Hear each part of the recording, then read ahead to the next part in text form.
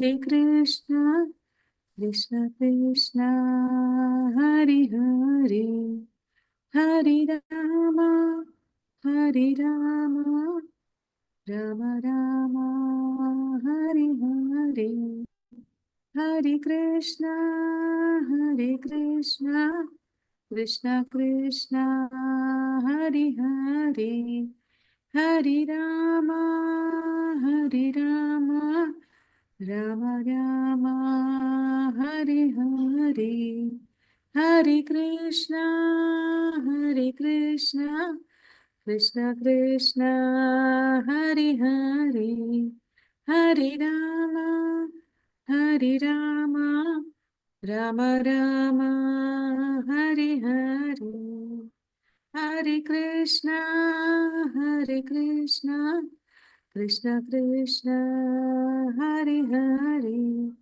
Hare Rama, Hare Rama, Rama Rama, Hare Hare, Hare Krishna, Hare Krishna, Krishna Krishna, Hare Hare, Hare Rama, Hare Rama, Rama हरे Rama, Krishna माता जी। Hare Hare. Hare Krishna Mataji. हरे कृष्ण। मज्ञानतिमिरान्धस्य ज्ञानाञ्जनशलाकया चक्षुरुन्मिलितं येन तस्मै श्रीगुरुवे नमः। इवर परिचय श्रीचैतन्यमनोभीष्टं इरवै जन स्थापितं येन भूतले स्वयं रूपः कदा मह्यं ददाति अम्मा इरवै जन स्वपदान्तिकं। वन्देऽहं श्रीगुरु श्रीयुतपदकमलं श्रीगुरून् वैष्णवांश्च श्रीरूपं साग्रजातं सहगण रघुनाथान्वितं तं सजीवं साद्वैतं सावधूतं परिजनसहितं कृष्णचैतन्यदेवं श्रीराधाकृष्णपादान् सहगण ललिता श्रीविशाखान्वितं च हे कृष्णा करुणा सिन्धु दीनबन्धो जगत्पते गोपीशा गोपिका कान्ता राधाकान्ता नमोऽस्तुते तप्त काञ्चन गौराङ्गी राधे वृन्दावनेश्वरी वृषभानुसुते देवी प्रणमामि हरिप्रिये वाञ्छाकल्पतरुविश्वकृपा सिन्धुभ्य एव च पतितनां पावनेभ्यो वैष्णवेभ्यो नमो नमः। नमः ॐ विष्णुपादाय कृष्णप्रेष्ठाय भूतले श्रीमते भक्तिवेदान्तस्वामिनिति नामिने नमस्ते सरस्वते देवी गौरवाणी प्रचारिणि निर्विशेषशून्यवादि पाश्चात्यदेशतारिणि जयो श्रीकृष्ण चैतन्य प्रभु नित्यानंद श्री अद्वैत गदाधर श्रीवासादि गौरभक्तवृंद हरे कृष्णा कृष्ण कृष्ण हरे हरे हरे राम राम राम हरे हरे ಎಲ್ಲರಿಗೂ ಮಂಗಳೂರು ಇಸ್ಕಾನ್ ಅವರು ನಮನಿಷ್ಠ ಪ್ರಭುಜಿಯವರು ಆಯೋಜಿಸಿರುವ ಭಕ್ತಿ ಶಾಸ್ತ್ರಿ ಯೂನಿಟ್ 3ಗೆ ಸ್ವಾಗತ. ಪ್ರಭುಪಾದರ ಕೃಪೆಯಿಂದ ರಾಧಾ ಗೋವಿಂದನ ಕೃಪೆಯಿಂದ ಭಗವಂತ ನನ್ನ ನಿಮಿತ್ತವಾಗಿ ಇರಿಸಿಕೊಂಡು ನಿಮಗೆ ಈ ಒಂದು ಅಧ್ಯಾಯದ ಜ್ಞಾನವನ್ನ ನಿಮ್ಮ ಮನ ಮುಟ್ಟುವಂತೆ ನನ್ನ ಮೂಲಕ ಅದನ್ನ ಹೇಳುವಂತ ಶಕ್ತಿನ ಕೊಡಲಿ ಅಂತ ಕೇಳ್ಕೊಂತ ಇವತ್ತಿನ ಒಂದು ಅಧ್ಯಾಯವನ್ನು ಪ್ರಾರಂಭ ಮಾಡೋಣ. 8ನೇ ಶ್ಲೋಕದವರೆಗೂ ಮುಗಿಸಿದ್ವಿ ನಾವು. ಹರೇ ಕೃಷ್ಣ. ಹರೇ ಕೃಷ್ಣ ಮಾತಾಜಿ. ಹರೇ ಕೃಷ್ಣ ಮಾತಾಜಿ.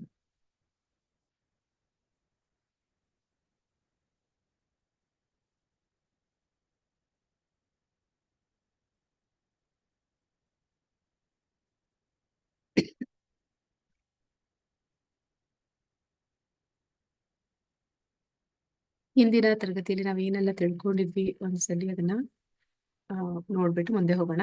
ಏನೆಲ್ಲ ತಿಳ್ಕೊಂಡ್ವಿ ಯಾರಾದ್ರೂ ಹೇಳ್ತೀರಾ ಈ 14ನೇ ಅಧ್ಯಾಯದ ಬಗ್ಗೆ?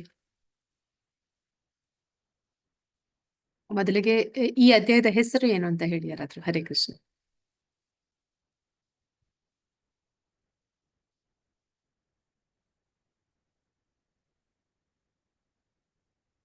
ಹರೇ ಕೃಷ್ಣ. 14ನೇ ಅಧ್ಯಾಯದ ಹೆಸರು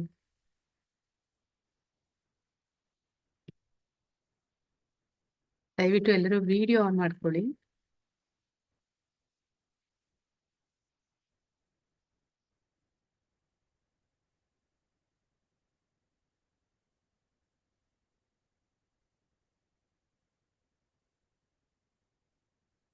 ಹರೇ ಕೃಷ್ಣ.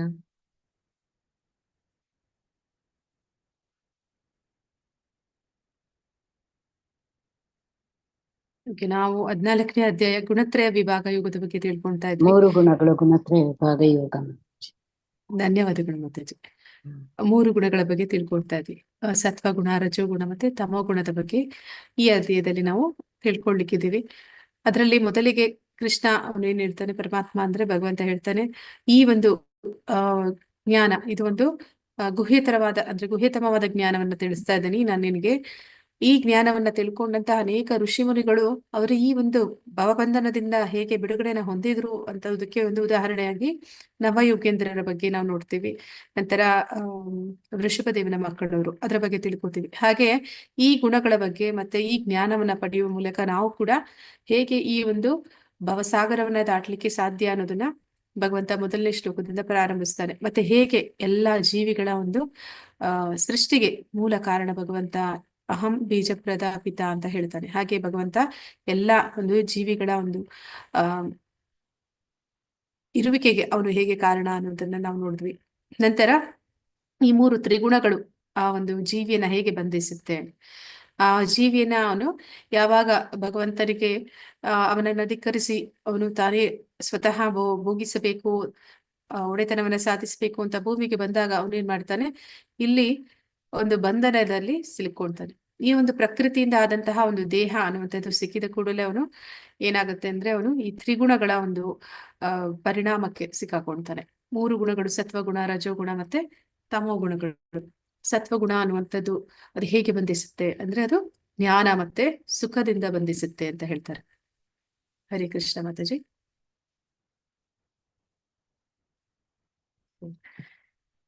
ಸತ್ವಗುಣ ಅನ್ನುವಂಥದ್ದು ಜ್ಞಾನ ಮತ್ತೆ ಸುಖ ಅನ್ನುವಂಥದ್ದು ಹೇಗೆ ಬಂಧಿಸುತ್ತೆ ಅಂದ್ರೆ, ಮೊದಲಿಗೆ ಸತ್ವಗುಣದಲ್ಲಿ ಇರುವಂತ ವ್ಯಕ್ತಿಗೆ ತಾನು ಜ್ಞಾನಿ ಅನ್ನುವಂಥದ್ದು ಅವನ ಒಂದು ಅಹಂಕಾರವಾಗಿ ಪರಿಣಮಿಸಿದ್ರೆ, ಜ್ಞಾನ ಅನ್ನುವಂಥದ್ದು ಭಕ್ತಿಗೆ ಪೂರಕವಾದ್ದಾಗಿರ್ಬೇಕು, ಆ ಜ್ಞಾನ ಅನ್ನುವಂಥದ್ದು ಭಕ್ತಿಗೆ ಬೇಲಿಯಾಗಿರಬೇಕು. ಆಗಿಲ್ಲದೆ ಆ ಜ್ಞಾನ ಅನ್ನುವಂಥದ್ದು ಅವನಿಗೆ ಅಹಂಕಾರವನ್ನ ತಂದು ಕೊಟ್ಟಾಗ ಅವನು ರಜೋಗುಣಕ್ಕೆ ಪತನವನ್ನ ಹೊಂದುತ್ತಾನೆ. ಅದೇ ರೀತಿ ಈ ಜ್ಞಾನಿಯಾದವನು ಜ್ಞಾನವನ್ನು ಪಡೆದ ಕಾರಣ ಅವನು ಸುಖವಾದ ಒಂದು ಜೀವನವನ್ನ ಮಾಡ್ತಾನೆ. ಈ ರಜೋಗುಣಿಗಳ ಹಾಗೆ ಅತಿ ಹೆಚ್ಚು ಕೆಲಸವನ್ನ ಮಾಡೋದಿಲ್ಲ. ಅವನು ತನಗೆ ಎಷ್ಟು ಅವಶ್ಯಕತೆ ಇದೆಯೋ ಅದಕ್ಕೆ ತಕ್ಕ ಹಾಗೆ ಅವನು ಕೆಲಸಗಳನ್ನ ಮಾಡ್ತಾ ಇರ್ತಾನೆ. ಯಾವ್ದು ಸರಿ, ಯಾವ್ದು ತಪ್ಪು, ಯಾವ್ದು ಮಾಡ್ಬೇಕು, ಯಾವ್ದು ಮಾಡಬಾರ್ದು ಅಂತ ಮೊದಲೇ ಯೋಚಿಸಿ ಮಾಡ್ತಾನೆ. ಆದ ಕಾರಣ ಅವನು ಸುಖವಾದ ಜೀವನವನ್ನ ನಡೆಸ್ತಾನೆ. ಆ ಸುಖ ಅನ್ನುವಂಥದ್ದು ಹೆಚ್ಚಿದಾಗ ಏನಾಗುತ್ತೆ ಅಂದ್ರೆ ಅದು ಅವನಲ್ಲಿ ಸುಖ ಅನ್ನುವಂಥದ್ದು ಅವನಲ್ಲಿ ಹೆಚ್ಚುತ್ತಾ ಹೋದಾಗೆ ಏನಂತ ಹೇಳ್ತಾರೆ, ಸುಖ ಹೆಚ್ಚಿದಾಗ ಏನಾಗುತ್ತೆ, ತಮೋ ಗುಣಿಗಳ ಹಾಗೆ ಅವನು ಪತನ ಹೊಂದೋದಕ್ಕೆ ಸಾಧ್ಯತೆ ಇದೆ ಅಂತ ಹೇಳ್ತಾರೆ. ಅಂದ್ರೆ ಅವನು ಆಲಸಿ ಅದ ಅಂದ್ರೆ ಆ ಸುಖವನ್ನು ಅನುಭವಿಸ್ತಾ ಅವನು ಆಲಸಿ ಅದ ಅಂದ್ರೆ ಅವನು ತಮೋ ಗುಣಕ್ಕೆ ಬಂದು ಬಿಡ್ತಾನೆ. ನಂತರ ರಜೋಗುಣದ ವ್ಯಕ್ತಿ ಅವನನ್ನ ಕರ್ಮವು ಬಂಧಿಸುತ್ತೆ. ಅಂದ್ರೆ ಅವನ ಬಯಕೆಗಳು, ಅವನ ಒಂದು ತೃಷೆ ಅಂತಂದ್ರೆ ದಾಹ, ಎಷ್ಟು ಪಡೆದ್ರು ಕೂಡ ಇನ್ನೊಂದು ಮತ್ತೊಂದು ಅಂತ ಈ ಕಾಮ ಅವನಲ್ಲಿ ಅತಿ ಹೆಚ್ಚು, ಲೋಭ ಎನ್ನುವುದು ಹೆಚ್ಚು ಇರೋದ್ರಿಂದ ಅವನು ಮತ್ತೆ ಮತ್ತೆ ಇನ್ನೊಂದು ಮತ್ತೊಂದು ಅಂತ ಜೀವನದ ಮೌಲ್ಯ ಏನು ಅನ್ನೋದನ್ನ ಯೋಚನೆ ಮಾಡ್ದಿರಾ ಅವನು ಕೆಲಸ ಮಾಡ್ತಾ ಇದ್ದಾನೆ. ಆದ್ರೆ ಈ ಸತ್ವಗುಣದ ವ್ಯಕ್ತಿಗಳ ಹಾಗೆ ಅವನು ಯೋಚನೆ ಮಾಡೋದಿಲ್ಲ. ಕೆಲಸ ಮಾಡಿದ ಮೇಲೆ ಅದರ ಪರಿಣಾಮದಿಂದ ಅವನು ಕಲ್ತ್ಕೊಳ್ತಾನೆ. ಅಂದ್ರೆ ಅವನು ಮಾಡಿದ ಕೆಲಸ ಅದ ಸರಿನೋ ತಪ್ಪೋ ಅಂತ ಆಮೇಲೆ ಕೆಲಸ ಆದ್ಮೇಲೆ ಯೋಚನೆ ಮಾಡ್ತಾನೆ. ಮತ್ತೆ ಅವನೇನ್ ಮಾಡ್ತಾನೆ, ಮಾಡೋ ಕೆಲಸದಿಂದ ಅವನು ಯಾವಾಗ್ಲೂ ಕೂಡ ಒಂದು ಜ್ಞಾನ ಅನ್ನೋದು ಅವನಿಗೆ ಇರೋದಿಲ್ಲ. ಅಂದ್ರೆ ಅವನು ಈ ಒಂದು ಭೌತಿಕ ಜಗತ್ತು ಅನ್ನುವಂಥದ್ದು, ಅದು ಮನುಷ್ಯ ಜನ್ಮ ಅನ್ನುವಂಥದ್ದು ಯಾಕೆ, ಎಷ್ಟು ಪ್ರಾಮುಖ್ಯತೆ ಇದೆ, ಅದನ್ನ ಯಾವ ರೀತಿ ಅವನು ಸದುಪಯೋಗ ಪಡಿಸ್ಕೋಬೇಕು ಅದನ್ನೆಲ್ಲ ಯೋಚನೆ ಮಾಡದೆ ಈ ಒಂದು ಬಯಕೆ, ಕಾಮನೆ, ಲೋಭ, ಆಸೆ ಅದರ ಹಿಂದೆನೆ ಓಡ್ತಾ ಅವನ ಒಂದು ಅವಕಾಶ ಏನ್ ಸಿಕ್ಕಿದೆ ಅದನ್ನ ಅವನು ಪಡ್ಕೊಳ್ತಾನೆ. ಮತ್ತೆ ಅದು ಅವನಿಗೆ ಬರೀ ದುಃಖವನ್ನೇ ಕೊಡುತ್ತೆ. ಆ ಒಂದು ಆಸೆ ಅನ್ನುವಂಥದ್ದು, ಈ ಇಂದ್ರಿಯ ಭೋಗ ಅನ್ನುವಂಥದ್ದು ಪ್ರತಿಯೊಂದು ಕೂಡ ನಮ್ಮ ದುಃಖಕ್ಕೆ ಕಾರಣ ಆಗುತ್ತೆ. ಹಾಗೆ ಅವನು ದುಃಖಗಳನ್ನ ಅನುಭವಿಸ್ತಾನೆ. ನಂತರ ತಮೋಗುಣದ ವ್ಯಕ್ತಿ ಅವನೇನ್ ಮಾಡ್ತಾನೆ, ತಮೋಗುಣದ ವ್ಯಕ್ತಿ ಅವನಿಗೆ ಜ್ಞಾನ ಅನ್ನುವಂಥದ್ದು ಇಲ್ಲ. ಆದ್ರೆ ಅವನು ರಜಗುಣಿಯ ಹಾಗೆ ಹೆಚ್ಚು ಕೆಲಸವನ್ನು ಮಾಡೋದಿಲ್ಲ. ಅವನು ಸೋಮಾರಿತನದಲ್ಲೇ ದಿನವನ್ನ ಕಳೀತಾನೆ. ಮತ್ತೆ ಅಜ್ಞಾನ ಅನ್ನುವಂಥದ್ದು ಅವನಿಗೆ ಹೆಚ್ಚಾಗಿ ಇರುತ್ತೆ. ನಾವು ನೋಡಿದ್ವಿ ಹಿಂದಿನ ಶ್ಲೋಕದಲ್ಲಿ ಹೇಗೆ ಅವನು ಎಲ್ಲರೂ ಕೂಡ ಸಾಯ್ತಾರೆ ಅಂತ ತಿಳಿದಿದ್ರು ಕೂಡ ಅವನು ತಾನು ಒಂದು ದಿನ ಸಾಯ್ಬೇಕಾಗುತ್ತೆ ಅಂತ ಗೊತ್ತಿದ್ರು ಕೂಡ ಅವನದ್ರ ಬಗ್ಗೆ ತಲೆ ಕೆಡಿಸ್ಕೊಳ್ಳೋದಿಲ್ಲ. ಅಂದ್ರೆ ಅವನು ಎಂತಹ ಒಂದು ಗುಣ ಅವರಲ್ಲಿ ಇರುತ್ತೆ ಅಂತಂದ್ರೆ ಯಾವ್ದು ಸರಿಯಾಗಿ ಇರುತ್ತೆ ಅದನ್ನ ತಪ್ಪು ಅಂತ, ಯಾವ್ದು ತಪ್ಪಾದ್ದು ಆಗಿರುತ್ತೆ ಅದನ್ನ ಸರಿ ಅಂತ ಅವನು ಯೋಚನೆ ಮಾಡ್ತಾ ಇರ್ತಾನೆ. ತನ್ನ ಬದುಕಿನಲ್ಲಿ ಬರ್ತಾ ಇರುವಂತಹ ಒಂದು ಕಷ್ಟಗಳಿಗೆ ಅದನ್ನ ತಾನು ತಪ್ಪಿಸ್ಕೊಳ್ಳಿಕ್ಕೆ ಯಾವ್ದಾದ್ರು ಒಂದು ವ್ಯಸನಕ್ಕೆ ಸಿಕ್ಕಾಕೊಳ್ತಾನೆ. ವ್ಯಸನಕ್ಕೆ ಸಿಕ್ಕಾಕೊಂಡು ತಾನು ಸುಖವಾಗಿದ್ದೀನಿ ಅಂತ ಅನ್ಕೋತಾನೆ. ಆದ್ರೆ ಆ ವ್ಯಸನ ಅನ್ನುವಂಥದ್ದು ಹೇಗಿರುತ್ತೆ ಅಂತಂದ್ರೆ ಅವನಿಗೆ ಜೀವನ ಪರ್ಯಂತ ಆ ಆ ಒಂದು ವ್ಯಸನದಿಂದ ಅವನಿಗೆ ಅನಾರೋಗ್ಯ ಬರುತ್ತೆ. ಮತ್ತೆ ಸಮಾಜದಲ್ಲಿ ಅವನು ಒಳ್ಳೆಯ ಒಂದು ಘನತೆ ಗೌರವ ಅವನಿಗೆ ಇರೋದಿಲ್ಲ. ನಂತರ ಆ ಒಂದು ಅನಾರೋಗ್ಯಕ್ಕೆ ಅವನು ಮತ್ತೆ ಹಣವನ್ನ ಆ ಖರ್ಚು ಮಾಡ್ಬೇಕಾಗುತ್ತೆ. ಹಾಗೆ ಒಂದು ದುಃಖಕರವಾದ ಒಂದು ಜೀವನವನ್ನ ಮಾಡ್ತಾನೆ.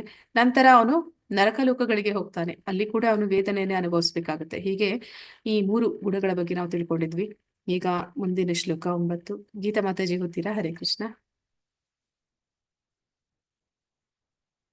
ಹಾ ಮಾತಾಜಿ, ಹರೇ ಕೃಷ್ಣ.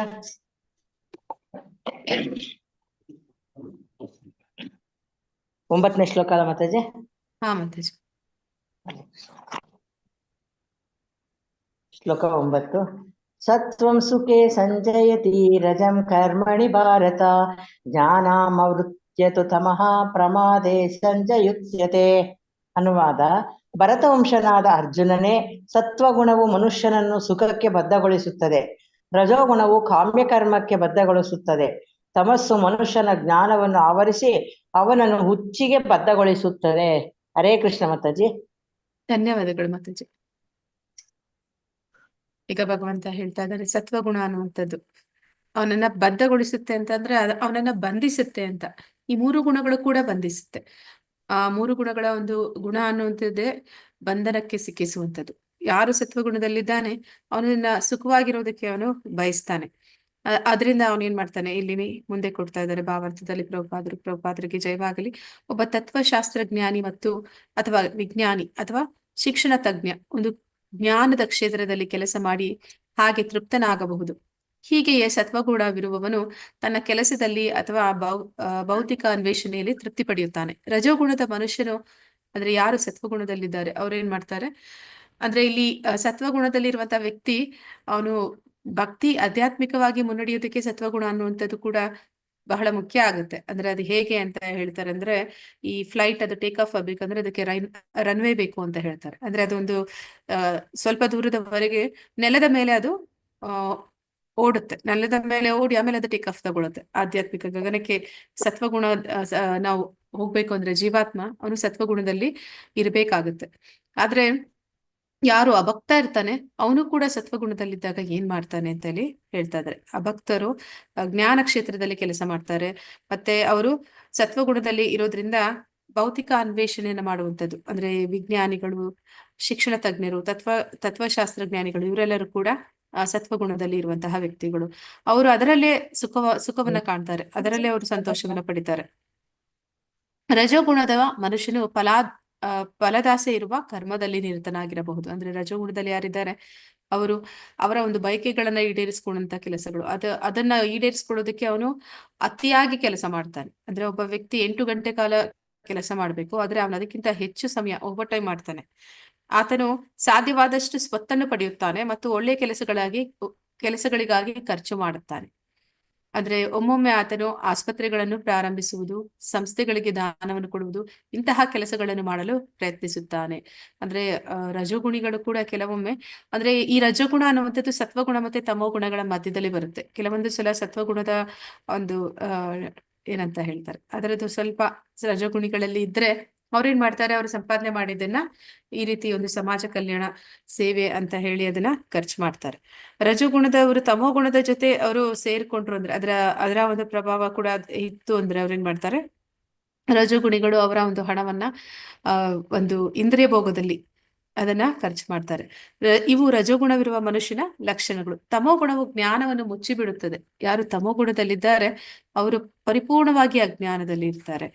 ಅಂದ್ರೆ ಅವರ ಒಂದು ಅವರಿಗೆ ಯಾವುದೇ ಒಂದು ರೀತಿ ಹುಚ್ಚ ಅಂತ ಅಂದ್ರೆ ಏನು ಅಂದ್ರೆ ಅವನಿಗೆ ಯಾವುದೇ ಪ್ರಜ್ಞೆ ಇಲ್ಲ. ಅವನ ಮನಸ್ಸಿನ ಮೇಲೆ ಆಗ್ಲಿ ನಿಯಂತ್ರಣ ಇಲ್ಲ, ಅವನ ದೇಹದ ಮೇಲೆ ಅವನಿಗೆ ಯಾವುದೇ ಒಂದು ಪ್ರಜ್ಞೆ ಅನ್ನುವಂಥದ್ದು ಇಲ್ಲ.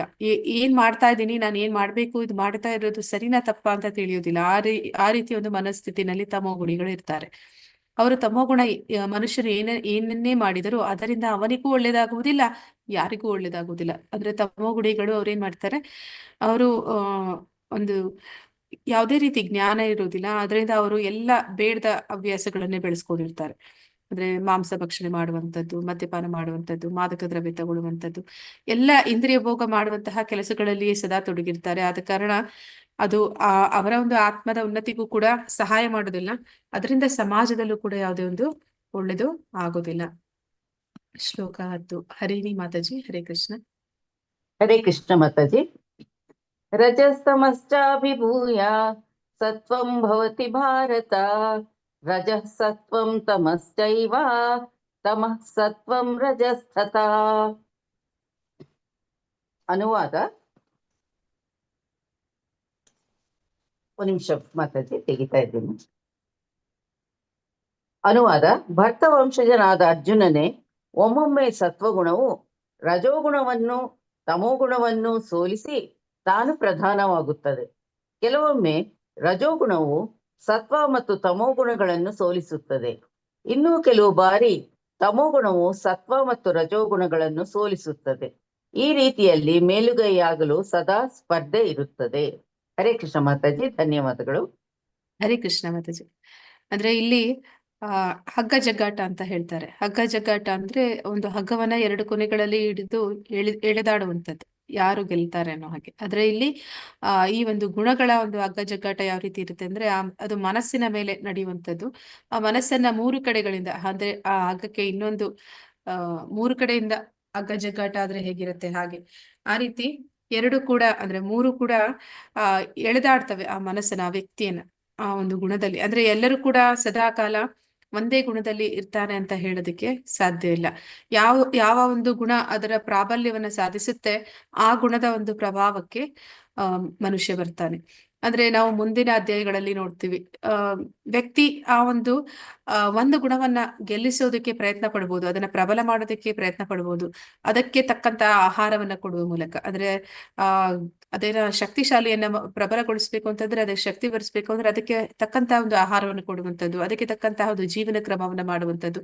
ಹಾಗೆ ಮಾಡುವ ಮೂಲಕ ಆ ಜೀವಾತ್ಮ ಯಾವ್ದಾದ್ರೂ ಒಂದು ಗುಣವನ್ನ ಪ್ರಬಲಗೊಳಿಸ್ಲಿಕ್ಕೆ ಸಾಧ್ಯ ಆಗುತ್ತೆ. ಆದ್ರೆ ಒಮ್ಮೆ ಅವನು ಯಾವ್ದಾದ್ರೂ ಒಂದು ಗುಣವನ್ನ ಪ್ರಬಲಗೊಳಿಸಿದ ಅಂದ್ರೆ ಅದರ ಪ್ರಭಾವದಲ್ಲಿ ಅವನು ಮತ್ತೆ ಇರ್ತಾನೆ.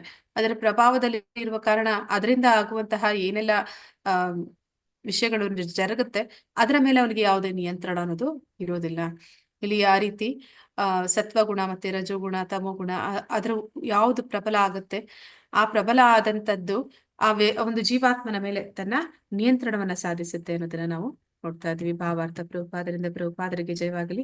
ರಜೋಗುಣವು ಪ್ರಬಲವಾದಾಗ ಸತ್ವ ಮತ್ತು ತಮೋ ಗುಣಗಳು ಸೋಲುತ್ತವೆ. ಸತ್ವಗುಣವು ಪ್ರಬಲವಾದಾಗ ರಜೋಗುಣ ಮತ್ತು ತಮೋ ಗುಣಗಳು ಸೋಲುತ್ತವೆ. ತಮೋ ಗುಣವು ಪ್ರಬಲವಾದಾಗ ರಜೋಗುಣ ಮತ್ತು ಸತ್ವಗುಣಗಳು ಸೋಲುತ್ತವೆ. ಈ ಸ್ಪರ್ಧೆಯು ಸದಾ ನಡೆಯುತ್ತಿರುತ್ತದೆ. ಆದುದರಿಂದ ಕೃಷ್ಣ ಪ್ರಜ್ಞೆಯಲ್ಲಿ ಮುನ್ನಡೆಯಲು ವಾಸ್ತವವಾಗಿ ಮನಸ್ಸು ಮಾಡಿದವನು ಈ ಮೂರು ಗುಣಗಳನ್ನು ಮೀರಬೇಕು. ಅಂದ್ರೆ ನಾವು ಶುದ್ಧ ಸತ್ವಕ್ಕೆ ಬಂದಾಗ ಮಾತ್ರ ಈ ಗುಣಗಳನ್ನ ಮೀರ್ಲಿಕ್ಕೆ ಸಾಧ್ಯ ಆಗುತ್ತೆ. ಆ ರೀತಿ ನಾವು ಶುದ್ಧ ಸತ್ವಕ್ಕೆ ಬರ್ಬೇಕು ಅಂದ್ರೆ ಕೃಷ್ಣನಿಗೆ ಶರಣಾಗಬೇಕು. ಭಗವಂತನಿಗೆ ಶರಣಾದಾಗ ಮಾತ್ರ ನಾವು ಆ ಮೂರು ಗುಣಗಳನ್ನ ಮೀರ್ಲಿಕ್ಕೆ ಸಾಧ್ಯ. ಪ್ರಕೃತಿಯ ಯಾವುದೊಂದು ಗುಣದ ಪ್ರಾಬಲ್ಯವು ಮನುಷ್ಯನ ವ್ಯವಹಾರಗಳು, ಚಟುವಟಿಕೆಗಳು, ಆಹಾರ ಮೊದಲಾದವುಗಳಲ್ಲಿ ಪ್ರಕಟವಾಗುತ್ತದೆ. ಅಂದ್ರೆ ಆ ವ್ಯಕ್ತಿ ಯಾವ ಗುಣದಲ್ಲಿದ್ದಾನೆ ಅನ್ನುವಂಥದ್ದು ಅವನು ಸೇವಿಸುವಂತ ಆಹಾರ, ಅವನ ಒಂದು ಚಟುವಟಿಕೆ, ಅವನು ಮಾಡುವಂತ ವ್ಯವಹಾರಗಳಲ್ಲಿ ತಿಳ್ಕೊಳ್ಳಿಕ್ಕೆ, ಅಂದ್ರೆ ಅದನ್ನ ಗುರುತಿಸ್ಲಿಕ್ಕೆ ಸಾಧ್ಯ ಆಗುತ್ತೆ. ಇದೆಲ್ಲವನ್ನ ಮುಂದಿನ ಅಧ್ಯಾಯದಲ್ಲಿ ವಿವರಿಸಲಾಗುತ್ತದೆ. ಮನುಷ್ಯನು ಇಚ್ಛಿಸಿದರೆ ಅಭ್ಯಾಸದಿಂದ ಅವನು ಸತ್ವಗುಣವನ್ನು ಬೆಳೆಸಿಕೊಳ್ಳಬಹುದು ಮತ್ತು ಹೀಗೆ ತಮೋಗುಣವನ್ನು ರಜೋಗುಣವನ್ನು ಸೋಲಿಸಬಹುದು. ಹೀಗೆಯೇ ಮನುಷ್ಯನು ರಜೋಗುಣವನ್ನು ಬೆಳೆಸಿಕೊಂಡು ಸತ್ವಗುಣವನ್ನು ತಮೋಗುಣವನ್ನು ಸೋಲಿಸಬಹುದು, ಅಥವಾ ತಮೋಗುಣವನ್ನು ಬೆಳೆಸಿಕೊಂಡು ಸತ್ವಗುಣ ಮತ್ತು ರಜೋಗುಣಗಳನ್ನು ಸೋಲಿಸಬಹುದು. ಇವು ಪ್ರಕೃತಿಯ ಮೂರು ಗುಣಗಳಾದರೂ ಮನುಷ್ಯನು ಸಂಕಲ್ಪ ಮಾಡಿದರೆ ಸತ್ವಗುಣವನ್ನು ಪಡೆಯಬಲ್ಲ. ಸತ್ವಗುಣವನ್ನು ಮೀರಿ ಶುದ್ಧ ಸತ್ವದಲ್ಲಿ ನೆಲೆಗೊಳ್ಳಬಲ್ಲ. ಅಂದ್ರೆ ನಾವು ಅದಕ್ಕಾಗಿ ಈ ಮೂರು ಗುಣಗಳಲ್ಲಿ ಸತ್ವಗುಣ ಅನ್ನುವಂಥದ್ದು ಆಧ್ಯಾತ್ಮಿಕವಾಗಿ ನಾವು ಪ್ರಗತಿ ಹೊಂದೋದಕ್ಕೆ ಸಹಾಯ ಮಾಡುವಂಥದ್ದು. ಆದ ಕಾರಣ ನಾವು ಆ ಸತ್ವ ಗುಣವನ್ನ ಬೆಳೆಸಿಕೊಳ್ಳುವ ಪ್ರಯತ್ನವನ್ನ ಮಾಡಬಹುದು. ಆ ರೀತಿ ಮಾಡೋದ್ರಿಂದ ಮಾತ್ರ ನಾವು ಶುದ್ಧ ಸತ್ವಕ್ಕೆ ಮುಂದುವರಿಯುವುದಕ್ಕೆ ಸಾಧ್ಯ ಆಗುತ್ತೆ. ರಜೋಗುಣ ತಮೋಗುಣ ಅನ್ನುವಂಥದ್ದು ನಮಗೆ ಆಧ್ಯಾತ್ಮಿಕ ವಿಚಾರಗಳಲ್ಲಿ ಅಥವಾ ಜ್ಞಾನವನ್ನು ಬೆಳೆಸ್ಕೊಳ್ಳಿಕ್ಕೆ ಯಾವುದೇ ರೀತಿಯಲ್ಲೂ ಅದು ಸಹಾಯ ಮಾಡೋದಿಲ್ಲ. ಅಲ್ಲಿಂದ ನಾವು ವಸುದೇವ ಸ್ಥಿತಿ, ಶುದ್ಧ ಸತ್ವವನ್ನ ವಸುದೇವ ಸ್ಥಿತಿ ಅಂತಲೂ ಕರೀತಾರೆ. ಅದನ್ನ ಇಲ್ಲಿ ಹೇಳ್ತಾ ಇದ್ದಾರೆ. ಈ ಸ್ಥಿತಿಯಲ್ಲಿ ಮನುಷ್ಯರು ಭಗವದ್ ವಿಜ್ಞಾನವನ್ನು ಅರ್ಥ ಮಾಡಿಕೊಳ್ಳಬಲ್ಲ. ನಾವು ಯಾವಾಗ ಈ ಶುದ್ಧ ಸತ್ವಕ್ಕೆ ಬರ್ತೀವಿ ಆಗ ಮಾತ್ರ ನಾವು ಭಗವಂತನ ಈ ಆಧ್ಯಾತ್ಮಿಕ ಜ್ಞಾನವನ್ನ ತಿಳ್ಕೊಳ್ಳಿಕ್ಕೆ ಸಾಧ್ಯ ಆಗುತ್ತೆ. ವಿಶಿಷ್ಟ ಚಟುವಟಿಕೆಗಳ ಅಭಿವ್ಯಕ್ತಿಯಿಂದ ಮನುಷ್ಯನು ಯಾವ ಗುಣದಲ್ಲಿ ಇದ್ದಾನೆಂದು ಅರ್ಥ ಮಾಡಿಕೊಳ್ಳಬಹುದು. ಅಂದ್ರೆ ಅವನ ಒಂದು ವ್ಯವಹಾರದಿಂದ, ಅವನ ಆಹಾರ, ಅವನ ಒಂದು ರೀತಿ ನೀತಿಗಳಿಂದ ನಾವು ತಿಳ್ಕೊಳ್ಳಿಕ್ಕೆ ಸಾಧ್ಯ ಆಗುತ್ತೆ ಒಬ್ಬ ಮನುಷ್ಯ ಯಾವ ಗುಣದಲ್ಲಿ ಇದ್ದಾನೆ ಅಂತ. ಅವನು ಬೆಳಗಿನ ಜಾವ ಬ್ರಾಹ್ಮಿ ಮುಹೂರ್ತದಲ್ಲಿ ಎದ್ದೇಳ್ತಾನೆ, ಮತ್ತೆ ಭಗವಂತನ ನೈವೇದ್ಯ ಪ್ರಸಾದಗಳನ್ನ ಸ್ವೀಕಾರ ಮಾಡ್ತಾನೆ. ನಂತರ ಅವನು ಭಕ್ತಿಗೆ ಆಧ್ಯಾತ್ಮಿಕ ಜ್ಞಾನವನ್ನ ತಿಳಿಸಿಕೊಡುವಂತಹ ಜ್ಞಾನವನ್ನ ಹೇಳೋದಕ್ಕೆ ಅಥವಾ ಕೇಳೋದಕ್ಕೆ ಇಚ್ಛಿಸ್ತಾನೆ. ಅಂದ್ರೆ ಅವನು ಸತ್ವಗುಣದಲ್ಲಿ ಇದ್ದಾನೆ ಅಂತ. ಅದೇ ವ್ಯಕ್ತಿ ಸದಾಕಾಲ ಕೆಲಸದಲ್ಲಿಯೇ ನಿರತನಾಗಿರ್ತಾನೆ, ಮತ್ತೆ ಅವನು ಹೊಸ ಹೊಸ ಯೋಜನೆಗಳನ್ನ ಹಾಕೊಳ್ತಾ ಇರ್ತಾನೆ. ಈ ಒಂದು ಮನುಷ್ಯ ಜನ್ಮದ ಒಂದು ಏನು ಅದರ ಒಂದು ಪ್ರಾಮುಖ್ಯತೆ ಇದೆ ಅದನ್ನ ಅವನು ತಿಳ್ಕೊಳ್ಳೋದಿಲ್ಲ. ಯಾವಾಗ್ಲೂ ಕೆಲಸದಲ್ಲಿ, ಯಾವಾಗ್ಲೂ ಆಸೆಗಳನ್ನ ಈಡೇರಿಸ್ಕೊಳ್ಳೋದ್ರಲ್ಲಿ, ಬಯಕೆಗಳನ್ನ ಇನ್ನಷ್ಟು ಮತ್ತಷ್ಟು ಬೆಳೆಸ್ಕೊಳ್ತಾ ಹೋಗ್ತಾನೆ. ಅವನು ಸದಾ ಯಾವ ರೀತಿ ಇರ್ತಾನೆ ಅಂದ್ರೆ ಸದಾಕಾಲ ಕಾರ್ಯನಿರತರಾಗಿರ್ತಾನೆ. ಅಂದ್ರೆ ಅವನು ಕೆಲಸ ಮಾಡ್ತಾನೆ ಇರ್ತಾನೆ, ಅವನಿಗೆ ಸಮಯ ಅನ್ನೋದೇ ಇರೋದಿಲ್ಲ, ಆ ರೀತಿ ಕೆಲಸ ಮಾಡ್ತಾ ಇರ್ತಾನೆ. ಮತ್ತೆ ತಮೋ ಗುಣದಲ್ಲಿ ಇರುವಂತವನು, ಅವನ ಅದಕ್ಕೆ ತಕ್ಕಂತ ಆಹಾರ ಪದಾರ್ಥ, ಅಂದ್ರೆ ಆಹಾರ ಒಂದು ಅವನು ಸೇವಿಸುವಂತದ್ದು ಮದ್ಯಪಾನ, ಧೂಮಪಾನ ಮಾಡುವಂಥದ್ದು, ಅಥವಾ ಮಾಂಸ ಭಕ್ಷಣೆ ಮಾಡುವಂಥದ್ದು, ಜೂಜು, ಇವೆಲ್ಲವನ್ನು ಕೂಡ ಯಾರು ಜೀವನದಲ್ಲಿ ಮಾಡ್ತಾ ಇದ್ದಾರೆ ಅವರೆಲ್ಲರೂ ಕೂಡ ತಮೋ ಗುಣದಲ್ಲಿದ್ದಾರೆ. ಹೀಗೆ ಅವರ ಚಟುವಟಿಕೆಗಳಿಂದ ನಾವು ಅವರನ್ನು ಗುರುತಿಸ್ಲಿಕ್ಕೆ ಸಾಧ್ಯ ಆಗತ್ತೆ.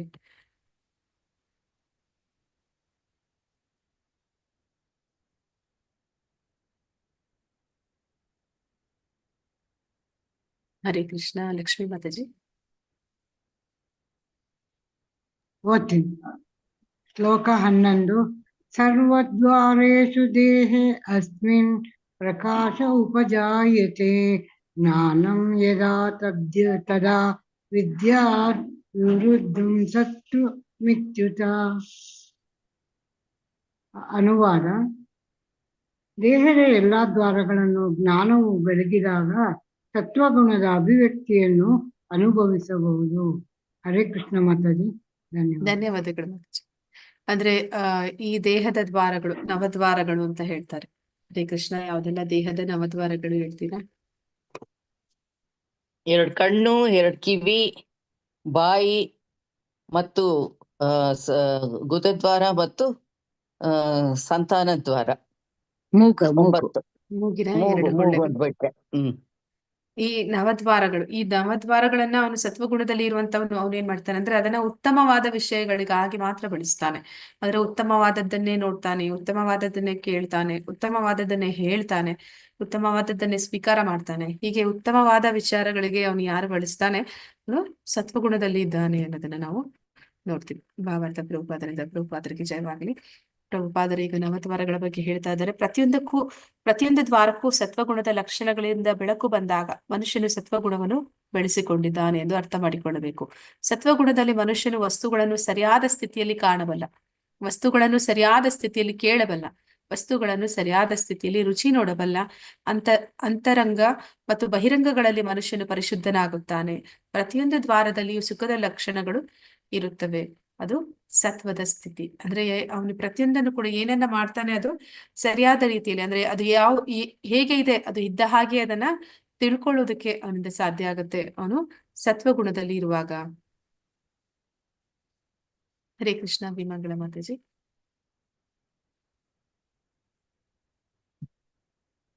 ಹರೇ ಕೃಷ್ಣ.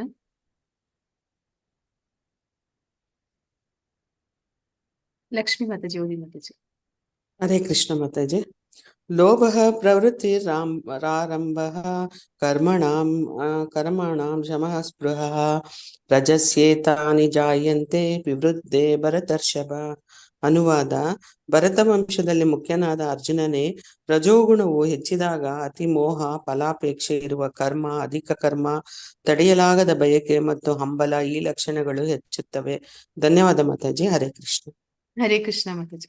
ಅಂದ್ರೆ ಇಲ್ಲಿ ಭಗವಂತ ಹೇಳ್ತಾ ಇದ್ದಾನೆ, ರಜೋಗುಣ ಅದೇ ಹೆಚ್ಚಾದಾಗ ಯಾವ ರೀತಿ ಅವನು ನಡ್ಕೋತಾನೆ ಅಂತ. ರಜೋಗುಣ ಹೆಚ್ಚಿದಂತ ವ್ಯಕ್ತಿ ಅವನ ಒಂದು ಚಟುವಟಿಕೆಗಳು, ಅವನು ಹೇಗೆ ಇರ್ತಾನೆ, ಏನ್ ಮಾಡ್ತಾನೆ ಅನ್ನೋದನ್ನ ಹೇಳ್ತಾ ಇದ್ದಾನೆ. ಅವನಲ್ಲಿ ಅತಿ ಮೋಹ ಅಂದ್ರೆ ಹೆಚ್ಚು ಕೆಲಸ ಮಾಡುವಂಥದ್ದು. ಯಾಕೆ ಅಂತಂದ್ರೆ ಆಸೆಗಳು. ಅತಿ ಮೋಹ. ಮೋಹ ಅಂತಂದ್ರೆ ಅದಕ್ಕೆ ಅಟ್ಯಾಚ್ಮೆಂಟ್, ಅದಿಲ್ಲ ಅಂದ್ರೆ ನಾನಿಲ್ಲ ಅನ್ನೋಷ್ಟರ ಮಟ್ಟಿಗೆ ಈ ಒಂದು ಮೋಹ ಅನ್ನುವಂಥದ್ದು ಅವನಲ್ಲಿ ಇರುತ್ತೆ. ಮತ್ತೆ ಫಲಾಪೇಕ್ಷೆ ಇರುವ ಕರ್ಮ, ಅವನು ಏನೇ ಮಾಡ್ತಾ ಇದ್ರು ಕೂಡ ಅದರ ಒಂದು ಕರ್ಮದ ಫಲಕ್ಕೆ ಅಂಟ್ಕೊಂಡಿದ್ದಾನೆ. ಆ ಕರ್ಮದ ಫಲ ಇದೇ ಆಗಿರ್ಬೇಕು ಅಂತ ಅವನು ಬಯಸ್ತಾನೆ. ಅದಾಗಿಲ್ಲ ಅಂತಂದ್ರೆ ಅವನು ಅದನ್ನ ಒಪ್ಕೊಳ್ಳೋದಿಲ್ಲ. ಅದಕ್ಕಾಗಿ ಅವನು ಅಧಿಕ ಶ್ರಮ ಪಡ್ತಾನೆ, ಕಷ್ಟಪಡ್ತಾನೆ. ತಡೆಯಲೇ ಆಗದ ಬಯಕೆ ಮತ್ತು ಹಂಬಲ, ಈ ಲಕ್ಷಣಗಳು ರಜೋಗುಣಿಯನ್ನ ನಾವು ಗುರುತಿಸ್ಲಿಕ್ಕೆ ಸಹಾಯ ಮಾಡುತ್ತೆ. ಭಾವಾರ್ಥ. ಪ್ರಭುಪಾದರಿಂದ ಪ್ರಭುಪಾದರಿಗೆ ಜಯವಾಗಲಿ. ರಜೋಗುಣ ಇರುವವನು ತಾನು ಆಗಲೇ ಪಡೆದಿರುವ ಸ್ಥಾನದಿಂದ ತೃಪ್ತಿ ಎನ್ನುವುದೇ ಇಲ್ಲ. ಅಂದ್ರೆ ಅವನ ಹತ್ರ ಈಗ ಒಂದು ಮನೆ ಇದೆ ಅಂತಂದ್ರೆ ಅದಕ್ಕಿಂತ ಒಂದು ದೊಡ್ಡ ಮನೆ ಬೇಕು, ಇನ್ನೊಂದು ಮನೆ ಬೇಕು, ಮತ್ತೆ ಒಂದು ಕಾರ್ ಬೇಕು, ಅದಕ್ಕಿಂತ ಒಳ್ಳೆ ಕಾರ್ ಬೇಕು, ಹೀಗೆ ಅದು ಹೋಗ್ತಾನೆ ಇರುತ್ತೆ. ಯಾವ ರೀತಿ ಅವನು ಮಾಡ್ತಾ ಇರ್ತಾನೆ ಅಂದ್ರೆ ಅವನು ಯಾವಾಗ್ಲೂ ಕೂಡ ಪರ್ಮನೆಂಟ್ ಆಗಿ ಇಲ್ಲೇ ಉಳಿತಾನೇನೋ ಅನ್ನೋ ರೀತಿಯಲ್ಲಿ ಅವನು ಅದನ್ನ ಮಾಡ್ತಾ ಹೋಗ್ತಾನೆ. ವಾಸದ ಮನೆ ಕಟ್ಟಿಕೊಳ್ಳಲು ಬಯಸಿದರೆ ತಾನು ಎಂದೆಂದೂ ಅದೇ ಮನೆಯಲ್ಲಿ ವಾಸ ಮಾಡಬಲ್ಲೆ ಎನ್ನುವಂತೆ ಅರಮನೆಯಂತಹ ಮನೆಯನ್ನು ಕಟ್ಟುತ್ತಾನೆ. ಇಂದ್ರಿಯ ತೃಪ್ತಿಗಾಗಿ ಬಹು ಹಂಬಲಿಸುತ್ತಾನೆ. ಇಂದ್ರಿಯ ತೃಪ್ತಿಗೆ ಕೊನೆ ಎಂಬುದೇ ಇಲ್ಲ. ಅವನು ಯಾವಾಗಲೂ ತನ್ನ ಸಂಸಾರದೊಂದಿಗೆ ಮತ್ತು ತನ್ನ ಮನೆಯಲ್ಲೇ ಇರಲು ಬಯಸುತ್ತಾನೆ ಮತ್ತು ಇಂದ್ರಿಯ ತೃಪ್ತಿಯ ಪ್ರಕ್ರಿಯೆಯನ್ನು ಮುಂದುವರಿಸಲು ಬಯಸುತ್ತಾನೆ. ಇದು ನಿಲ್ಲುವುದೇ ಇಲ್ಲ. ಇವೆಲ್ಲ ರಜೋಗುಣಕ್ಕೆ ಸಹಜವಾದ ಲಕ್ಷಣಗಳು ಎಂದು ಅರ್ಥ ಮಾಡಿಕೊಳ್ಳಬೇಕು. ಅಂದ್ರೆ ನನ್ನ ಹೆಂಡತಿ, ನನ್ನ ಮಕ್ಕಳು, ನನ್ನ ಮನೆ, ಅದ್ರ ಅವನಿಗೆ ತುಂಬಾ ಅಟ್ಯಾಚ್ಮೆಂಟ್ ಇರುತ್ತೆ. ಆದ್ರೆ ಅವನು ಯಾವತ್ತೂ ಯೋಚನೆ ಮಾಡೋದಿಲ್ಲ ಇದನ್ನೆಲ್ಲ ನಾನು ಬಿಟ್ಟು ಹೋಗ್ಬೇಕಾಗತ್ತೆ ಅನ್ನುವಂಥದ್ದು. ಅವನು ಯಾವತ್ತೂ ಕೂಡ ಅದನ್ನ ಒಪ್ಕೊಳ್ಳೋದು ಇಲ್ಲ. ಅಂದ್ರೆ ಎಷ್ಟು ಅಟ್ಯಾಚ್ಮೆಂಟ್ ಇರುತ್ತೆ ಅಂತ ಜನರಲ್ಲಿ ಅಂದ್ರೆ ಅವರು ಮತ್ತೆ ಅಲ್ಲೇ ಹುಟ್ಟಿ ಬರ್ತಾರೆ, ಅಂದ್ರೆ ಆ ಮನೆಯಲ್ಲೇ ಹುಟ್ಟಿ ಬರ್ತಾರೆ ಅಂತ ಹೇಳ್ತಾರೆ. ಹಾಗೆ ಅಂದ್ರೆ ಅವರಿಗೆ ಅದನ್ನ ಬಿಟ್ಟು ಹೋಗೋದಕ್ಕೆ ಇಷ್ಟ ಇಲ್ಲ. ಆ ರೀತಿ ಅವನು ಸದಾ ಆ ಸಂಸಾರದಲ್ಲಿ, ಅಂದ್ರೆ ಈ ಮನೆ ಅವನು ಪರ್ಮನೆಂಟ್ ಆಗಿರ್ತಾನೆ, ಮತ್ತೆ ಅವನ ಒಂದು ಸಂಬಂಧಗಳು ಅದು ಸದಾ ಇರುತ್ತೆ ಅನ್ನೋ ಹಾಗೆ ಅವನೊಂದು ಮೋಹದಲ್ಲಿ ಸಿಕ್ಕಾಕೊಂಡಿರ್ತಾನೆ.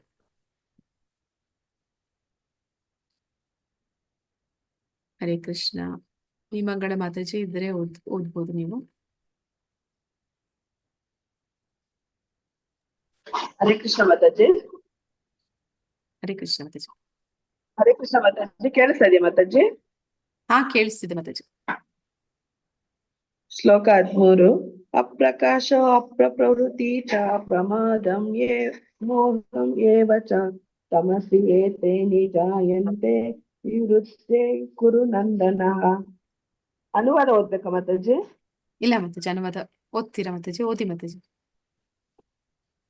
ಕುರುವಂಶನಾದ ಅರ್ಜುನನೇ, ತಮೋಗುಣವು ವೃದ್ಧಿಯಾದಾಗ ಕತ್ತಲು, ಜಡತ್ವ, ಹುಚ್ಚು ಮತ್ತು ಭ್ರಾಂತಿಗಳು ಕಾಣಿಸಿಕೊಳ್ಳುತ್ತವೆ. ಹರೇ ಕೃಷ್ಣ ಧನ್ಯವಾದ ಮಾತಾಜಿ. ಮಾತಾಜಿ. ಹರೇ ಕೃಷ್ಣ. ಅಂದ್ರೆ ಯಾರು ತಮೋಗುಣದಲ್ಲಿರ್ತಾರೆ ಅವರಲ್ಲಿ ಕತ್ತಲು ಅಂದ್ರೆ ಅಜ್ಞಾನ, ಅವರಿಗೆ ಯಾವ್ದು ಸರಿ ಯಾವ್ದು ತಪ್ಪು ಅಂತ ಯೋಚನೆ ಮಾಡುವಂತ ಶಕ್ತಿ ಕೂಡ ಇರುವುದಿಲ್ಲ. ಮತ್ತೆ ಜಡತ್ವ, ಯಾವಾಗ್ಲೂ ಸೋಮಾರಿಗಳಾಗಿರ್ತಾರೆ.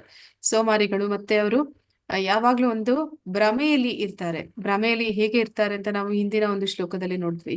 ಎಲ್ಲರೂ ಕೂಡ ಸಾಯ್ತಾ ಇದ್ದಾರೆ, ತಾನೂ ಸಾಯ್ತೀನಿ ಅಂತ ಗೊತ್ತಿದ್ರು ಕೂಡ ಆ ಒಂದು ಮುಂದಿನ ಒಂದು ಪ್ರಯಾಣಕ್ಕೆ ಯಾವುದೇ ಒಂದು ಸಿದ್ಧತೆಯನ್ನ ಮಾಡ್ಕೊಂಡೇ ಇರುವಂತದ್ದು.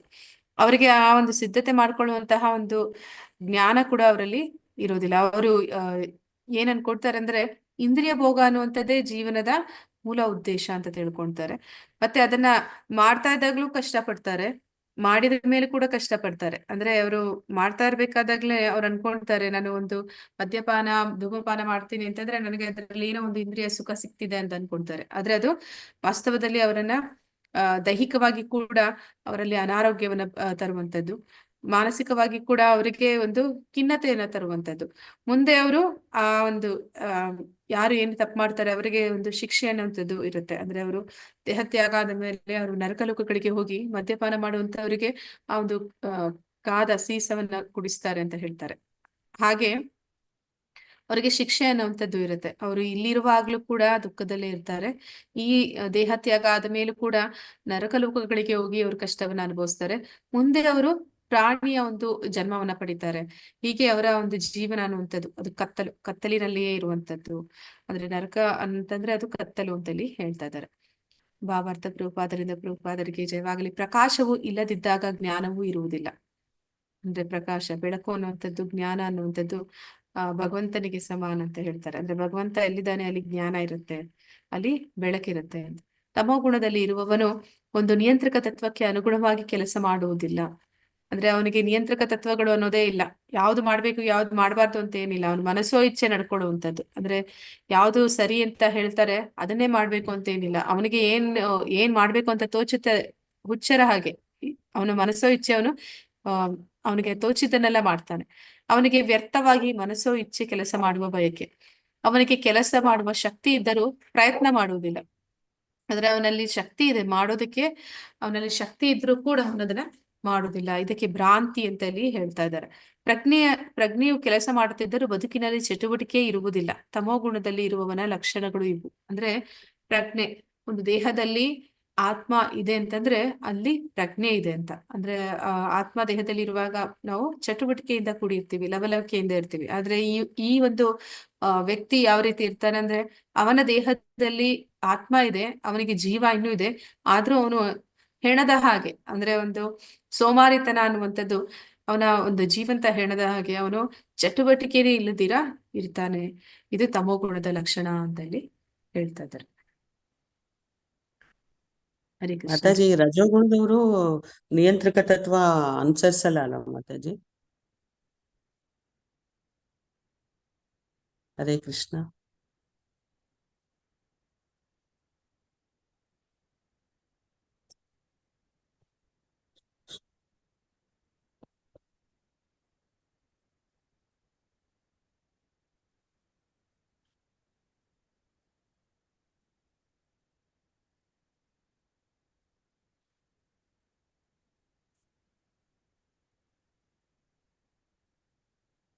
ಅದೇ.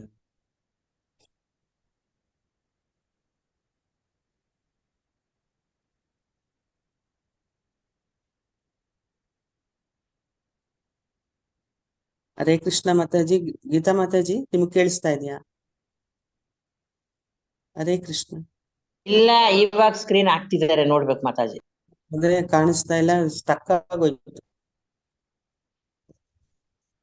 ಮಾತಾಜಿ, ನನ್ನ ವಾಯ್ಸ್ ಕೇಳಿಸ್ತಿದ್ಯಾ ಈಗ? ಈಗ ಕೇಳಿಸ್ತಾ ಇದೆ. ಇವಾಗ ಕೇಳಿಸ್ತಿದೆ ಮಾತಾಜಿ, ಇವಾಗ ಕೇಳಿಸ್ತಿದೆ. ಇವಾಗ ಕೇಳಿಸ್ತಾ ಇದೆ.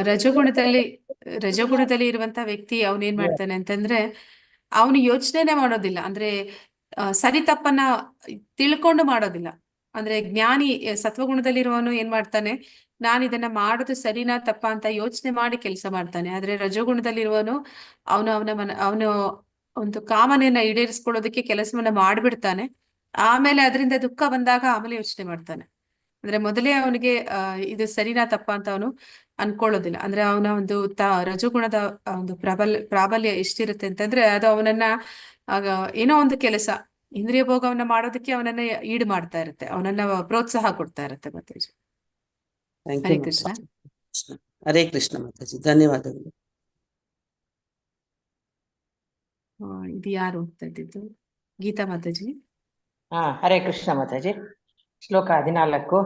ಯದಾ ಸತ್ವೇ ಪ್ರವೃದ್ಧೇ ತುತ ಪ್ರಲಯಂ ಯಾತಿ ದೇಹಭೃತ್ ತದೋತ್ತಮ ವಿಧಾ ಲೋಕಾನ್ ಅಮಲಾನ್ ಪ್ರತಿಪದ್ಯತೆ. ಅನುವಾದ: ಸತ್ವಗುಣದಲ್ಲಿ ಮನುಷ್ಯನು ಸತ್ತರೆ ಅವನು ಮಹರ್ಷಿಗಳ ಪರಿಶುದ್ಧವಾದ ಉನ್ನತ ಲೋಕಗಳನ್ನು ತಲುಪುತ್ತಾನೆ. ಹರೇ ಕೃಷ್ಣ ಮಾತಾಜಿ. ಹರೇ ಕೃಷ್ಣ ಮಾತಾಜಿ. ಅಂದ್ರೆ ಈಗ ಹೇಳ್ತಾ ಇದ್ದಾರೆ, ಅವನು ಭೂಮಿ ಮೇಲೆ ಇದ್ದಾಗ ಅವರ ಒಂದು ಚಟುವಟಿಕೆಗಳು, ಅವರ ಒಂದು ಗುಣಲಕ್ಷಣಗಳು ಹೇಗಿದೆ ಅಂತ ಇಷ್ಟೊತ್ತು ನಾವು ನೋಡಿದ್ದಾಯ್ತು. ಈಗ ಅವರು ಸತ್ತ ಮೇಲೆ ಏನಾಗ್ತಾರೆ ಅಂತ, ಅಂದ್ರೆ ಅವರು ದೇಹತ್ಯಾಗ ಆದ್ಮೇಲೆ ಏನಾಗುತ್ತೆ ಅವ್ರಿಗೆ ಅಂತ. ಸತ್ವಗುಣದಲ್ಲಿ ಇದ್ದ ಮನುಷ್ಯ ಸತ್ತ ಅಂದ್ರೆ ಅವನು ಪರಿಶುದ್ಧವಾದ ಉನ್ನತ ಲೋಕಗಳಿಗೆ ತಲುಪುತ್ತಾನೆ. ಅಂದ್ರೆ ಉನ್ನತ ಲೋಕಗಳು ಅನ್ನುವಂಥದ್ದು ಏನಿದೆ ಅವೆಲ್ಲವೂ ಕೂಡ ಈ ಶ್ಲೋಕದಲ್ಲಿ ಏನ್ ಹೇಳ್ತಾರೆ ಅಂದ್ರೆ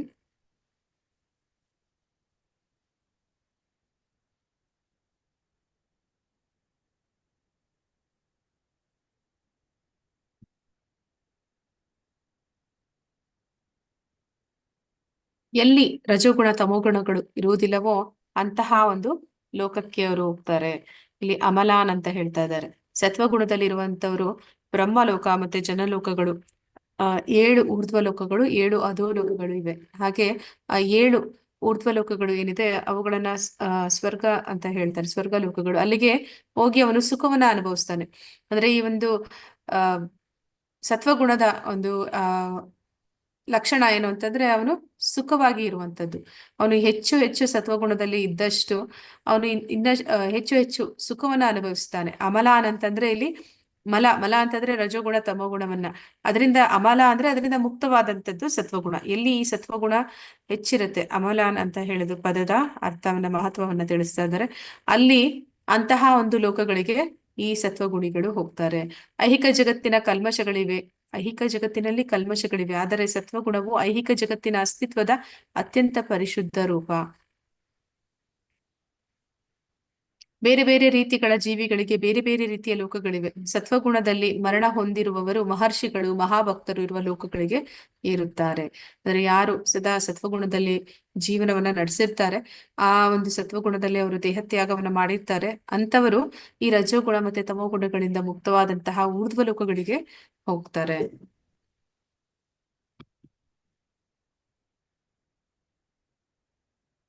ಹರೇ ಕೃಷ್ಣ. ಭೀಮಂಗಳ ಮಾತಾಜಿ.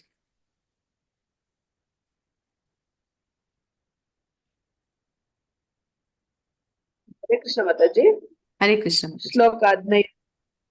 ಶ್ಲೋಕ 15 ರಜಸಿ ಪ್ರಳಯಂ ಗತ್ವಾ ಕರ್ಮ ಸಂಚಿತ್ತು ಜಾಯತೆ ತಥಾ ಪ್ರಲೀನಾ ತಮಸಿ ಮೂಢ ಯೋನಿಷಿ ಜಾಯತೆ. ಅನುವಾದ: ರಜಗುಣದಲ್ಲಿ ಮರಣ ಹೊಂದುವ ಮನುಷ್ಯನು ಫಲಾಪೇಕ್ಷೆ ಇರುವ ಕರ್ಮಗಳಲ್ಲಿ ತೊಡಗಿರುವವರ ಮಧ್ಯೆ ಹುಟ್ಟುತ್ತಾನೆ. ತಮೋ ಗುಣದಲ್ಲಿ ಮನುಷ್ಯನು ಸತ್ತರೆ ಪ್ರಾಣಿ ವರ್ಗದಲ್ಲಿ ಹುಟ್ಟುತ್ತಾನೆ. ಹರೇ ಕೃಷ್ಣ ಮಾತಾಜಿ. ಧನ್ಯವಾದ ಮಾತಾಜಿ. ಹರೇ ಕೃಷ್ಣ ಮಾತಾಜಿ. ಈಗ ರಜೋಗುಣ ಮತ್ತೆ ತಮೋ ಗುಣದಲ್ಲಿ ಇರುವಂತವ್ರು, ಅವರ ದೇಹತ್ಯಾಗ ಆದ್ರೆ ಅಂದ್ರೆ ಅವರು ಮರಣ ಹೊಂದಿದ್ರೆ ಯಾವ ಒಂದು ಮುಂದೆ ಅವರ ಪರಿಸ್ಥಿತಿ ಏನು ಅಂತ ಇಲ್ಲಿ ಹೇಳ್ತಾ ಇದ್ದಾರೆ. ಯಾರು ರಜಗುಣದಲ್ಲಿ ಇರ್ತಾರೆ ಅಂತವರು ಮರಣ ಹೊಂದಿದ್ರೆ ಹೌದು ಮನುಷ್ಯ ಫಲಾಪೇಕ್ಷೆ ಇರುವ ಕರ್ಮಗಳಲ್ಲಿ ತೊಡಗಿರುವವರ ಮಧ್ಯೆ ಹುಟ್ಟುತ್ತಾರೆ. ಅಂದ್ರೆ ಮತ್ತೆ ಈ ಭೂಮಿ ಮೇಲೆ ಆ ಒಂದು ಆಸೆಗಳನ್ನ ಈಡೇರಿಸ್ಕೊಳ್ಳಿಕ್ಕೆ ಮತ್ತೆ ಈ ಭೂಮಿ ಮೇಲೆನೆ ಹುಟ್ಟುತ್ತಾರೆ. ಆದ್ರೆ ತಮೋ ಗುಣದಲ್ಲಿ ಮನುಷ್ಯ ಸತ್ತ ಅಂತಂದ್ರೆ ಅವನು ನರಕ ಲೋಕಗಳಲ್ಲಿ ಹೋಗಿ ಶಿಕ್ಷೆ ಅನುಭವಿಸ್ತಾನೆ. ನಂತರ ಅವನು ಏನ್ ಮಾಡ್ತಾನೆ, ಪ್ರಾಣಿ ವರ್ಗಗಳಲ್ಲಿ ಹುಟ್ಟುತ್ತಾನೆ, ಅಂದ್ರೆ ಪ್ರಾಣಿ ಜನ್ಮವನ್ನ ಪಡಿತಾನೆ ಅಂತ ಇಲ್ಲಿ ಹೇಳ್ತಾ ಇದ್ದಾರೆ. ಭಾವಾರ್ಥ ಪ್ರಭುಪಾದರಿಂದ ಪ್ರಭುಪಾದರಿಗೆ ಜಯವಾಗಲಿ.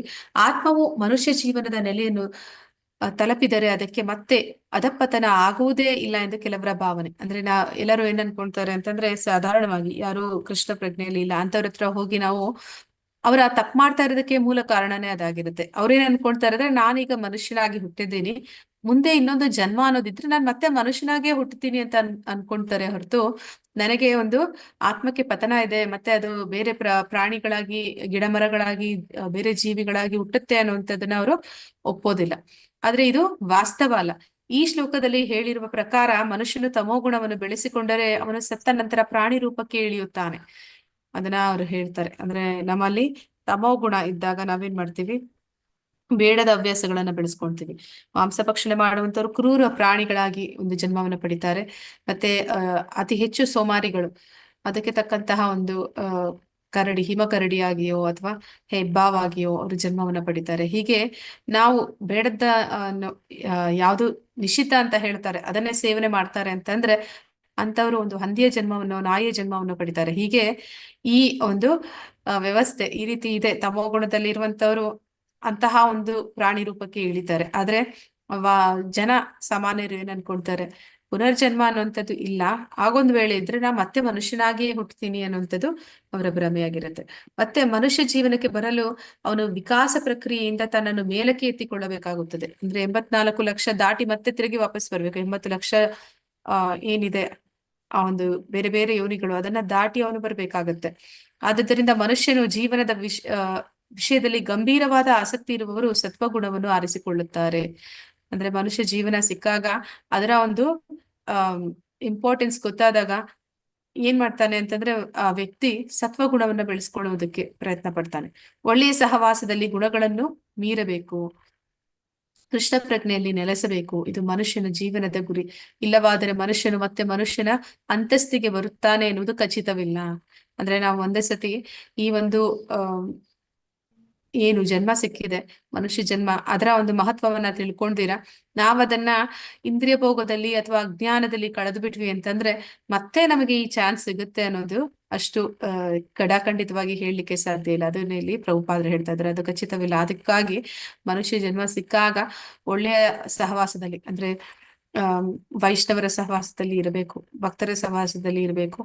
ಮತ್ತೆ ಅದಕ್ಕಾಗಿ ಕೃಷ್ಣ ಪ್ರಜ್ಞೆಯಲ್ಲಿ ನೆಲೆಸಬೇಕು ಅಂತಂದ್ರೆ ಸಾಧನೆ, ಸೇವೆ, ಸಂಘ ಅದು ತುಂಬಾ ಮುಖ್ಯ ಅಂತ ಹೇಳ್ತಾರೆ. ಅದನ್ನ ನಾವು ಮಾಡುವ ಮೂಲಕ ಈ ಒಂದು ಚಾನ್ಸ್ ನಮ್ಗೇನ್ ಸಿಕ್ಕಿದೆ, ಈ ಒಂದು ಮನುಷ್ಯ ಜನ್ಮ ಪಡೆಯುವಂತಹ ಒಂದು ಅವಕಾಶ ನಮ್ಗೇನ್ ಸಿಕ್ಕಿದೆ, ಅದನ್ನ ನಾವು ಸದುಪಯೋಗ ಪಡಿಸ್ಕೊಳ್ಳಿಕ್ಕೆ ಸಾಧ್ಯ ಆಗುತ್ತೆ.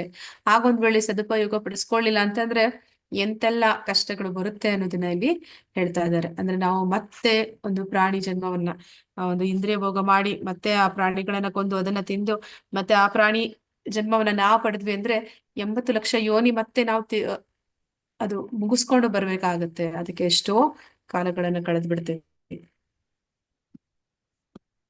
ಹರೇ ಕೃಷ್ಣ. ಲಕ್ಷ್ಮೀ ಮಾತಾಜಿ. ಹರೇ ಕೃಷ್ಣ. ಓದ್ತೀನಿ ಮಾತಾಜಿ. ಹರೇ ಕೃಷ್ಣ. ಶ್ಲೋಕ 16. ಕರ್ಮಣಃ ಸುಕೃತಸ್ಯಾಹುಃ ಸಾತ್ವಿಕಂ ನಿರ್ಮಲಂ ಫಲಂ ರಜಸಸ್ತು ಫಲಂ ದುಃಖಮಜ್ಞಾನಂ ತಮಸಃ ಫಲಂ. ಅನುವಾದ: ಸುಕೃತದ ಫಲ ಪರಿಶುದ್ಧವಾದದ್ದು, ಅದು ಸಾತ್ವಿಕ ಎಂದು ಹೇಳುತ್ತಾರೆ. ಆದರೆ ರಜೋಗುಣದಲ್ಲಿ ಮಾಡಿದ ಕೆಲಸದಿಂದ ದುಃಖವು ಬರುತ್ತದೆ, ತಮೋಗುಣದಲ್ಲಿ ಮಾಡಿದ ಕೆಲಸದಿಂದ ಅಜ್ಞಾನವು ಬರುತ್ತದೆ. ಹರೇ ಕೃಷ್ಣ ಮಾತಾಜಿ. ಧನ್ಯವಾದ. ಧನ್ಯವಾದಗಳು ಮಾತಾಜಿ.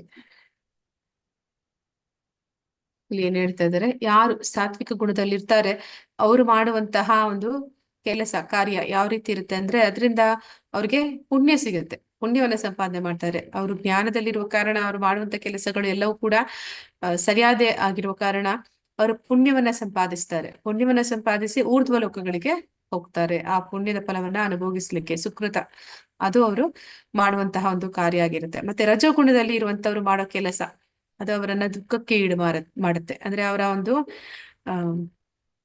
ಏನಂತ ಹೇಳ್ತಾರೆ, ಈ ಒಂದು ಕತ್ತೆ ಮೇಲೆ ಕೂತವನು ಕತ್ತೆಗೆ ಕ್ಯಾರೆಟ್ ಅನ್ನ ತೋರಿಸಿ ಅದನ್ನ ಓಡಿಸ್ತಾನೆ ಅಂತ ಹೇಳ್ತಾರೆ. ಹಾಗೆ ಈ ರಜಗುಣದಲ್ಲಿ ಇರುವಂತವ್ರು ಅವರ ಬಯಕೆ ಅನ್ನುವಂತ ಒಂದು ಮೋಹಕ್ಕೆ ಸಿಕ್ಕಾಕೊಂಡು ಅದರ ಹಿಂದೆ ಓಡ್ತಾನೆ ಇರ್ತಾರೆ. ಅದಕ್ಕೆ ಕೊನೆ ಅನ್ನೋದೇ ಇಲ್ಲ, ಅದಕ್ಕೆ ಎಲ್ಲೂ ನಿಲ್ಲೋದು ಅಂತದೇ ಇಲ್ಲ.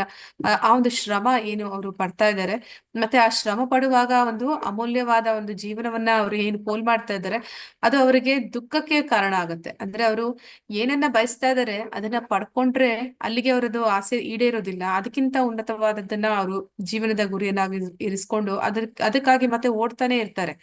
ಅವ್ರಿಗೆ ಅದು ಸಿಕ್ಕಿದ್ರು ಕೂಡ ಅವರು ಸಂತೋಷ, ಅದನ್ನ ಆನಂದ ಅದನ್ನ ಅನುಭವಿಸೋದಿಲ್ಲ. ಮತ್ತೆ ಅವ್ರು ಏನ್ ಮಾಡ್ತಾರೆ, ಅದನ್ನ ಕಾಪಾಡ್ಕೊಳ್ಳೋದಕ್ಕೋಗಿ ಕೂಡ ಅವರು ಜೀವನ ಪರ್ಯಂತ ಸೆಣಸಾಡ್ತಾರೆ. ಇದೆಲ್ಲವೂ ಕೂಡ ಅವ್ರಿಗೆ ದುಃಖಕ್ಕೆ ಕಾರಣ ಆಗುತ್ತೆ. ತಮೋ ಗುಣದಲ್ಲಿ ಮಾಡುವಂತಹ ಕೆಲಸಗಳು ಅದೆಲ್ಲವೂ ಕೂಡ ಯಾವಾಗ್ಲೂ ಅಜ್ಞಾನ. ಅಂದ್ರೆ ಅವರು ಮಾಡೋ ಕೆಲಸದಿಂದ ಅಜ್ಞಾನ ಬರುತ್ತದೆ. ಅಂದ್ರೆ ಅವರು ಏನ್ ಮಾಡ್ತಾ ಇದ್ದಾರೆ ಅದು ಅವರನ್ನ ಸದಾಕಾಲ ಅಜ್ಞಾನದಲ್ಲಿ ಇರಿಸುವಂತಹ ಕೆಲಸಗಳನ್ನೇ ಮಾಡ್ತಾ ಇರ್ತಾರೆ. ಅಂದ್ರೆ ಪ್ರಾಣಿ ಜೀವನವನ್ನ ಮಾಡ್ತಾರೆ. ಈ ಪ್ರಾಣಿಗಳಿಗೆ ಜ್ಞಾನ ಅನ್ನುವಂಥದ್ದು ಇರೋದಿಲ್ಲ. ಭಾವಾರ್ಥ. ಪ್ರಭುಪಾದರಿಗೆ ಜಯವಾಗಲಿ. ಸಾತ್ವಿಕ ಗುಣದಲ್ಲಿ ಮಾಡಿದ ಪುಣ್ಯ ಕಾರ್ಯಗಳ ಫಲವು ಪರಿಶುದ್ಧವಾದದ್ದು. ಆದುದರಿಂದ ಎಲ್ಲಾ ಭ್ರಾಂತಿಯಿಂದ ಮುಕ್ತರಾದ ಮುನಿಗಳು ಸುಖವಾದ ಸ್ಥಿತಿಯಲ್ಲಿ ಇದ್ದಾರೆ. ಅಂದ್ರೆ ಯಾರು ಋಷಿಮುನಿಗಳಿದ್ದಾರೆ ಅವ್ರು ಮಾಡಿದ ಎಲ್ಲವೂ ಕೂಡ ಪುಣ್ಯ ಕಾರ್ಯಗಳಾದ ಕಾರಣ ಅವರು ಸದಾ ಸುಖವನ್ನ ಅನುಭವಿಸ್ತಾರೆ. ರಜೋಗುಣದ ಕೆಲಸಗಳು ದುಃಖವನ್ನೇ ತರುತ್ತವೆ. ರಜೋಗುಣದ ಕೆಲಸ ಯಾವಾಗ್ಲೂ ಕೂಡ ಅಧಿಕ ಶ್ರಮವನ್ನ ಕೊಡುವಂಥದ್ದು. ಆ ಒಂದು ಏನು ಪಡ್ಕೊಂಡಿದ್ದಾರೆ ಅದನ್ನ ಕಳ್ಕೊಳ್ತಾರೆ ಅನ್ನುವಂತಹ ಭಯ ಅವರಲ್ಲಿ ಇರುತ್ತೆ. ಅದಕ್ಕಾಗಿ ಕೂಡ ಅವರು ಯಾವಾಗ್ಲೂ ಎಲ್ಲಿ ಕಳ್ಕೊಳ್ತೀನೋ ಅನ್ನುವಂತಹ ಒಂದು ಯೋಚನೆಯಲ್ಲಿ ಇರ್ತಾರೆ, ಚಿಂತೆ ಮಾಡ್ತಾ ಇರ್ತಾರೆ. ಮತ್ತೆ ಒಂದಲ್ಲ ಒಂದು ದಿನ ಕಳ್ಕೊಳ್ಳೇಬೇಕು. ಆ ಕಳ್ಕೊಳ್ಳುವ ಸಮಯ ಕೂಡ ಅವ್ರಿಗೆ ದುಃಖವನ್ನೇ ಕೊಡುತ್ತೆ. ಅಂದ್ರೆ ಯಾರು ರಜೋಗುಣದಲ್ಲಿ ಇರ್ತಾನೆ ಅವರಿಗೆ ಸಾವು ಅನ್ನುವಂಥದ್ದು ನಾವು ನೋಡ್ತೀವಿ. ಈ ಭಕ್ತರು ಯಾವ ರೀತಿ ಸಾಯ್ತಾರೆ ಅಂದ್ರೆ ಅವರು ಸಂತೋಷವಾಗಿ ಹೋಗ್ತಾರೆ. ಅಂದ್ರೆ ಅವರಿಗೆ ಈ ಒಂದು ಭೌತಿಕ ಜಗತ್ತಿನಿಂದ ಮುಕ್ತಿ ಸಿಕ್ತು ಅಂತ ಆನಂದದಲ್ಲಿ ಸಾಯ್ತಾರೆ. ಆದ್ರೆ ಈ ರಜೋಗುಣಿಗಳು ಅವ್ರು ಸಾಯ್ಬೇಕಾದ್ರೆ ಏನಂತ ಹೇಳ್ತಾರೆ ಅಂದ್ರೆ ಈ ಒಂದು ಚೇಳು ಕುಟುಕಿದ ಹಾಗೆ ಇರುತ್ತೆ ಅಂತ. ಅಂದ್ರೆ ಅವ್ರಿಗೆ ಆ ಒಂದು ದುಃಖ ನೋವು ಅನ್ನುವಂಥದ್ದು ಇದನ್ನ ಬಿಟ್ಟು ಹೋಗೋದಕ್ಕೆ ಇಷ್ಟ ಇಲ್ಲ. ಇದರ ಮೇಲೆ ಅವ್ರಿಗಿರುವಂತಹ ಮೋಹ ಅಟ್ಯಾಚ್ಮೆಂಟ್ ಎಷ್ಟಿರುತ್ತೆ ಅಂದ್ರೆ ಅವ್ರಿಗೆ ಆ ಸಾವು ಅನ್ನುವಂಥದ್ದು ಅವ್ರಿಗೆ ತುಂಬಾ ಭೀಕರವಾಗಿರುತ್ತೆ. ಐಹಿಕ ಸುಖಕ್ಕಾಗಿ ಮಾಡಿದ ಕೆಲಸವು ವಿಫಲವಾಗುವುದು ಖಂಡಿತ. ಅಂದ್ರೆ ನಾವು ಇಂದ್ರಿಯ ಭೋಗಕ್ಕಾಗಿ ಏನನ್ನೇ ಮಾಡಿದ್ರು ಎಲ್ಲವೂ ಕೂಡ ದುಃಖದಲ್ಲೇ ಕೊನೆಗೊಳ್ಳುವಂಥದ್ದು. ಉದಾಹರಣೆಗೆ ಮನುಷ್ಯನು ತನಗೆ ಗಗನಚುಂಬಿ ಕಟ್ಟಡ ಬೇಕೆಂದು ಬಯಸಿದರೆ ಅದನ್ನು ಕಟ್ಟುವ ಮೊದಲು ಎಷ್ಟೊಂದು ದುಃಖವನ್ನು ಅನುಭವಿಸಬೇಕಾಗುತ್ತೆ. ಅಂದ್ರೆ ತಾನೊಂದು ಆಸೆ ಪಟ್ಟಿದ್ದೀನಿ ಅಂದ್ರೆ ಅದನ್ನ ಈಡೇರಿಸ್ಕೊಳ್ಳೋದಕ್ಕೆ ಅವನು ಎಷ್ಟು ಕಷ್ಟಪಡ್ತಾನೆ, ಹಗಲು ಇರುಳು ಅದಕ್ಕೆ ಕಷ್ಟಪಡ್ತಾನೆ. ನಂತರ ರಾಶಿ ಹಣವನ್ನು ಸಂಪಾದಿಸಲು ಬಂಡವಾಳಗಾರನು ಕಷ್ಟಪಡಬೇಕಾಗುತ್ತದೆ. ಅಂದ್ರೆ ಅದನ್ನ ಕಟ್ಟೋನು ಕೂಡ ಕಷ್ಟಪಡ್ತಾನೆ, ಅದಕ್ಕಾಗಿ ಹಣ ಸಂಪಾದಿಸಿ ಅದಕ್ಕೆ ಆ ಹಣವನ್ನ ಕೂಡ ಕೊಡ್ಬೇಕಾಗುತ್ತೆ, ಅದಕ್ಕೂ ಕಷ್ಟಪಡ್ತಾನೆ.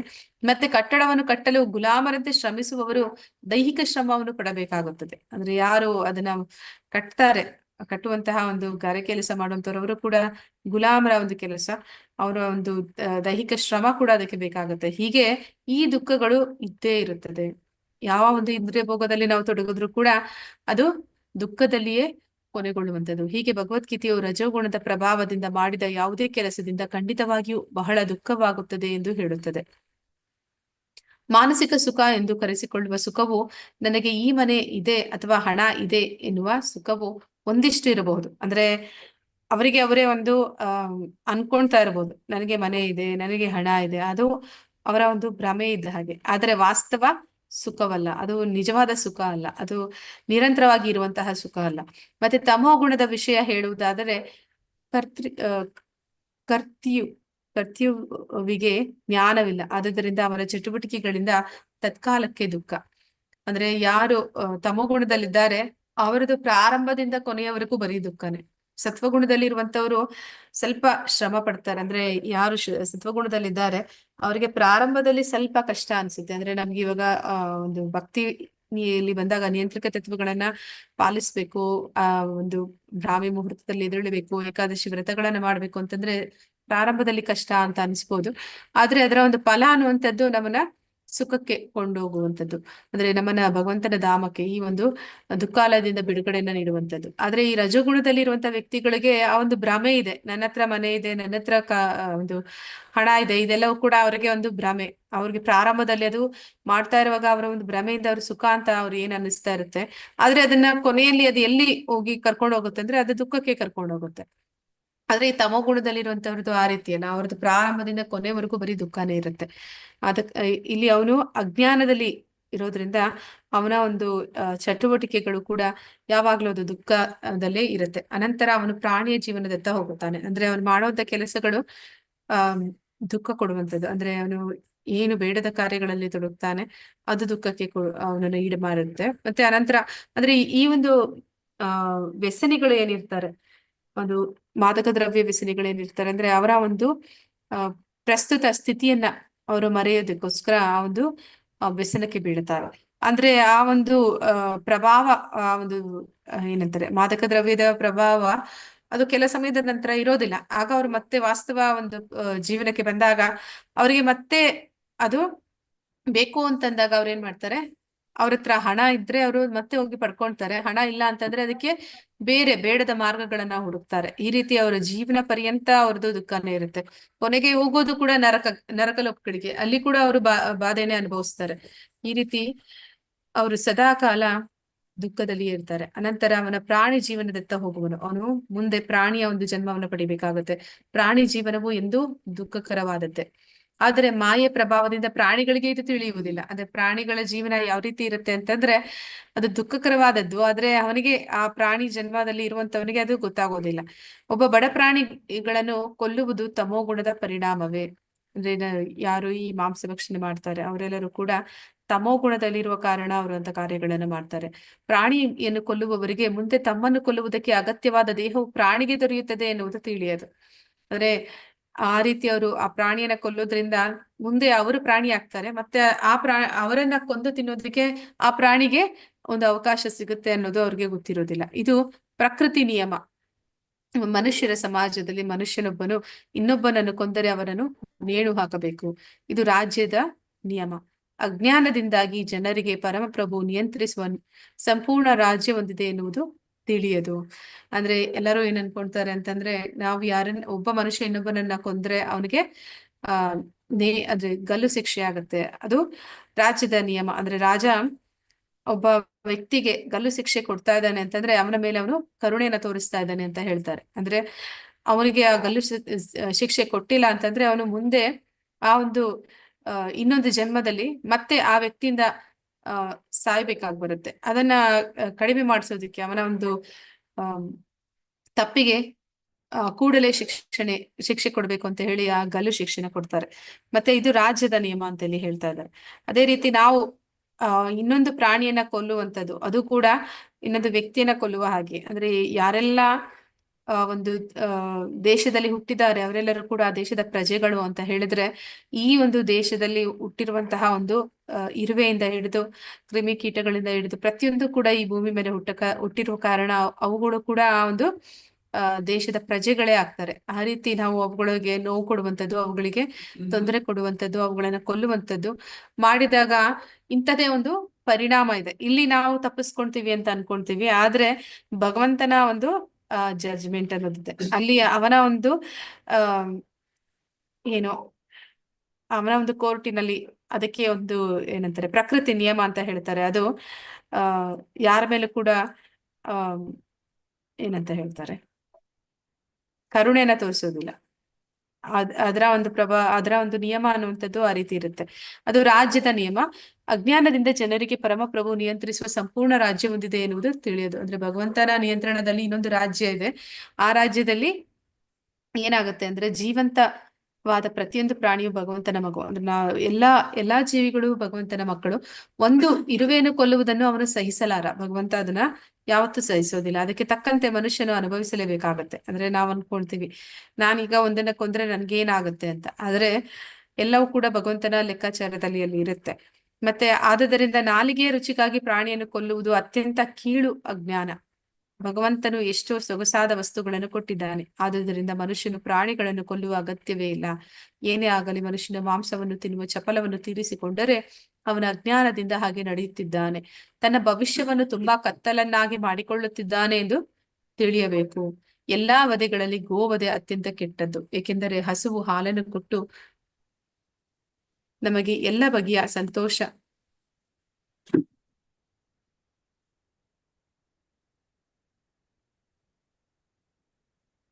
ಏಕೆಂದರೆ ಹಸುವು ಹಾಲನ್ನು ಕೊಟ್ಟು ನಮಗೆ ಎಲ್ಲ ಬಗೆಯ ಸಂತೋಷವನ್ನು ಕೊಡುತ್ತದೆ. ವೇದ ಸಾಹಿತ್ಯದಲ್ಲಿ ಗೋಬಿಹಿ ಪ್ರಣೀತ ಮತ್ಸರಂ ಎನ್ನುವ ಮಾತುಗಳು. ಹಾಲಿನಿಂದ ಸಂತೃಪ್ತನಾಗಿ ಹಸುವನ್ನು ಕೊಲ್ಲಲು ಅಪೇಕ್ಷಿಸುವವನು ಅತ್ಯಂತ ತಮಸ್ಸಿನಲ್ಲಿ ಇದ್ದಾನೆ ಎನ್ನುವುದನ್ನು ಸೂಚಿಸುತ್ತದೆ. ವೇದ ಸಾಹಿತ್ಯದಲ್ಲಿ ಈ ಪ್ರಾರ್ಥನೆ ಇದೆ: ನಮೋ ಬ್ರಾಹ್ಮಣ ದೇವಾಯ ಗೋ ಬ್ರಾಹ್ಮಣ ಹಿತಾಯ ಚ ಜಗದ್ಹಿತಾಯ ಕೃಷ್ಣಾಯ ಗೋವಿಂದಾಯ ನಮೋ ನಮಃ.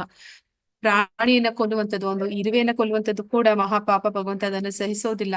ಅದರಲ್ಲಿ ಎಲ್ಲದಕ್ಕಿಂತ ಹೆಚ್ಚಾಗಿ ಹಸುವನ್ನ ಕೊಲ್ಲುವಂಥದ್ದು ಅದು ಅಜ್ಞಾನ, ತಮೋಗುಣದಲ್ಲಿ ಗಾಢ ಅಜ್ಞಾನ ಅಂತ ಹೇಳ್ಬೋದು. ಅಲ್ಲಿ ಹಸು, ನಾವು ಮಗುವಾಗಿದ್ದಾಗ ತಾಯಿಯ ಹಾಲನ್ನೇ ಅವಲಂಬಿಸಿರ್ತೀವಿ. ದೊಡ್ಡವರಾದ್ಮೇಲೂ ಕೂಡ ನಮಗೆ ಆ ಒಂದು ದೈಹಿಕ ಪೋಷಣೆಗಾಗಿ ಮತ್ತೆ ನಮ್ಮ ಒಂದು ಮೆದುಳಿನ ಒಂದು ಏನಂತ ಹೇಳ್ತಾರೆ ಸತ್ವಗುಣಕ್ಕೆ ಬರಬೇಕಂದ್ರೆ ಹಾಲಿನ ಅವಶ್ಯಕತೆ ಹೆಚ್ಚಿರುತ್ತೆ. ಈ ಬ್ರಾಹ್ಮಣ ಗುಣಗಳು ಅಂದ್ರೆ ಅದು ಸತ್ವಗುಣಗಳು. ಆ ಒಂದು ಸತ್ವಗುಣಕ್ಕೆ ಬರ್ಲಿಕ್ಕೆ ನಮ್ಗೆ ಆ ಗೋವಿನ ಹಾಲಿನ ಅವಶ್ಯಕತೆ ಇರುತ್ತೆ. ಅಂತಹ ಒಂದು ಹಾಲನ್ನ ಅಂದ್ರೆ ನಮ್ಮನ್ನ ಇಡೀ ಜೀವನ ಪರ್ಯಂತ ತಾಯಿ ಹಾಗೆ ನಮ್ಮನ್ನು ಸಾಕುವಂತಹ ಗೋವುಗಳನ್ನ ಅದನ್ನ ಕೊಂದು ತಿನ್ನುವಂಥದ್ದು ಅತಿ ದಾರುಣವಾದದ್ದು. ಇಲ್ಲಿ ಅದಕ್ಕೆ ಒಂದು ಶ್ಲೋಕವನ್ನು ಹೇಳ್ತಾ ಇದ್ದಾರೆ. ಅಂದ್ರೆ ಭಗವಂತ ಕೃಷ್ಣ ಯಾರು ಅಂದ್ರೆ ಕೃಷ್ಣ ಅವನು ಬ್ರಾಹ್ಮಣ ದೇವಾಯ ಗೋ ಬ್ರಾಹ್ಮಣ ಹಿತಾಯಚ. ಅಂದ್ರೆ ಅವನಿಗೆ ಈ ಎರಡು ಜೀವಿಗಳನ್ನ ಅಂದ್ರೆ ಬ್ರಾಹ್ಮಣ ಮತ್ತೆ ಗೋವುಗಳನ್ನ ಆ ಒಂದು ಹಿತವನ್ನ ಬಯಸುವಂಥದ್ದು. ಬ್ರಾಹ್ಮಣ ಅವನೇನ್ ಮಾಡ್ತಾನೆ ಅಂತ ಇಲ್ಲಿ ಹೇಳ್ತಾ ಇದ್ದಾರೆ. ಬ್ರಾಹ್ಮಣ ಏನ್ ಮಾಡ್ತಾನೆ, ಅವನು ಸಮಾಜಕ್ಕೆ ಒಳ್ಳೇದನ್ನ ಕೊಡ್ತಾನೆ, ಆಧ್ಯಾತ್ಮಿಕ ಜ್ಞಾನವನ್ನ ಕೊಡ್ತಾನೆ. ಆ ಆಧ್ಯಾತ್ಮಿಕ ಜ್ಞಾನವನ್ನ ನಾವು ಪಡ್ಕೋಬೇಕು ಅಂದ್ರೆ ನಾವು ಆ ಹಸುವಿನ ಹಾಲಿನ ಒಂದು ಅವಶ್ಯಕತೆ ಇರುತ್ತದೆ. ಪ್ರಾರ್ಥನೆಯಲ್ಲಿ ಗೋವುಗಳು ಮತ್ತು ಬ್ರಾಹ್ಮಣರ ರಕ್ಷಣೆಯನ್ನು ವಿಶೇಷವಾಗಿ ಹೇಳಿದೆ. ಬ್ರಾಹ್ಮಣರು ಆಧ್ಯಾತ್ಮಿಕ ಶಿಕ್ಷಣದ ಪ್ರತೀಕ.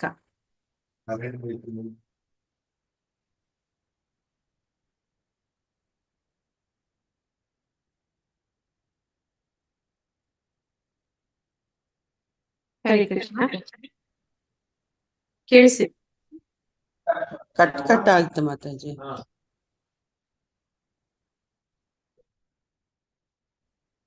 ಕೇಳಿಸಿದೆ ಮಾತಾಜಿ ಈಗ? ಮತ್ತೆ ಡಿಸ್ಟರ್ಬೆನ್ಸ್.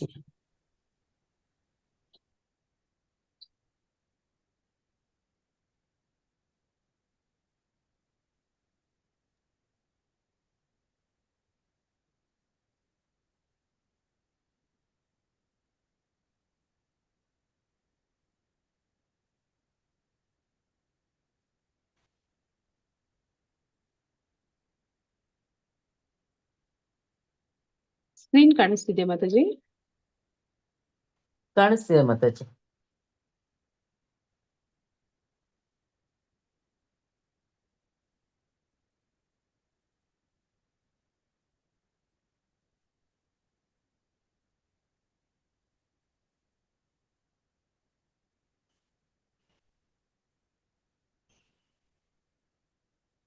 ಎಷ್ಟನೇ ಶ್ಲೋಕ ಅಂತ ಹೇಳಿದ್ರೆ ಹೇಳ್ತೀರಾ ಮಾತಾಜಿ? 17ನೇ ಶ್ಲೋಕ ಮಾಡ್ಬೇಕು ಮಾತಾಜಿ.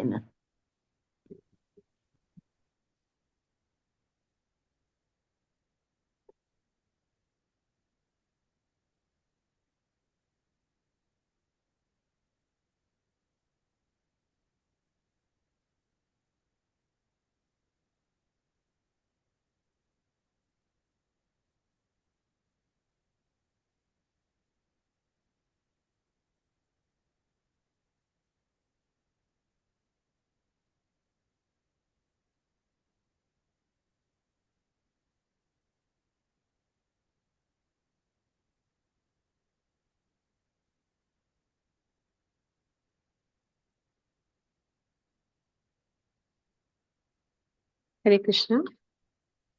ಕ್ಲಿಯರ್ ಇದೆಯಾ ಮಾತಾಜಿ ವಾಯ್ಸ್ ಈಗ? ಕ್ಲಿಯರ್ ಇದೆ ಹ್ಞೂ ಮಾತಾಜಿ. ಕ್ಲಿಯರ್ ಇದೆ. ನಮೋ ಬ್ರಾಹ್ಮಣ ದೇವಾಯ ಗೋಬ್ರಾಹ್ಮಣ ಹಿತಾಯ ಚ ಜಗದ್ಹಿತಾಯ ಕೃಷ್ಣಾಯ ಗೋವಿಂದಾಯ ನಮೋ ನಮಃ. ಅಂದ್ರೆ ಭಗವಂತ ಅವನು ಬ್ರಾಹ್ಮಣ ಮತ್ತೆ ಗೋವಿಗೆ ರಕ್ಷಣೆ ಕೊಡುವಂತವನು, ಅವರ ಹಿತವನ್ನು ಬಯಸುವಂತವನು. ಯಾಕೆ ಅಂದ್ರೆ ಬ್ರಾಹ್ಮಣರು ಈ ಸಮಾಜಕ್ಕೆ ಆಧ್ಯಾತ್ಮಿಕ ಜ್ಞಾನವನ್ನ ಕೊಡ್ತಾರೆ. ಮತ್ತೆ ಆಧ್ಯಾತ್ಮಿಕ ಜ್ಞಾನವನ್ನ ಪಡಿಬೇಕಂದ್ರೆ ಆ ಸತ್ವಗುಣದ ಅವಶ್ಯಕತೆ ಇದೆ. ಆ ಸತ್ವಗುಣವನ್ನು ನೀಡುವಂಥದ್ದು ಆ ಗೋವಿನ ಹಾಲಿನಿಂದ ಸಿಗುವಂಥದ್ದು. ಅಂತಹ ಒಂದು ಗೋವು ಮತ್ತೆ ಬ್ರಾಹ್ಮಣರ ರಕ್ಷಣೆಯನ್ನ ಮಾಡುವಂಥದ್ದು ಭಗವಂತ ಅವನು ಬಯಸ್ತಾನೆ. ಮತ್ತೆ ಇಲ್ಲಿ ಗೋವು ಮತ್ತೆ ಬ್ರಾಹ್ಮಣರ ರಕ್ಷಣೆಯನ್ನ ವಿಶೇಷವಾಗಿ ಹೇಳ್ತಾ ಇದ್ದಾನೆ. ಬ್ರಾಹ್ಮಣರು ಆಧ್ಯಾತ್ಮಿಕ ಶಿಕ್ಷಣದ ಪ್ರತೀಕ ಆದ್ರೆ ಗೋವುಗಳು ಅತ್ಯಂತ ಮೌಲಿಕವಾದ ಆಹಾರದ ಪ್ರತೀಕ. ಎರಡು ಜೀವಂತ ಪ್ರಾಣಿಗಳಿಗೆ, ಬ್ರಾಹ್ಮಣರಿಗೆ ಮತ್ತು ಗೋವುಗಳಿಗೆ ಎಲ್ಲ ರಕ್ಷಣೆಯನ್ನು ಕೊಡಬೇಕು. ಅದು ನಾಗರಿಕತೆಯ ನಿಜವಾದ ಪ್ರಗತಿ. ಆಧುನಿಕ ಮಾನವ ಸಮಾಜವು ಆಧ್ಯಾತ್ಮಿಕ ಜ್ಞಾನವನ್ನು ಅಲಕ್ಷ್ಯ ಮಾಡಿದೆ, ಗೋವಧೆಗೆ ಪ್ರೋತ್ಸಾಹ ಕೊಟ್ಟಿದೆ. ಅಂದ್ರೆ ಈಗ ಒಂದು ನಾಗರಿಕ ಸಮಾಜ ಅಂತ ನಾವೇನ್ ಕರಿತಾ ಇದೀವಿ, ಇದು ರಜೋಗುಣ ತಮೋಗುಣಗಳಿಂದ ತುಂಬಿರುವಂತದ್ದು. ಇಲ್ಲಿ ಅಂತಹ ಒಂದು ಗೋವಧೆಗೆ ಪ್ರೋತ್ಸಾಹ ಕೊಡ್ತಾ ಇದ್ದಾರೆ. ಆದುದರಿಂದ ಮಾನವ ಸಮಾಜವು ತಪ್ಪು ದಿಕ್ಕಿನಲ್ಲಿ ಮುಂದಕ್ಕೆ ಹೋಗುತ್ತಿದೆ ಮತ್ತು ಆತ್ಮನಾಶಕ್ಕೆ ದಾರಿ ಮಾಡಿಕೊಡುತ್ತಿದೆ ಎಂದು ಅರ್ಥ ಮಾಡಿಕೊಳ್ಳಬೇಕು. ಯಾವ ಸಮಾಜವು ತನ್ನ ಪೌರರನ್ನು ಅವರ ಮುಂದಿನ ಜನ್ಮಗಳಲ್ಲಿ ಪ್ರಾಣಿಗಳಾಗುವಂತೆ ಮಾರ್ಗದರ್ಶನ ಮಾಡುತ್ತದೆಯೋ ಅದು ನಿಶ್ಚಿತವಾಗಿಯೂ ಮಾನವೀಯ ನಾಗರಿಕತೆ ಅಲ್ಲ.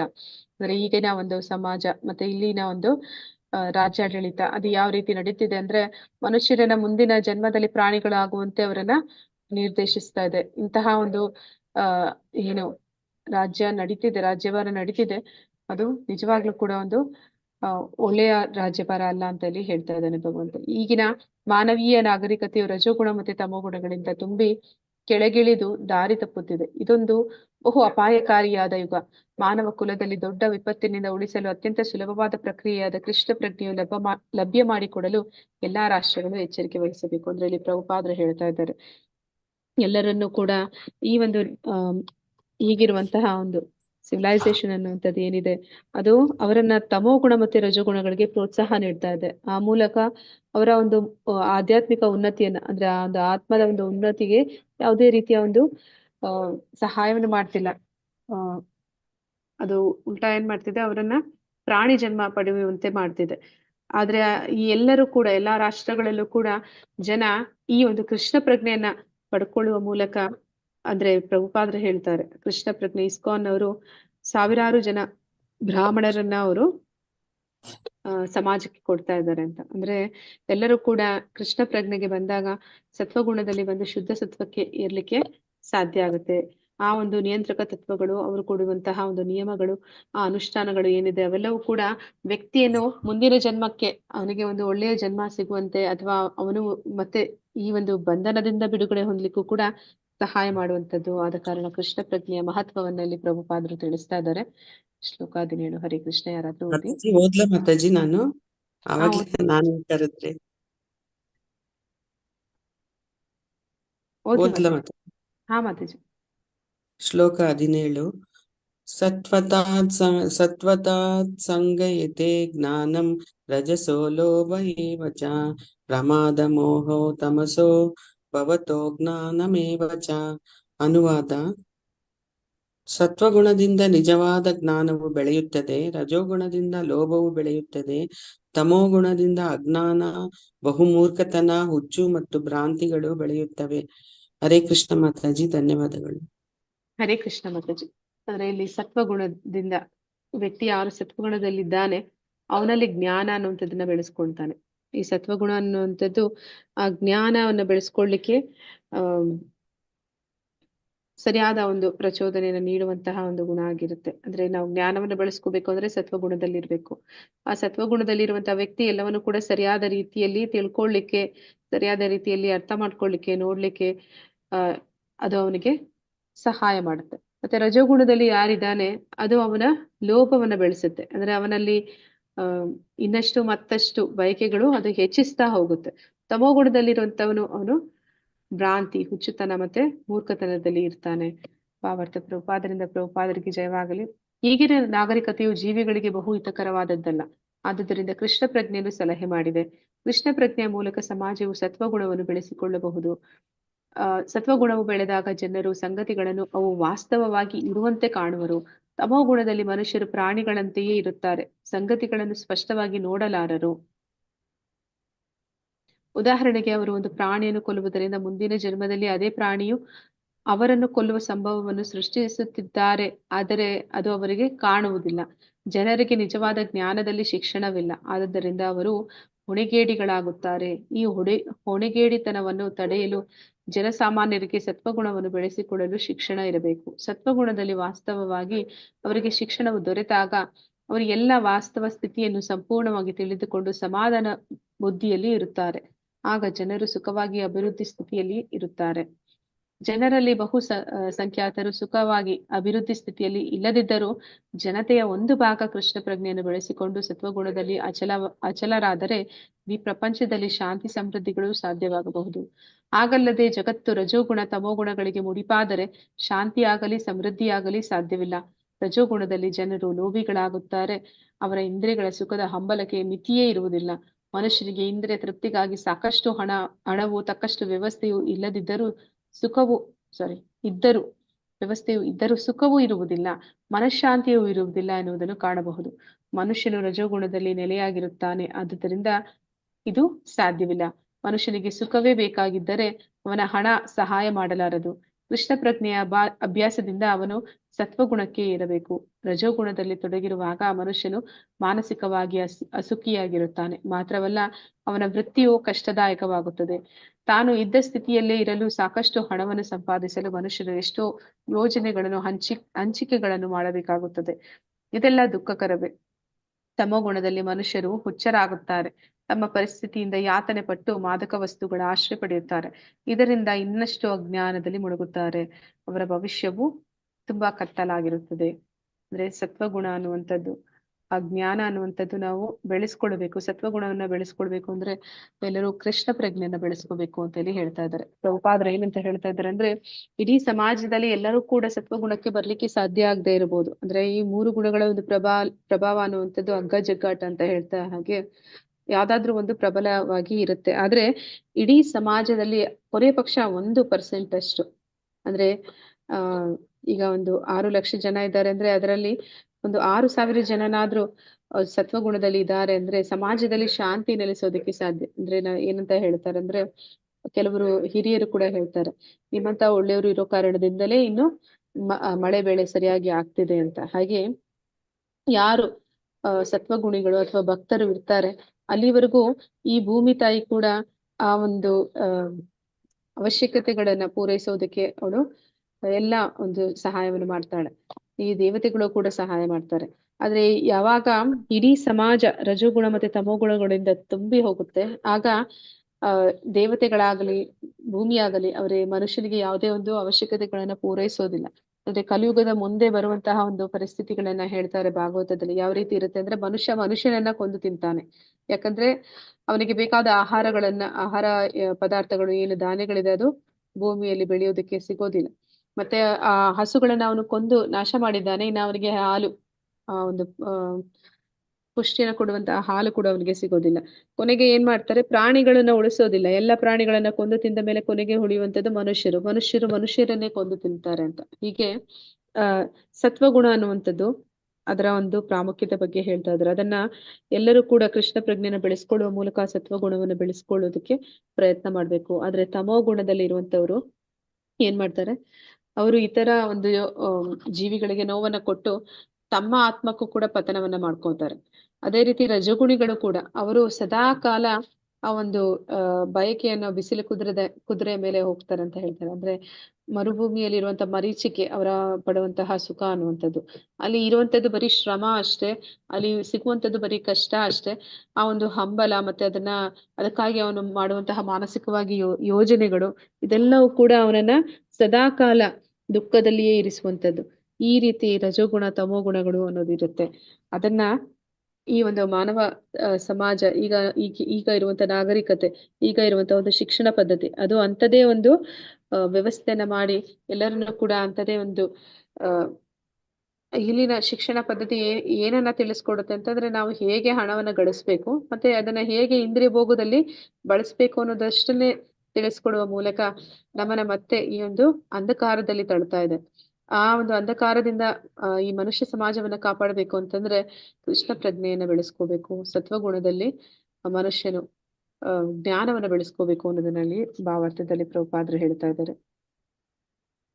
ಹರೇ ಕೃಷ್ಣ. ಯಾರಾದ್ರೂ ಓದಿ. ಓದ್ಲ ಮಾತಾಜಿ. ಶ್ಲೋಕ 15. ಊರ್ಧ್ವಂ ಗಚ್ಚಂತಿ ಸತ್ವಸ್ತಾಃ ಮಧ್ಯೆ ತಿಷ್ಠಂತಿ ರಾಜಸಾಃ ಜಗನ್ಯಗುಣವೃತ್ತಿಸ್ತಾಃ ಅಧೋ ಗಚ್ಚಂತಿ ತಾಮಸಾಃ. ಅನುವಾದ: ಸತ್ವಗುಣದಲ್ಲಿರುವವರು ಕ್ರಮೇಣ ಊರ್ಧ್ವ ಲೋಕಗಳಿಗೆ ಏರಿ ಹೋಗುವರು. ರಜೋಗುಣದಲ್ಲಿರುವವರು ಭೂಲೋಕದಲ್ಲಿ ವಾಸ ಮಾಡುವರು. ಅಸಹ್ಯಕರವಾದ ತಾಮಸ ಗುಣದಲ್ಲಿ ಇರುವರು ನರಕ ಲೋಕಗಳಿಗೆ ಇಳಿಯುವರು. ಹರೇ ಕೃಷ್ಣ ಮಾತಾಜಿ. ಹರೇ ಕೃಷ್ಣ ಮಾತಾಜಿ.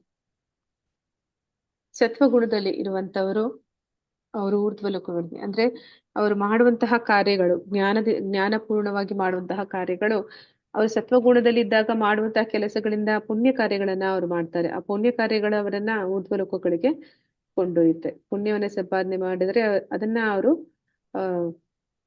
ಅನುಭವಿಸ್ಲಿಕ್ಕೆ ಅವರು ಸ್ವರ್ಗ ಲೋಕಗಳಿಗೆ ಹೋಗ್ತಾರೆ. ಮತ್ತೆ ಈ ರಜೋಗುಣದಲ್ಲಿ ಯಾರಿದ್ದಾರೆ ಅವರು ಇನ್ನಷ್ಟು ಮತ್ತಷ್ಟು ಆಸೆ ಅನ್ನುವಂತಹ ಒಂದು ಭ್ರಮೆಯಲ್ಲಿ ಮತ್ತೆ ಈ ಭೂಮಿ ಮೇಲೆನೆ ಹುಟ್ಟುತ್ತಾ ಇರ್ತಾರೆ. ಯಾರು ಅಸಹ್ಯಕರವಾದ ತಮೋ ಗುಣದಲ್ಲಿದ್ದಾರೆ ಅವರು ನರಕ ಲೋಕಗಳಿಗೆ ಹೋಗಿ ಅವರು ಮಾಡಿದಂತಹ ತಪ್ಪಿಗೆ ಶಿಕ್ಷೆಯನ್ನ ಅನುಭವಿಸ್ತಾರೆ. ನಾವು ನೋಡಿದ್ವಿ ಇದಕ್ ಮೊದ್ಲು, ಅಂದ್ರೆ ಈ ದೇಹ ಅನ್ನುವಂಥದ್ದು ಕೂಡ ಭಗವಂತನ ಕೊಡುಗೆ, ಭಗವಂತ ಮತ್ತೆ ಪ್ರಕೃತಿಯ ಕೊಡುಗೆ. ಹೀಗೆ ನಾವು ಏನು ನಮ್ದು ಅಂತ ಅನ್ಕೊಳ್ತಾ ಇದೀವಿ ಅದೆಲ್ಲವೂ ಕೂಡ ಭಗವಂತನಿಗೆ ಸೇರಿದ್ದು. ನಾನು ಏನಂತ ಇದ್ದೀನಿ, ಅದು ಕೂಡ ಆ ದೇಹ ಅನ್ನುವಂಥದ್ದು ಕೂಡ ಆ ಪ್ರಕೃತಿಯ ಕೊಡುಗೆ ಆಗಿದೆ. ಎಲ್ಲವೂ ಕೂಡ ಅಂದ್ರೆ ನಾವು ಕೂಡ ಭಗವಂತನ ವಿಭಿನ್ನ ಅಂಶ, ಭಗವಂತನಿಂದಲೇ ಬಂದಿರುವಂತದ್ದು. ಭಗವಂತ ನಮಗೆ ಒಂದು ಅವಕಾಶವನ್ನ ಕೊಡ್ತಾ ಇದ್ದಾನೆ, ನಮ್ಮ ಒಂದು ಆಸೆಯನ್ನ ಈಡೇರಿಸ್ಕೊಳ್ಳೋದಕ್ಕೆ ಒಂದು ಅವಕಾಶವನ್ನ ಕೊಡ್ತಾ ಇದ್ದಾನೆ. ಅದನ್ನ ಸದುಪಯೋಗ ಪಡಿಸ್ಕೊಂಡಿರ ನಾವು ದುರ್ಬಳಕೆ ಮಾಡಿದ್ವಿ ಅಂತಂದ್ರೆ ಅದಕ್ಕೆ ಶಿಕ್ಷೆಯನ್ನು ಕೂಡ ಅನುಭವಿಸ್ಬೇಕಾಗುತ್ತೆ. ಭಾವಾರ್ಥ ಪ್ರಭುಪಾದರಿಗೆ ಜಯವಾಗಲಿ. ಈ ಶ್ಲೋಕದಲ್ಲಿ ಗುಣತ್ರಯಗಳಲ್ಲಿನ ಕರ್ಮಗಳ ಫಲಗಳನ್ನು ಇನ್ನೂ ಸ್ಪಷ್ಟವಾಗಿ ನಿರೂಪಿಸಿದೆ. ಸ್ವರ್ಗಲೋಕಗಳೆಲ್ಲ ಸೇರಿ ಊರ್ಧ್ವಲೋಕ ಮಂಡಲ ಹೊಂದಿದೆ. ಅಲ್ಲಿ ಎಲ್ಲರೂ ಉನ್ನತ ಸ್ಥಾನದಲ್ಲಿ ಇರುತ್ತಾರೆ. ಸತ್ವಗುಣವನ್ನು ಬೆಳೆಸಿಕೊಂಡಿರುವ ಪ್ರಮಾಣಕ್ಕೆ ಅನುಗುಣವಾಗಿ ಜೀವಿಯನ್ನು ಈ ಮಂಡಲಕ್ಕೆ ವರ್ಗಾಯಿಸಲಾಗುವುದು. ಅತ್ಯಂತ ಉನ್ನತ ಲೋಕವೆಂದರೆ ಸತ್ಯಲೋಕ ಅಥವಾ ಬ್ರಹ್ಮಲೋಕ. ಈ ವಿಶ್ವದ ಅತ್ಯಂತ ಮುಖ್ಯ ವ್ಯಕ್ತಿಯಾದ ಬ್ರಹ್ಮನು ಇಲ್ಲಿ ವಾಸಿಸುತ್ತಾನೆ. ಬ್ರಹ್ಮಲೋಕದಲ್ಲಿನ ಜೀವನದ ಅಚ್ಚರಿಗೊಳಿಸುವ ಸ್ಥಿತಿಯನ್ನು ಲೆಕ್ಕ ಹಾಕುವುದಕ್ಕೆ ನಮಗೆ ಸಾಧ್ಯವಿಲ್ಲ ಎಂದು ಆಗಲೇ ನೋಡಿದ್ದೇವೆ. ಆದರೆ ಬದುಕಿನ ಅತ್ಯುನ್ನತ ಸ್ಥಿತಿಯಾದ ಸತ್ವಗುಣವು ನಮ್ಮನ್ನು ಇಲ್ಲಿಗೆ ತರಬಲ್ಲದು. ಅಂದ್ರೆ ಬ್ರಹ್ಮನ ಒಂದು ಜೀವಿತಾವಧಿ ನಾವು ನೋಡ್ತೀವಿ. ಅಂದ್ರೆ ಬ್ರಹ್ಮನ ಲೋಕದಲ್ಲಿ ಬ್ರಹ್ಮ ಅವನಿದ್ದಾನೆ, ಅಲ್ಲಿರುವಂತಹ ಒಂದು ಯಾರು ಜೀವಿಗಳಿದ್ದಾರೆ ಅವರು ಕೂಡ ಅವನ ಹಾಗೆ ಅಲ್ಲಿ ಕೂಡ ಜನ್ಮ ಮೃತ್ಯು ಜರಾ ವ್ಯಾಧಿ ಅನ್ನುವಂಥದ್ದು ಇರುತ್ತೆ, ಅಲ್ಲಿ ಕೂಡ ಆಯಸ್ಸು ಅನ್ನುವಂಥದ್ದು ಇರುತ್ತೆ. ಈ ಒಂದು ಊರ್ಧ್ವ ಲೋಕಗಳಲ್ಲಿ 10,000 ವರ್ಷ ಬದುಕ್ತಾರೆ ಅಂತ ಹೇಳ್ತಾರೆ. ಅಂದ್ರೆ ಭೂಮಿ ಮೇಲೆ 100 ವರ್ಷ ಅಂದ್ರೆ ಅಲ್ಲಿ 10,000 ವರ್ಷ ಬದುಕ್ತಾರೆ. ಅಂದ್ರೆ ಅವರ ಆಯಸ್ಸು ನಾವು ಲೆಕ್ಕಾಚಾರ ಮಾಡ್ಲಿಕ್ಕೆ ಆಗುದಿಲ್ಲ. ಬ್ರಹ್ಮನ ಆಯಸ್ಸು ಅಂತೂ ನಾವು ಊಹಿಸೋದಕ್ಕೂ ಸಾಧ್ಯ ಇಲ್ಲ. ಅವನ ಒಂದು ಕ್ಷಣ ಮಾತ್ರ ನಮಗೆ 1,00,000 ವರ್ಷ ಅಂತಂದ್ರೆ ಅವನು ಅಷ್ಟು ದೀರ್ಘಕಾಲ ಬದುಕ್ತಾರೆ. ಮತ್ತೆ ಅಲ್ಲಿ ಅವರು ಇಲ್ಲಿಗಿಂತ ಹೆಚ್ಚು ಸುಖವನ್ನ ಅನುಭವಿಸ್ತಾರೆ. ಅಂದ್ರೆ ಅವರ ಒಂದು ಇಂದ್ರಿಯಗಳು ಇಲ್ಲಿಗಿಂತ ಹೆಚ್ಚು ಪ್ರಬಲವಾಗಿರುತ್ತೆ ಅಂತ ಹೇಳ್ತಾರೆ. ಅಂದ್ರೆ ನಮಗೆ ಇಲ್ಲಿ ಒಂದು ಅತ್ತೆ ಜಾಮೂನ್ ತಿನ್ನೋಷ್ಟರಲ್ಲಿ ಒಂದು ಏನಂತ ಹೇಳ್ತೀವಿ, ಸಾಕಾಯ್ತು ಅಂತ ಅನಿಸ್ಬೋದು. ಅಲ್ಲಿ ನಾವು ಎಷ್ಟು ತಿಂದ್ರು ಕೂಡ ನಮ್ಗೆ ಆ ತಿನ್ನುವಷ್ಟು ಒಂದು ಸಾಮರ್ಥ್ಯ ಇರುತ್ತೆ ಅಂತ ಹೇಳ್ತಾರೆ. ಹಾಗೆ ಸುಖ ಅನ್ನುವಂಥದ್ದು ಈ ಊರ್ಧ್ವ ಲೋಕಗಳಲ್ಲಿ ಅದು ಹೆಚ್ಚಾಗಿ ಇರುವಂತದ್ದು. ರಜೋಗುಣದಲ್ಲಿ ಬೆರಿಕೆ ಇರುತ್ತದೆ. ಇದು ಸತ್ವಗುಣ ಮತ್ತೆ ತಮೋ ಗುಣಗಳಿಗೆ ಮಧ್ಯದಲ್ಲಿದೆ. ಮನುಷ್ಯನು ಸದಾ ಪರಿಶುದ್ಧನಾಗಿರುವುದಿಲ್ಲ. ಸಂಪೂರ್ಣವಾಗಿ ರಜೋಗುಣದಲ್ಲಿಯೇ ಇದ್ದರೂ ಆತ ರಾಜನಾಗಿ ಅಥವಾ ಶ್ರೀಮಂತನಾಗಿ ಭೂಮಿಯ ಮೇಲೆ ಇರುತ್ತಾನೆ. ಆದರೆ ಬೆರಕೆಯೂ ಇರುವುದರಿಂದ ಆತ ಕೆಳಕ್ಕೆ ಹೋಗಿ ಬಿಡಬಹುದು. ರಜೋಗುಣ ಅಥವಾ ತಮೋಗುಣದಲ್ಲಿರುವ ಈ ಭೂಲೋಕದ ಜನರು ಯಂತ್ರದಲ್ಲಿ ಕುಳಿತು ಬಲಪ್ರಯೋಗದಿಂದ ಮೇಲಿನ ಲೋಕಗಳನ್ನು ಪ್ರವೇಶಿಸಲಾರರು. ರಜೋಗುಣದ ಮನುಷ್ಯನು ಮುಂದಿನ ಜನ್ಮದಲ್ಲಿ ಹುಚ್ಚನಾಗುವ ಸಾಧ್ಯತೆಯೂ ಇದೆ. ಅಂದ್ರೆ ಈ ರಜೋಗುಣ ಅನ್ನುವಂಥದ್ದು ಸತ್ವಗುಣ ಮತ್ತೆ ತಮೋಗುಣಗಳ ಮಧ್ಯದಲ್ಲಿ ಬರ್ತಾ ಇದೆ.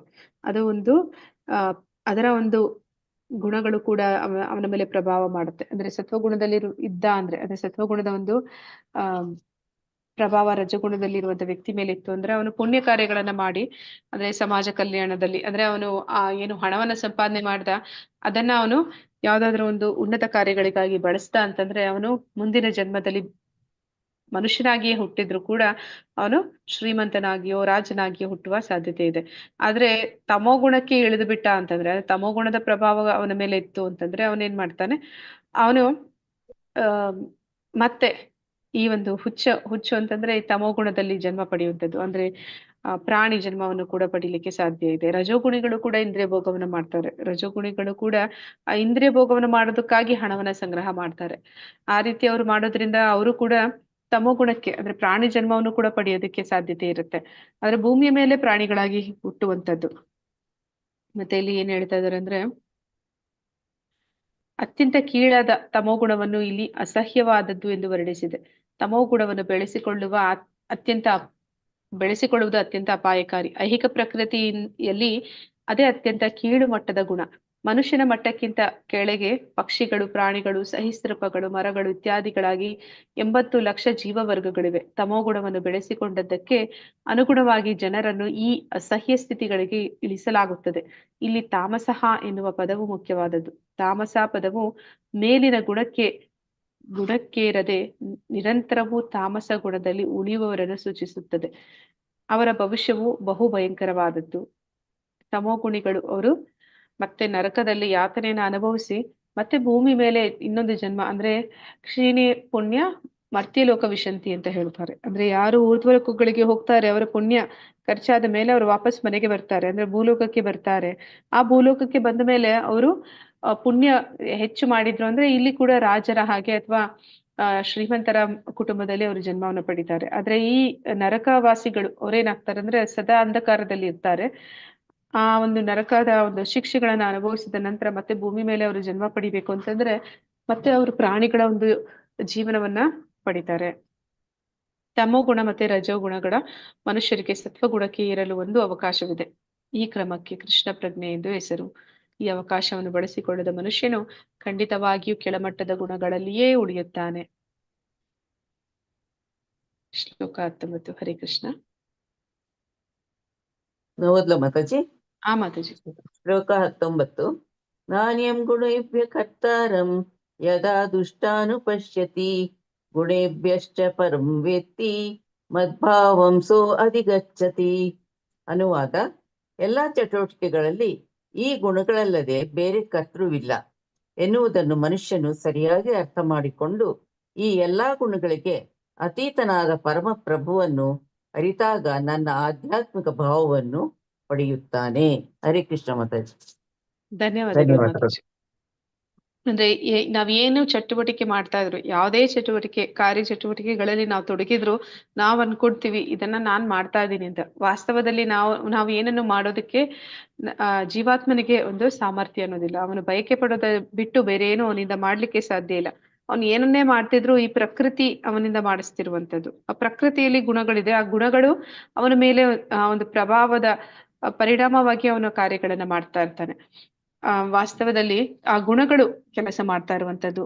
ಅದನ್ನ ಅರ್ಥ ಮಾಡಿಕೊಳ್ಳುವುದಕ್ಕೆ ಯಾವಾಗ ತಿಳ್ಕೊಂತಾನೆ ಆಗ ಅವನು ಭಗವಂತನಿಗೆ ಶರಣಾಗತಿಯನ್ನ ಹೊಂದಿದಾಗ ಆಧ್ಯಾತ್ಮಿಕ ಭಾವ ಅಂದ್ರೆ ಅವನು ಕೂಡ ಶುದ್ಧ ಸತ್ವಕ್ಕೆ ಬರೋದಕ್ಕೆ ಸಾಧ್ಯ ಆಗುತ್ತೆ. ಅಂದ್ರೆ ಈ ಒಂದು ತ್ರಿಗುಣಗಳನ್ನ ಮೀರಿ ನಿಲ್ಲೋದಕ್ಕೆ ಸಾಧ್ಯ ಆಗುತ್ತೆ. ಭಾವಾರ್ಥ ಪ್ರಭುಪಾದನಿಂದ ಪ್ರಭುಪಾದರಿಗೆ ಜಯವಾಗಲಿ. ಯೋಗ್ಯ ಚೇತನದಿಂದ ಐಹಿಕ ಪ್ರಕೃತಿಯ ಗುಣಗಳ ವಿಷಯ ತಿಳಿದುಕೊಳ್ಳುವುದರಿಂದಲೇ ಮನುಷ್ಯನು ಅವುಗಳ ವ್ಯಾಪಾರಗಳನ್ನು ಮೀರಲು ಸಾಧ್ಯ. ನಿಜವಾದ ಗುರು ಕೃಷ್ಣ ಅವನನ್ನು ಅರ್ಜುನನಿಗೆ ಆಧ್ಯಾತ್ಮಿಕ ಜ್ಞಾನವನ್ನು ನೀಡುತ್ತಿದ್ದಾರೆ. ಹಾಗೆಯೇ ಗುಣಗಳಿಗೆ ಅನುಗುಣವಾಗಿ ಕರ್ಮಶಾಸ್ತ್ರವನ್ನು ಕಲಿಯಬೇಕಾದದ್ದು ಸಂಪೂರ್ಣವಾಗಿ ಕೃಷ್ಣ ಪ್ರಜ್ಞೆಯಲ್ಲಿ ಇರುವವರಿಂದ. ಇಲ್ಲವಾದರೆ ಮನುಷ್ಯನ ಜೀವನವು ತಪ್ಪುದಾರಿಯನ್ನು ಹಿಡಿಯುತ್ತದೆ. ತನ್ನ ಆಧ್ಯಾತ್ಮಿಕ ಸ್ಥಿತಿ, ತನ್ನ ಐಹಿಕ ದೇಹ, ತನ್ನ ಇಂದ್ರಿಯಗಳು, ತಾನು ಹೇಗೆ ಸಿಕ್ಕಿದ್ದೇನೆ, ಹೇಗೆ ಗುಣಗಳ ಪ್ರಭಾವದಲ್ಲಿದ್ದೇನೆ, ಇವೆಲ್ಲವನ್ನು ಯೋಗ್ಯ ಗುರುವಿನ ಉಪದೇಶದಿಂದ ಜೀವಿಯು ತಿಳಿದುಕೊಳ್ಳಬಹುದು. ಈ ಗುಣಗಳ ಹಿಡಿತಕ್ಕೆ ಸಿಕ್ಕಿ ಆತನು ನಿಸ್ಸಹಾಯಕನಾಗುತ್ತಾನೆ. ಆದರೆ ತನ್ನ ವಾಸ್ತವ ಸ್ಥಿತಿಯನ್ನು ಕಾಣಲು ಆತನಿಗೆ ಸಾಧ್ಯವಾದಾಗ ಆತನು ಆಧ್ಯಾತ್ಮಿಕ ಬದುಕಿನ ಅವಕಾಶವಿರುವ ದಿವ್ಯ ನೆಲೆಗೆ ಸೇರಬಹುದು. ವಾಸ್ತವವಾಗಿ ವಿವಿಧ ಕರ್ಮಗಳ ಕರ್ತೃ ಜೀವಿ ಅಲ್ಲವೇ ಅಲ್ಲ. ಐಹಿಕ ಪ್ರಕೃತಿಯ ಒಂದು ವಿಶಿಷ್ಟ ಗುಣವು ನಡೆಸಿದ ಒಂದು ನಿರ್ದಿಷ್ಟ ಬಗೆಯ ದೇಹದಲ್ಲಿ ಇರುವುದರಿಂದ ಅವನು ಕರ್ಮ ಮಾಡಲೇಬೇಕಾಗುತ್ತದೆ. ಆಧ್ಯಾತ್ಮಿಕ ಅಧಿಕಾರದ ನೆರವಿಲ್ಲದಿದ್ದರೆ ಮನುಷ್ಯನು ತಾನು ವಾಸ್ತವವಾಗಿ ಯಾವ ಸ್ಥಿತಿಯಲ್ಲಿ ಇದ್ದೇನೆ ಎಂದು ತಿಳಿಯಲಾರ. ಸದ್ಗುರುವಿನ ಸಹವಾಸದಲ್ಲಿ ಆತನು ತನ್ನ ನಿಜವಾದ ಸ್ಥಿತಿಯನ್ನು ಕಾಣಬಲ್ಲ. ಈ ತಿಳುವಳಿಕೆಯನ್ನು ಆತನು ಕೃಷ್ಣ ಪ್ರಜ್ಞೆಯಲ್ಲಿ ದೃಢನಾಗುವುದು ಸಾಧ್ಯವಾಗುತ್ತದೆ. ಕೃಷ್ಣ ಪ್ರಜ್ಞೆಯಲ್ಲಿ ಇರುವವನು ಐಹಿಕ ಪ್ರಕೃತಿಯ ಗುಣಗಳ ಪ್ರಭಾವಕ್ಕೆ ಸಿಕ್ಕಿಕೊಳ್ಳುವುದಿಲ್ಲ. ಕೃಷ್ಣನಿಗೆ ಶರಣಾದವನು ಐಹಿಕ ಪ್ರಕೃತಿಯ ವ್ಯಾಪಾರಗಳಿಂದ ಮುಕ್ತನಾಗುತ್ತಾನೆ ಎಂದು 7ನೇ ಅಧ್ಯಾಯದಲ್ಲಿ ಆಗಲೇ ಹೇಳಿದೆ. ಸಂಗತಿಗಳನ್ನು ವಾಸ್ತವವಾಗಿ ಕಾಣಬಲ್ಲವನ ಮೇಲೆ ಐಹಿಕ ಪ್ರಕೃತಿಯ ಪ್ರಭಾವವು ಕ್ರಮೇಣ ನಿಂತು ಹೋಗುತ್ತದೆ. ಅಂದ್ರೆ ಈ ಒಂದು ಗುಣಗಳು ವಾಸ್ತವದಲ್ಲಿ ವ್ಯಕ್ತಿಯನ್ನ, ಜೀವಾತ್ಮನನ್ನ ಆ ಒಂದು ಪ್ರಭಾವದ ಅವುಗಳ ಪ್ರಭಾವ ಯಾವ ರೀತಿ ಇರುತ್ತೆ ಅಂದ್ರೆ, ಆಯಾ ಗುಣದ ಪ್ರಭಾವ ಹೆಚ್ಚಿದಾಗ ಆ ಗುಣಕ್ಕೆ ತಕ್ಕ ಹಾಗೆ ಅವನು ವರ್ತಿಸೋದಕ್ಕೆ ಪ್ರಾರಂಭ ಮಾಡ್ತಾನೆ.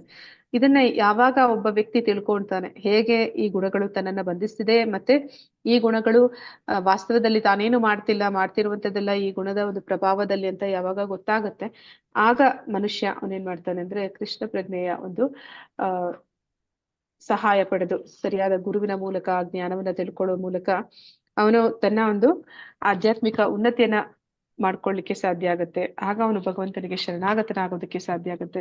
ಯಾರು ಭಗವಂತನಿಗೆ ಶರಣಾಗತಿಯನ್ನು ಹೊಂದುತ್ತಾರೆ ಆ ಒಂದು ಪ್ರಕೃತಿ ಕೂಡ ಭಗವಂತನ ಅಧೀನದಲ್ಲಿದೆ. ಮತ್ತೆ ಆ ಪ್ರಕೃತಿಯ ಒಂದು ಪ್ರಭಾವ ಅದು ಕ್ರಮೇಣ ಕಡಿಮೆ ಆಗಿ ಆ ಒಬ್ಬ ವ್ಯಕ್ತಿ ಅಂದ್ರೆ ಆ ಭಕ್ತ ಆ ಶುದ್ಧ ಸತ್ವಕ್ಕೆ ಅಂದ್ರೆ ಆ 3 ಗುಣಗಳನ್ನ ಮೀರಿ ಅವನು ಶುದ್ಧ ಸತ್ವಕ್ಕೆ ಬರ್ಲಿಕ್ಕೆ ಸಾಧ್ಯ ಆಗುತ್ತೆ. ಶ್ಲೋಕ 20. ಹರೇ ಕೃಷ್ಣ. ಮಾತಾಜಿ. ಹರೇ ಕೃಷ್ಣ. ಗುಣೇನೇತಾನ್ ತೀರ್ಥತ್ರೀನ್ ದೇಹಿ ದೇಹ ಸಮುದ್ಭವಾನ್ ಜನ್ಮ ಮೃತ್ಯು ಜರಾ ದುಃಖೈ ವಿಮುಕ್ತೋಂ ಅಮೃತಮಶ್ನುತೆ.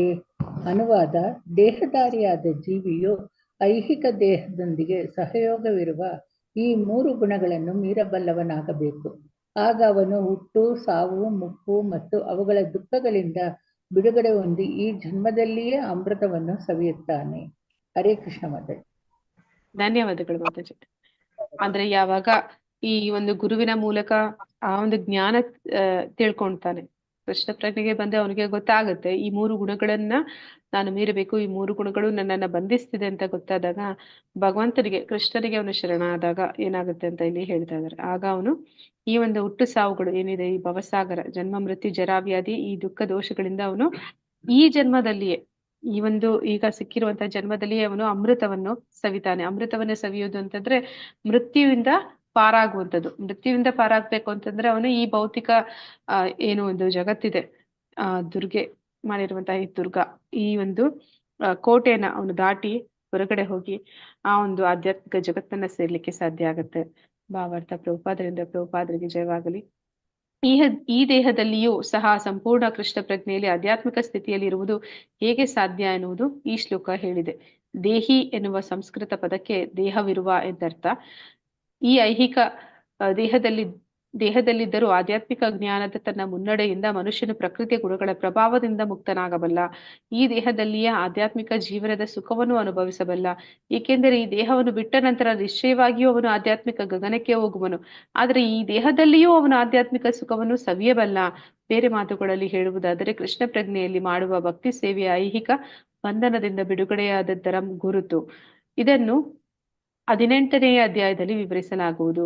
ಐಹಿಕ ಪ್ರಕೃತಿಯ ಗುಣಗಳ ಪ್ರಭಾವದಿಂದ ಬಿಡುಗಡೆಯಾದಾಗ ಮನುಷ್ಯನು ಭಕ್ತಿ ಸೇವೆಯನ್ನು ಪ್ರವೇಶಿಸುತ್ತಾನೆ. ಅಂದ್ರೆ ಅವನು ಆ ಅಮೃತತ್ವವನ್ನ ಸವಿಲಿಕ್ಕೆ ಈ ಒಂದು ಜನ್ಮವನ್ನ ಕಳೆದ ನಂತರ ಅವನು ಅಮೃತವನ್ನ ಸವಿಬೇಕು ಅಂತ ಏನಿಲ್ಲ. ಅವನು ಈ ಒಂದು ದೇಹದಲ್ಲಿ ಅಂದ್ರೆ ಈ ಒಂದು ಭೌತಿಕ ಪ್ರಕೃತಿಯಿಂದ ಆದಂತಹ ಪಂಚಭೂತಗಳಿಂದ ಆದಂತಹ ದೇಹದಲ್ಲಿ ಇದ್ದಾಗಲೇ ಕೂಡ ಭಕ್ತಿ ಕಾರ್ಯದಲ್ಲಿ ಯಾರು ಭಕ್ತ ತೊಡಗಿದ್ದಾನೆ ಅವನು ಈ ತ್ರಿಗುಣಗಳನ್ನ ಮೀರಿದ್ದಾನೆ ಅಂತ ಹೇಳ್ತಾ ಇದ್ದಾನೆ. ಅವನು ಇಲ್ಲಿ ಈ ದೇಹದಲ್ಲಿ ಈ ಜನ್ಮದಲ್ಲಿಯೇ ಅವನು ಆ ಸುಖವನ್ನ ಅನುಭವಿಸ್ತಾನೆ. ಅಂದ್ರೆ ಒಂದು ಯಾವಾಗ ಅವನಿಗೆ ಗೊತ್ತಾಗುತ್ತೆ ಈ ಪ್ರಕೃತಿಯ ಗುಣಗಳ ಪ್ರಭಾವ ನನ್ನ ಮೇಲೆ ಪರಿಣಾಮ ಬೀರ್ತಾ ಇದೆ ಅಂತಂದಾಗ ಅವನು ಅದರಿಂದ ದೂರ ನಿಂತು ನೋಡ್ತಾನೆ. ಅಂದ್ರೆ ನಾನು ಈ ದೇಹ ಅಲ್ಲ, ನಾನು ಆತ್ಮ, ನಾನು ಭಗವಂತನ ವಿಭಿನ್ನಾಂಶ, ನನ್ನ ಒಂದು ಸ್ವರೂಪ ಭಗವಂತನ ಸೇವೆಯಲ್ಲಿ ತೊಡಗುವಂಥದ್ದು. ಯಾವಾಗ ಅವನು ಅವನ ಒಂದು ಸ್ವಭಾವಕ್ಕೆ ತಿರುಗ್ತಾನೆ ಆಗ ಅವನು ಈ ಒಂದು ಪ್ರಕೃತಿಯ ಗುಣಗಳು ಅವನ ಮೇಲೆ ಯಾವುದೇ ರೀತಿ ಪರಿಣಾಮವನ್ನ ಬೀರೋದಿಲ್ಲ. ಆಗ ಅವನು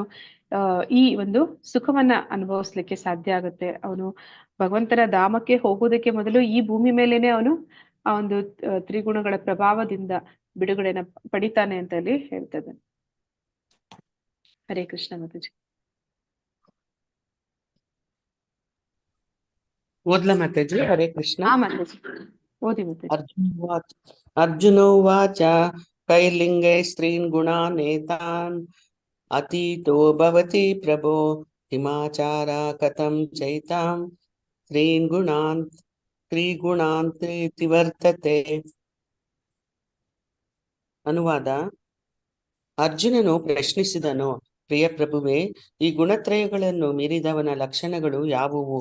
ಆತನು ಹೇಗೆ ನಡೆದುಕೊಳ್ಳುತ್ತಾನೆ? ಅವನು ಹೇಗೆ ಪ್ರಕೃತಿ ಗುಣಗಳನ್ನು ಮೀರುತ್ತಾನೆ? ಧನ್ಯವಾದಗಳು ಮಾತಾಜಿ. ಹರೇ ಕೃಷ್ಣ. ಈಗ ಅರ್ಜುನ ಪ್ರಶ್ನೆ ಮಾಡ್ತಾ ಇದ್ದಾನೆ, ಯಾರು ಈ ಗುಣಗಳನ್ನ ಮೀರ್ಲಿಕ್ಕೆ ಸಾಧ್ಯ? ಅಂದ್ರೆ ಭಗವಂತ ಹೇಳ್ದ, ಯಾರು ತನ್ನನ್ನ ತಾನು ತಿಳ್ಕೊಳ್ತಾನೆ ಅವನು ಈ ಗುಣಗಳನ್ನ ಮೀರ್ತಾನೆ ಭಗವಂತನಿಗೆ ಶರಣಾಗತಿ ಹೊಂದುವ ಮೂಲಕ ಅಂತ. ಅದಕ್ಕೆ ಭಗವಂತನನ್ನ ಪ್ರಶ್ನೆ ಮಾಡ್ತಾ ಇದ್ದಾನೆ, ಅರ್ಜುನ ಕೇಳ್ತಾ ಇದ್ದಾನೆ. ಆ ಒಂದು ಗುಣಗಳನ್ನ ಮೀರಿದವನ ಲಕ್ಷಣ ಅವನು ಯಾವ ರೀತಿ ಇರ್ತಾನೆ, ಮತ್ತೆ ಅವನು ಹೇಗೆ ನಡ್ಕೊಳ್ತಾನೆ, ಮತ್ತೆ ಅವನ ಗುಣಗಳು ಹೇಗೆ ಮೀರ್ತಾನೆ ಅನ್ನೋದನ್ನ ಇಲ್ಲಿ ಕೇಳ್ತಾ ಇದ್ದಾನೆ. ಭಾವಾರ್ಥ ಪ್ರಭುಪಾದರಿಗೆ ಜಯವಾಗಲಿ. ಇಲ್ಲಿ ಈ ಶ್ಲೋಕ ಅದು ತುಂಬಾ ಯುಕ್ತವಾಗಿದೆ ಅಂತ ಹೇಳ್ತಾ ಇದ್ದಾರೆ. ಆಗಲೇ ಐಹಿಕ ಗುಣಗಳನ್ನು ಮೀರಿದ ಮನುಷ್ಯನ ಲಕ್ಷಣಗಳು ಅವನು ತಿಳಿದುಕೊಳ್ಳಲು ಬಯಸುತ್ತಾನೆ. ಇಂತಹ ದಿವ್ಯ ಮನುಷ್ಯನ ಲಕ್ಷಣಗಳೇನು ಎಂದು ಮೊದಲು ಪ್ರಶ್ನಿಸುತ್ತಾನೆ. ಆತನು ಆಗಲೇ ಐಹಿಕ ಪ್ರಕೃತಿಯ ಗುಣಗಳ ಪ್ರಭಾವವನ್ನು ಮೀರಿದ್ದಾನೆ ಎಂದು ಅರ್ಥ ಮಾಡಿಕೊಳ್ಳುವುದು ಹೇಗೆ? ಅವನು ಹೇಗೆ ಬದುಕುತ್ತಾನೆ ಮತ್ತು ಅವನ ಚಟುವಟಿಕೆಗಳು ಯಾವುವು ಎನ್ನುವುದು ಎರಡನೇ ಪ್ರಶ್ನೆ. ಅವು ನಿಯಂತ್ರಿತವೇ ಅಥವಾ ಅನಿಯಂತ್ರಿತವೇ? ಅನಂತರ ಅರ್ಜುನನು ದಿವ್ಯ ಸ್ವಭಾವವನ್ನು ಪಡೆದುಕೊಳ್ಳುವ ಮಾರ್ಗವೇನು ಎಂದು ಕೇಳುತ್ತಾನೆ. ಅದು ಬಹಳ ಮುಖ್ಯವಾದದ್ದು. ಯಾವಾಗಲೂ ಆಧ್ಯಾತ್ಮಿಕವಾಗಿ ನೆಲೆಸಿರಲು ನೇರವಾದ ಮಾರ್ಗ ತಿಳಿಯದಿದ್ದರೆ ಅದರ ಲಕ್ಷಣಗಳನ್ನು ತೋರುವ ಸಾಧ್ಯತೆ ಇಲ್ಲ. ಆದುದರಿಂದ ಅರ್ಜುನನು ಕೇಳಿದ ಈ ಎಲ್ಲ ಪ್ರಶ್ನೆಗಳು ಮುಖ್ಯವಾದದ್ದು. ಪ್ರಭು ಅವುಗಳಿಗೆ ಉತ್ತರ ಹೇಳುತ್ತಾನೆ. ಅಂದ್ರೆ ಈ ಒಂದು ಸರಿಯಾದ ಪ್ರಶ್ನೆಯನ್ನ ಅರ್ಜುನ ಕೇಳ್ತಾ ಇದ್ದಾನೆ.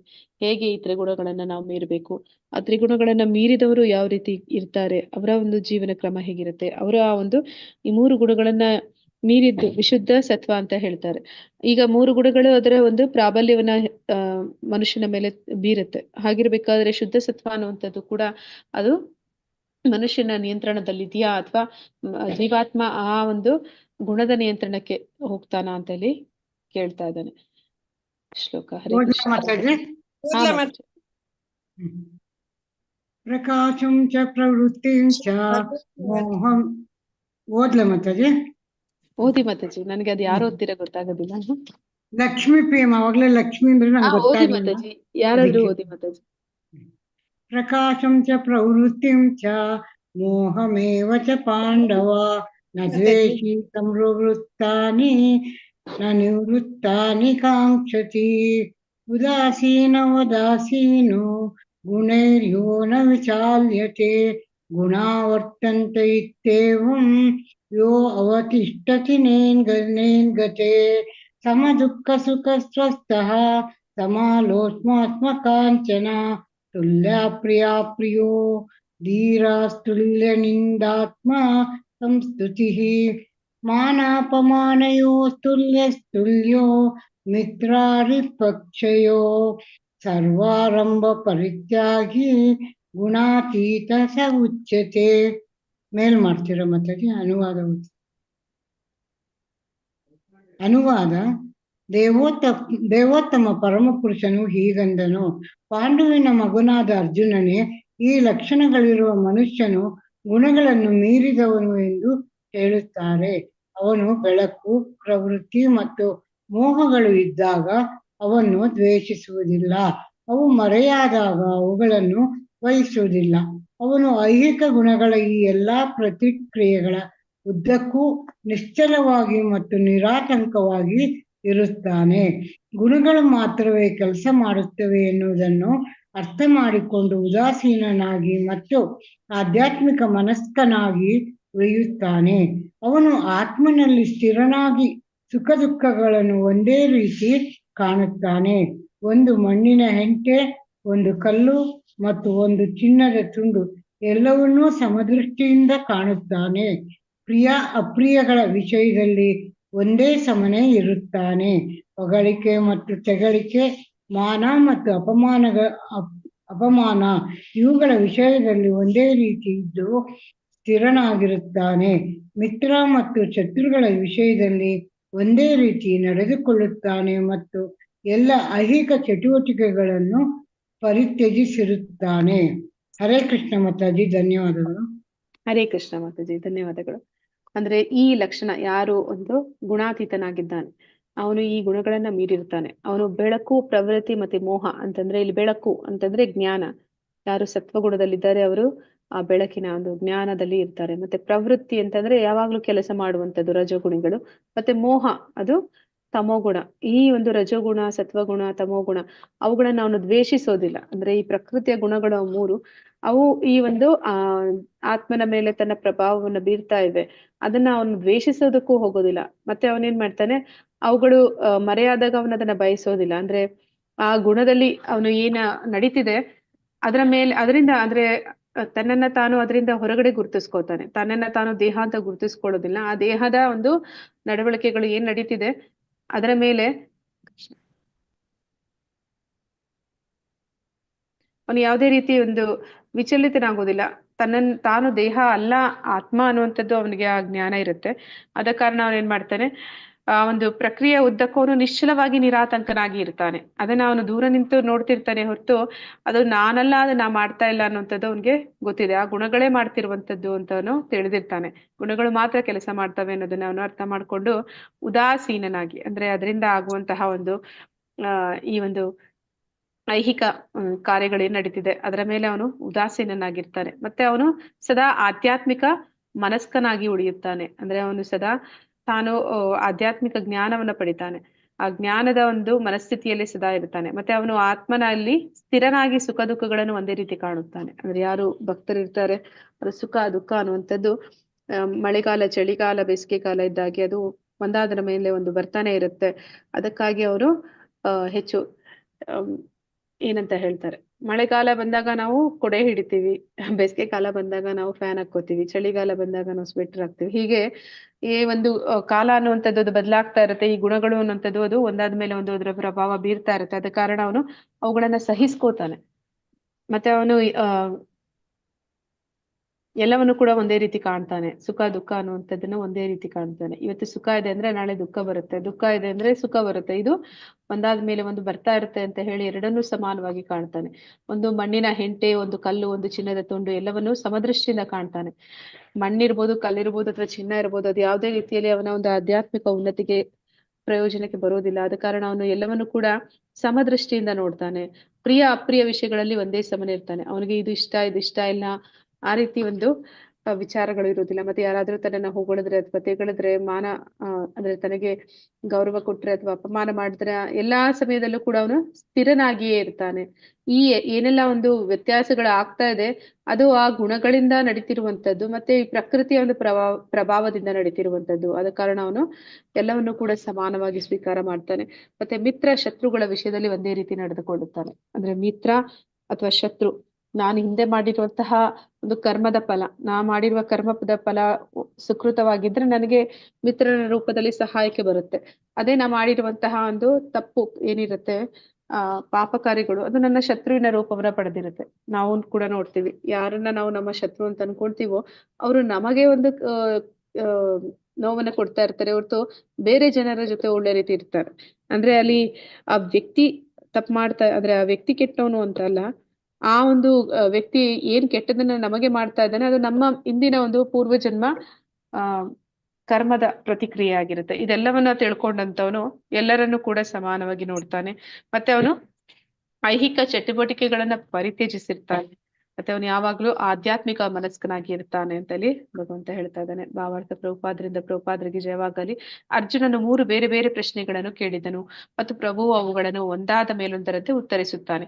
ಆಧ್ಯಾತ್ಮಿಕ ನೆಲೆಯಲ್ಲಿ ಇರುವವನಿಗೆ ಅಸೂಯೆ ಇಲ್ಲ, ಅವನು ಏನನ್ನು ಬಯಸುವುದಿಲ್ಲ ಎಂದು ಕೃಷ್ಣನು ಮೊದಲು ಸೂಚಿಸುತ್ತಾನೆ. ಅಂದ್ರೆ ಯಾರು ಆಧ್ಯಾತ್ಮಿಕ ಮನಸ್ಥಿತಿಯಲ್ಲಿದ್ದಾನೆ ಅವನು ಏನೂ ಇಷ್ಟನೂ ಪಡೋದಿಲ್ಲ, ಯಾವುದನ್ನು ದ್ವೇಷನೂ ಪಡೋದಿಲ್ಲ. ಮತ್ತೆ ಅವನು ಐಹಿಕ ದೇಹವನ್ನು ಧರಿಸಿದ ಜೀವಿಯು ಈ ಐಹಿಕ ಜಗತ್ತಿನಲ್ಲಿ ಇರುವಾಗ ಅವನು ಐಹಿಕ ಪ್ರಕೃತಿಯ 3 ಗುಣಗಳಲ್ಲಿ ಒಂದರ ನಿಯಂತ್ರಣದಲ್ಲಿ ಇರುತ್ತಾನೆ ಎಂದು ಅರ್ಥ ಮಾಡಿಕೊಳ್ಳಬೇಕು. ಅವನು ವಾಸ್ತವವಾಗಿ ದೇಹದಲ್ಲಿ ಹೊರಗಿದ್ದಾಗ ಐಹಿಕ ಗುಣಗಳ ಮುಷ್ಟಿಯಿಂದ ಪಾರಾಗಿದ್ದಾನೆ. ಆದರೆ ಅವನು ಐಹಿಕ ದೇಹದಿಂದ ಹೊರಗೆ ಎಷ್ಟು ಕಾಲ ಇರುವುದಿಲ್ಲವೋ ಅಷ್ಟು ಕಾಲ ತಟಸ್ಥನಾಗಿ ಇರಬೇಕು.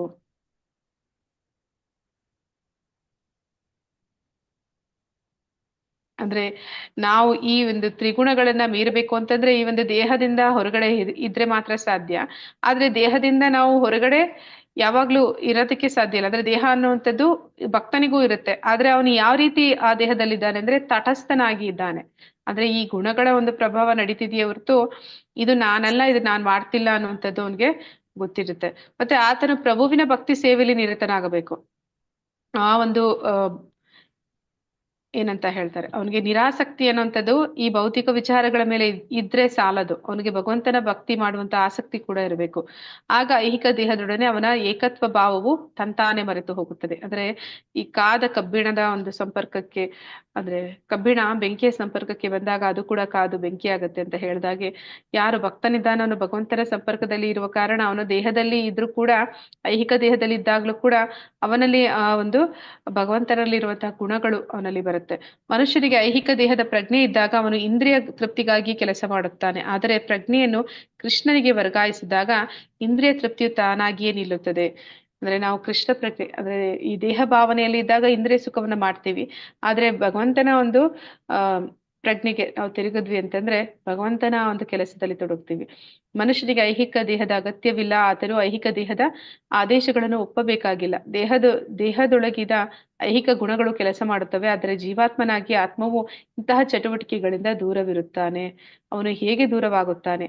ಆತನಿಗೆ ದೇಹವನ್ನು ಅನುಭವಿಸುವುದು ಬೇಡ, ಅದರಿಂದ ಹೊರಕ್ಕೆ ಹೋಗುವುದು ಬೇಡ. ಅಂದ್ರೆ ಇಲ್ಲಿ ಭಕ್ತ ಅವನು ಬಯಸ್ತಿಲ್ಲ, ಅಂದ್ರೆ ಅವನು ಈ ದೇಹವನ್ನ ಬಿಟ್ಟುಬಿಡ್ಬೇಕು ಅಂತ ಅಲ್ಲ, ದೇಹದಲ್ಲಿ ಇರುವಷ್ಟು ಕಾಲ ಅದರ ಪ್ರಭಾವ ಇದೆ ಅನ್ನುವಂಥದ್ದು ಅವನಿಗೆ ಗೊತ್ತಿದೆ. ಆದ್ರೆ ಯಾವಾಗ ಅವನ ಒಂದು ಆ ಪ್ರಜ್ಞೆ ಅನ್ನುವಂಥದ್ದನ್ನ ಭಗವಂತನ ಕಡೆಗೆ ತಿರುಗಿಸ್ತಾನೆ, ಆಗ ಅವನು ಈ ದೇಹವನ್ನು ಬಿಟ್ಟು ಹೋಗ್ಬೇಕು ಅಂತೇನಿಲ್ಲ, ಈ ದೇಹದಲ್ಲಿ ಇದ್ದುಕೊಂಡೇ ಅವನು ಆ ಒಂದು ಪ್ರಗತಿಯನ್ನ ಸಾಧಿಸ್ತಾನೆ. ಹೀಗೆ ಆಧ್ಯಾತ್ಮಿಕ ಸ್ಥಿತಿಯಲ್ಲಿದ್ದು ಭಕ್ತರು ತಾನಾಗಿಯೇ ಮುಕ್ತನಾಗುತ್ತಾನೆ. ಐಹಿಕ ಪ್ರಕೃತಿಯ ಗುಣಗಳ ಪ್ರಭಾವದಿಂದ ಸ್ವತಂತ್ರನಾಗಲು ಅವನು ಪ್ರಯತ್ನಿಸಬೇಕಾಗಿಲ್ಲ. ಅಂದ್ರೆ ಅವನು ಪ್ರಯತ್ನ ಪಡಬೇಕಿಲ್ಲ, ಬಲವಂತವಾಗಿ ಅವನು ಏನನ್ನು ಮಾಡ್ಬೇಕಾಗಿಲ್ಲ, ಸ್ವಾಭಾವಿಕವಾಗಿ ಮಾಡೋದಕ್ಕೆ ಸಾಧ್ಯ ಆಗತ್ತೆ. ಯಾವಾಗ ಅಂತಂದ್ರೆ ಅವನು ಯಾವಾಗ ತನ್ನ ನಿಜ ಸ್ವರೂಪವನ್ನ ತಿಳ್ಕೊಂಡು ಭಗವಂತನ ಸೇವೆ ಮಾಡುವಂಥದ್ದು ತನ್ನ ಸ್ವಭಾವ ಅಂತ ತಿಳ್ಕೊಂಡು ಅವನು ಯಾವಾಗ ಆ ಕಾರ್ಯದಲ್ಲಿ ಮಗ್ನನಾಗ್ತಾನೆ, ಭಗವಂತನ ಇಂದ್ರಿಯಗಳನ್ನ ತೃಪ್ತಿಪಡಿಸೋದಿಕ್ಕೆ ಅವನು ಪ್ರಯತ್ನ ಪಡ್ತಾನೆ, ಆಗಲೇ ಅವನು ಈ ಒಂದು ಪ್ರಕೃತಿಗಳ ಆ ಗುಣಗಳ ಪ್ರಭಾವದಿಂದ ಬಿಡುಗಡೆನೂ ಪಡಿತಾನೆ. ಮುಂದಿನ ಪ್ರಶ್ನೆಯು ಆಧ್ಯಾತ್ಮಿಕ ನೆಲೆಯಲ್ಲಿರುವ ಮನುಷ್ಯನ ವ್ಯಾಪಾರಗಳನ್ನು ಕುರಿತದ್ದು. ಮಾನ ಅಪಮಾನಗಳು ಅಂದ್ರೆ ಯಾವ ರೀತಿ ನಡ್ಕೊಳ್ತಾನೆ ಅನ್ನುವಂಥದ್ದು, ಅವನ ಚಟುವಟಿಕೆಗಳು ಹೇಗಿರುತ್ತೆ ಅಂತ. ಮಾನ ಅಪಮಾನಗಳೆಂದು ಜನರು ಯಾವುದನ್ನು ಕರೆಯುವರೋ ಅವುಗಳು ಐಹಿಕ ನೆಲೆಯಲ್ಲಿ ಇರುವ ಮನುಷ್ಯನ ಮೇಲೆ ಪರಿಣಾಮ ಮಾಡುತ್ತವೆ. ಆದರೆ ಆಧ್ಯಾತ್ಮಿಕ ನೆಲೆಯಲ್ಲಿ ಇರುವ ಮನುಷ್ಯನ ಮೇಲೆ ಇಂತಹ ಹುಸಿ ಮಾನ ಅಪಮಾನಗಳು ಯಾವುದೇ ಪರಿಣಾಮವನ್ನು ಮಾಡುವುದಿಲ್ಲ. ಆತನು ಕೃಷ್ಣ ಪ್ರಜ್ಞೆಯಲ್ಲಿ ತನ್ನ ಕರ್ತವ್ಯವನ್ನು ಮಾಡುತ್ತಾನೆ. ಇನ್ನೊಬ್ಬ ಮನುಷ್ಯನು ತನ್ನನ್ನು ಗೌರವಿಸುವನೇ ಅಪಮಾನ ಮಾಡುವನೇ ಎಂದು ಗಮನಿಸುವುದಿಲ್ಲ. ಕೃಷ್ಣ ಪ್ರಜ್ಞೆಯಲ್ಲಿ ತನ್ನ ಕರ್ತವ್ಯವೇನು, ತನ್ನ ಕರ್ತವ್ಯಕ್ಕೆ ಅನುಕೂಲವಾದ ಸಂಗತಿಗಳನ್ನು ಸ್ವೀಕರಿಸುತ್ತಾನೆ. ಇಲ್ಲವಾದರೆ ಯಾವುದೇ ಐಹಿಕ ವಸ್ತು, ಅದು ಕಲ್ಲಾಗಿರಲಿ ಚಿನ್ನವಾಗಿರಲಿ, ಅವನಿಗೆ ಬೇಕಾಗಿಲ್ಲ. ಕೃಷ್ಣ ಪ್ರಜ್ಞೆಯ ಆಚಾರದಲ್ಲಿ ತನಗೆ ನೆರವಾಗುವ ಪ್ರತಿಯೊಬ್ಬರನ್ನು ತನ್ನ ಮಿತ್ರನೆಂದು ಪರಿಗಣಿಸುತ್ತಾನೆ. ತನ್ನ ಶತ್ರು ಎನಿಸಿಕೊಂಡವನನ್ನು ದ್ವೇಷಿಸುವುದಿಲ್ಲ. ಅವನು ಸಮಚಿತ್ತನಾಗಿರುತ್ತಾನೆ, ಎಲ್ಲವನ್ನೂ ಒಂದೇ ಮಟ್ಟದಲ್ಲಿ ಕಾಣುತ್ತಾನೆ, ಏಕೆಂದರೆ ತನಗೂ ಐಹಿಕ ಅಸ್ತಿತ್ವಕ್ಕೂ ಸಂಬಂಧವಿಲ್ಲ ಎಂದು ಅವನಿಗೆ ಗೊತ್ತು. ಸಾಮಾಜಿಕ ಮತ್ತು ರಾಜಕೀಯ ವಿಷಯಗಳು ಅವನ ಮೇಲೆ ಪರಿಣಾಮ ಮಾಡುವುದಿಲ್ಲ, ಏಕೆಂದರೆ ಅವನಿಗೆ ಅಲ್ಪಕಾಲದ ಏಳುಬೀಳುಗಳ ಮತ್ತು ಕ್ಷೋಭೆಗಳ ಪರಿಸ್ಥಿತಿ ಗೊತ್ತು. ತನಗಾಗಿ ಏನನ್ನು ಮಾಡಲು ಅವನು ಪ್ರಯತ್ನಿಸುವುದಿಲ್ಲ. ಕೃಷ್ಣನಿಗಾಗಿ ಅವನು ಏನನ್ನು ಬೇಕಾದರೂ ಪ್ರಯತ್ನಿಸುತ್ತಾನೆ, ಆದರೆ ಸ್ವಂತಕ್ಕಾಗಿ ಯಾವ ಪ್ರಯತ್ನವನ್ನು ಮಾಡುವುದಿಲ್ಲ. ಇಂತಹ ನಡತೆಯಿಂದ ಮನುಷ್ಯನು ವಾಸ್ತವವಾಗಿ ಆಧ್ಯಾತ್ಮಿಕ ನೆಲೆಯನ್ನು ಪಡೆಯುತ್ತಾನೆ. ಅಂದ್ರೆ ಅವನಿಗೆ ಯಾರಾದ್ರೂ ಮಾನ ಅಪಮಾನ ಮಾಡ್ತಾರೆ ಅಥವಾ ಗೌರವಗಳನ್ನ ಕೊಡ್ತಾರೆ ಅಂದಾಗ ಅವನು ಅದರಿಂದ ಯಾವುದೇ ರೀತಿ ಅವನು ವಿಚಲಿತನಾಗೋದಿಲ್ಲ. ಯಾವುದನ್ನೇ ಮಾಡ್ಬೇಕು ಅಂದ್ರೂ ಕೂಡ ಅವನು ತನಗಾಗಿ ಮಾಡ್ಕೊಳ್ಳೋದಿಲ್ಲ. ಏನನ್ನೇ ಮಾಡಿದ್ರು ಕೂಡ ಭಗವಂತನಿಗೋಸ್ಕರ ಮಾಡ್ತಾನೆ. ಅಂದ್ರೆ ತನಗಾಗಿ ಯಾವುದೇ ಒಂದು ಶ್ರಮಪಟ್ಟು ಅವನು ಏನನ್ನು ಮಾಡೋದಕ್ಕೆ ಹೋಗೋದಿಲ್ಲ. ಅಂದ್ರೆ ನಾವು ಭಗವಂತನಿಗೆ ಮಾಡಿದ್ವಿ ಅಂತಂದ್ರೆ ಅಂದ್ರೆ ಮರದ ಬೇರಿಗೆ ನೀರಿರದ ಹಾಗೆ ಎಲ್ಲವೂ ಕೂಡ ಸ್ವಾಭಾವಿಕವಾಗಿ ತಂತಾನೆ ಆಗುತ್ತೆ ಅಂತ. ಹಾಗೆ ಯಾರು ಕೃಷ್ಣ ಪ್ರಜ್ಞೆಯಲ್ಲಿ ಇರ್ತಾರೆ ಭಕ್ತರು, ಅವರು ಭಗವಂತನ ಒಂದು ಕಾರ್ಯದಲ್ಲಿ ಸದಾ ಮಗ್ನರಾಗಿರ್ತಾರೆ. ಅಂದ್ರೆ ಭಗವಂತನ ಸೇವೆಯಲ್ಲಿ ಸದಾ ತೊಡಗಿರ್ತಾರೆ. ಭಗವಂತನಿಗೆ ನೈವೇದ್ಯ ಪ್ರಸಾದ ಅರ್ಪಿಸಿದ್ರೆ ಸಾಕು, ತನಗೂ ಕೂಡ ಅದು ಭಗವಂತ ನೀಡಿದ ಪ್ರಸಾದ, ಅವನ ಒಂದು ದೇಹ ಒಂದು ಪೋಷಣೆ ಮಾಡೋದಕ್ಕೆ ಅದು ಸಾಕಾಗುತ್ತೆ. ಮತ್ತೆ ಭಗವಂತನ ಸೇವೆ ಅನ್ನುವಂಥದ್ದು, ಅದಕ್ಕಾಗಿ ಶ್ರಮ ಪಡ್ತಾನೆ ಹೊರತು ತನಗಾಗಿ ಶ್ರಮ ಪಡೋದಿಲ್ಲ. ಯಾರಾದ್ರೂ ಅಗೌರವಗಳನ್ನ ಅಪಮಾನಗಳನ್ನ ಮಾಡಿದ್ರೆ ಅಥವಾ ಯಾರು ಭಕ್ತಿಯಲ್ಲಿ ತಾನು ಮುಂದುವರಿಯೋದಕ್ಕೆ ಸಹಾಯಕ್ಕೆ ಬರ್ತಾರೆ ಅವರನ್ನ ತನ್ನ ಮಿತ್ರರನ್ನಾಗಿ ಕಾಣ್ತಾನೆ. ಯಾರು ತನ್ನ ಶತ್ರು ಒಂದು ಬರ್ತಾರೆ ಅವನ ಜೀವನದಲ್ಲಿ, ಅವೆಲ್ಲವೂ ಕೂಡ ಅವನ ಹಿಂದಿನ ಜನ್ಮದ ಕರ್ಮದ ಪ್ರತಿಫಲ.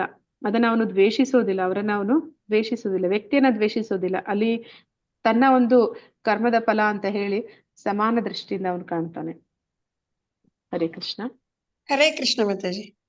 ಮಾಂ ಚ ಯೋ ವ್ಯಭಿಚಾರೇಣ ಭಕ್ತಿ ಯೋಗೇನ ಸೇವತೆ ಸಗುಣಾನ್ ಸಮತೀತೈತಾನ್ ಬ್ರಹ್ಮ ಭೂಯಾಯ ಕಲ್ಪತೆ. ಅನುವಾದ: ಎಲ್ಲಾ ಸನ್ನಿವೇಶಗಳಲ್ಲಿಯೂ ಲೋಪ ಮಾಡದೆ ಸಂಪೂರ್ಣ ಭಕ್ತಿ ಸೇವೆಯಲ್ಲಿ ನಿರತನಾದವನು ಕೂಡಲೇ ಐಹಿಕ ಪ್ರಕೃತಿ ಗುಣಗಳನ್ನು ಮೀರುತ್ತಾನೆ. ಹೀಗೆ ಬ್ರಹ್ಮನ್ ಹಂತಕ್ಕೆ ಬರುತ್ತಾನೆ. ಹರೇ ಕೃಷ್ಣ. ಧನ್ಯವಾದಗಳು ಮಾತಾಜಿ. ಅಂದ್ರೆ ಜನ್ಮ ಸಿಕ್ಕುವಂಥದ್ದೇ ಅಪರೂಪ. ಆ ಒಂದು ಜನ್ಮ ಸಿಕ್ಕಾಗ ಅವನು ಸಮಯವನ್ನೆಲ್ಲ ಪೋಲು ಮಾಡೋದಿಲ್ಲ. ಅವನೇನ್ ಮಾಡ್ತಾನೆ, ಪರಿಪೂರ್ಣ ಭಕ್ತಿ ಸೇವೆಯಲ್ಲಿ ಸದಾ ನಿರತನಾಗ್ತಾನೆ.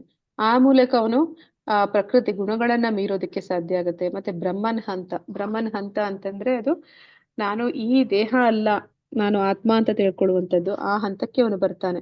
ಅಂದ್ರೆ ಯಾವಾಗ ಅವನಿಗೆ ಗೊತ್ತಾಗತ್ತೆ ಈ ಒಂದು ದೇಹ ಏನು ತಾನು ಪಡ್ಕೊಂಡಿದ್ದೀನಿ, ಅದಕ್ಕೆ ಮೂಲ ಕಾರಣ ಏನು, ಮತ್ತೆ ಅದರ ಒಂದು ಪ್ರಭಾವದಲ್ಲಿ ನಾನು ಏನಾಗ್ತಾ ಇದ್ದೀನಿ ಅನ್ನೋದು ಅವ್ನಿಗೆ ಯಾವಾಗ ಗೊತ್ತಾಗುತ್ತೆ, ಅವನು ಆ ಜ್ಞಾನದಲ್ಲಿ ಭಕ್ತನಾದವನು ತಿಳ್ಕೊಳ್ತಾನೆ ತಾನು ಒಂದು ಆತ್ಮ, ನಾನು ಒಂದು ದೇಹ ಅಲ್ಲ ಅಂತ. ಈ ಒಂದು ಉಪಾಧಿಗಳು, ಈ ದೇಹ ಭಾವನೆಯಿಂದ ಅವನು ಹೊರಗಡೆ ಬರ್ತಾನೆ. ಮತ್ತೆ ಈ ಬ್ರಹ್ಮನ್ ಹಂತ ಅನ್ನುವಂಥದ್ದು ನಾವು ನೋಡ್ತೀವಿ, 3 ರೀತಿಯ ಸಾಕ್ಷಾತ್ಕಾರಗಳಿದೆ ಅಂತ ಹರೇ ಕೃಷ್ಣ ಹೇಳ್ತೀರಾ? 3 ಹಂತಗಳಲ್ಲಿ ಸಾಕ್ಷಾತ್ಕಾರ ಅನ್ನುವಂಥದ್ದು.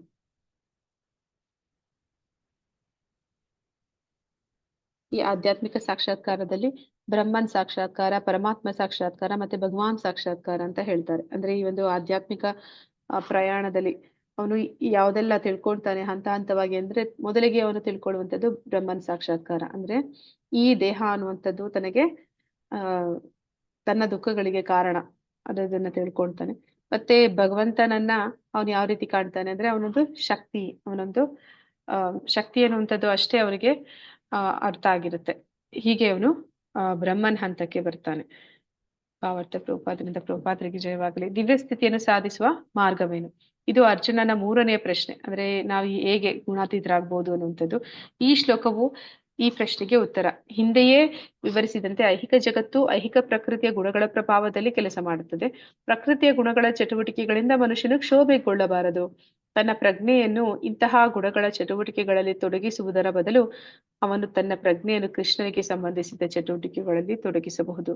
ಕೃಷ್ಣನಿಗೆ ಸಂಬಂಧಿಸಿದ ಚಟುವಟಿಕೆಗಳಿಗೆ ಭಕ್ತಿ ಯೋಗ ಎಂದು ಹೆಸರು. ಹೀಗೆಂದರೆ ಸದಾ ಕೃಷ್ಣನಿಗಾಗಿ ಕೆಲಸ ಮಾಡುವುದು. ಈ ಕಲ್ಪನೆ ಕೃಷ್ಣನನ್ನು ಮಾತ್ರವಲ್ಲ, ರಾಮ ಮತ್ತು ನಾರಾಯಣರಂತೆ ಅವನ ಎಲ್ಲ ಸ್ವಾಂಶ ವಿಸ್ತರಣೆಗಳನ್ನು ಒಳಗೊಳ್ಳುತ್ತದೆ. ಆತನ ಸ್ವಾಂಶ ವಿಸ್ತರಣೆಗಳು ಅಸಂಖ್ಯಾತ. ಕೃಷ್ಣನ ಯಾವುದೇ ರೂಪದ ಅಥವಾ ಸ್ವಾಂಶ ವಿಸ್ತರಣೆಗಳಲ್ಲಿ ಒಂದರ ಸೇವೆ ನಿರತನಾದವನು ದಿವ್ಯ ಸ್ಥಿತಿಯಲ್ಲಿದ್ದಾನೆ ಎಂದು ಭಾವಿಸಲಾಗುತ್ತದೆ. ಕೃಷ್ಣನ ಎಲ್ಲಾ ರೂಪಗಳು ಸಂಪೂರ್ಣವಾಗಿ ಆಧ್ಯಾತ್ಮಿಕ, ನಿತ್ಯಾನಂದ, ಜ್ಞಾನಮಯ ಎನ್ನುವುದನ್ನು ಗಮನಿಸಬೇಕು. ಇಂತಹ ದೇವೋತ್ತಮ ಪುರುಷನು ಸರ್ವಶಕ್ತರು, ಸರ್ವಜ್ಞರು. ಅವರಿಗೆ ಎಲ್ಲ ದಿವ್ಯ ಗುಣಗಳಿವೆ. ಐಹಿಕ ಪ್ರಕೃತಿ ಗುಣಗಳನ್ನು ಗೆಲ್ಲುವುದು ಬಹು ಕಷ್ಟ. ದೃಢ ಸಂಕಲ್ಪ ಮಾಡಿ ಕೃಷ್ಣನ ಅಥವಾ ಅವನ ಸ್ವಾಂಶ ವಿಸ್ತರಣೆಗಳ ಸೇವೆಯಲ್ಲಿ ಒಬ್ಬರು ತೊಡಗಿದರೆ ಪ್ರಕೃತಿ ಗುಣಗಳನ್ನು ಸುಲಭವಾಗಿ ದಾಟಬಹುದು. ಇದನ್ನು ಆಗಲೇ 7ನೇ ಅಧ್ಯಾಯದಲ್ಲಿ ವಿವರಿಸಿದೆ. ಕೃಷ್ಣನಿಗೆ ಶರಣಾಗತನಾದವನು ಕೂಡಲೇ ಐಹಿಕ ಪ್ರಕೃತಿಯ ಗುಣಗಳ ಪ್ರಭಾವಕ್ಕೆ ಅತೀತನಾಗುತ್ತಾನೆ. ಕೃಷ್ಣ ಪ್ರಜ್ಞೆಯಲ್ಲಿ ಅಥವಾ ಭಕ್ತಿ ಸೇವೆಯಲ್ಲಿ ಇರುವುದೆಂದರೆ ಕೃಷ್ಣನೊಡನೆ ಸಮಾನತೆಯನ್ನು ಸಾಧಿಸುವುದು ಎಂದು ಅರ್ಥ. ತಾನು ನಿತ್ಯ ಜ್ಞಾನಾನಂದ. ಚಿನ್ನದ ಕಣವು ಚಿನ್ನದ ಗಣಿಯ ಅಂಶಗಳಾಗಿರುವಂತೆ ಜೀವಿಗಳು ತನ್ನ ವಿಭಿನ್ನ ಅಂಶಗಳು ಎಂದು ಪ್ರಭು ಹೇಳುತ್ತಾನೆ. ಹೇಗೆ ಬಂಗಾರದ ಕಣಗಳು ಗುಣದಲ್ಲಿ ಚಿನ್ನದ ಗಣಿಗೆ ಸಮವೋ, ಹಾಗೆಯೇ ಜೀವಿಯು ತನ್ನ ದಿವ್ಯ ಸ್ಥಿತಿಯಲ್ಲಿ ಬಂಗಾರದ ಗಣಿಯಂತಿರುವ ಕೃಷ್ಣನಿಗೆ ಗುಣದಲ್ಲಿ ಸಮನಾಗುತ್ತಾನೆ. ವ್ಯಕ್ತಿತ್ವದಲ್ಲಿನ ವ್ಯತ್ಯಾಸವು ಮುಂದುವರಿಯುತ್ತದೆ. ಇಲ್ಲವಾದರೆ ಭಕ್ತಿಯೋಗದ ಪ್ರಶ್ನೆಯೇ ಇರುವುದಿಲ್ಲ. ಭಕ್ತಿಯೋಗದ ಅರ್ಥ ಇದು: ಪ್ರಭು ಇದ್ದಾನೆ, ಭಕ್ತನೂ ಇದ್ದಾನೆ. ಪ್ರಭು ಭಕ್ತರ ನಡುವಣ ಪ್ರೀತಿಯ ವಿನಿಮಯವಿದೆ. ಆದುದರಿಂದ ದೇವೋತ್ತಮ ಪರಮಪುರುಷನಲ್ಲಿ ಮತ್ತು ವ್ಯಕ್ತಿಗತ ಜೀವಿಯಲ್ಲಿ ಇಬ್ಬರು ವ್ಯಕ್ತಿಗಳ ವೈಯಕ್ತಿಕ ವಿಶೇಷವೂ ಇರುತ್ತದೆ.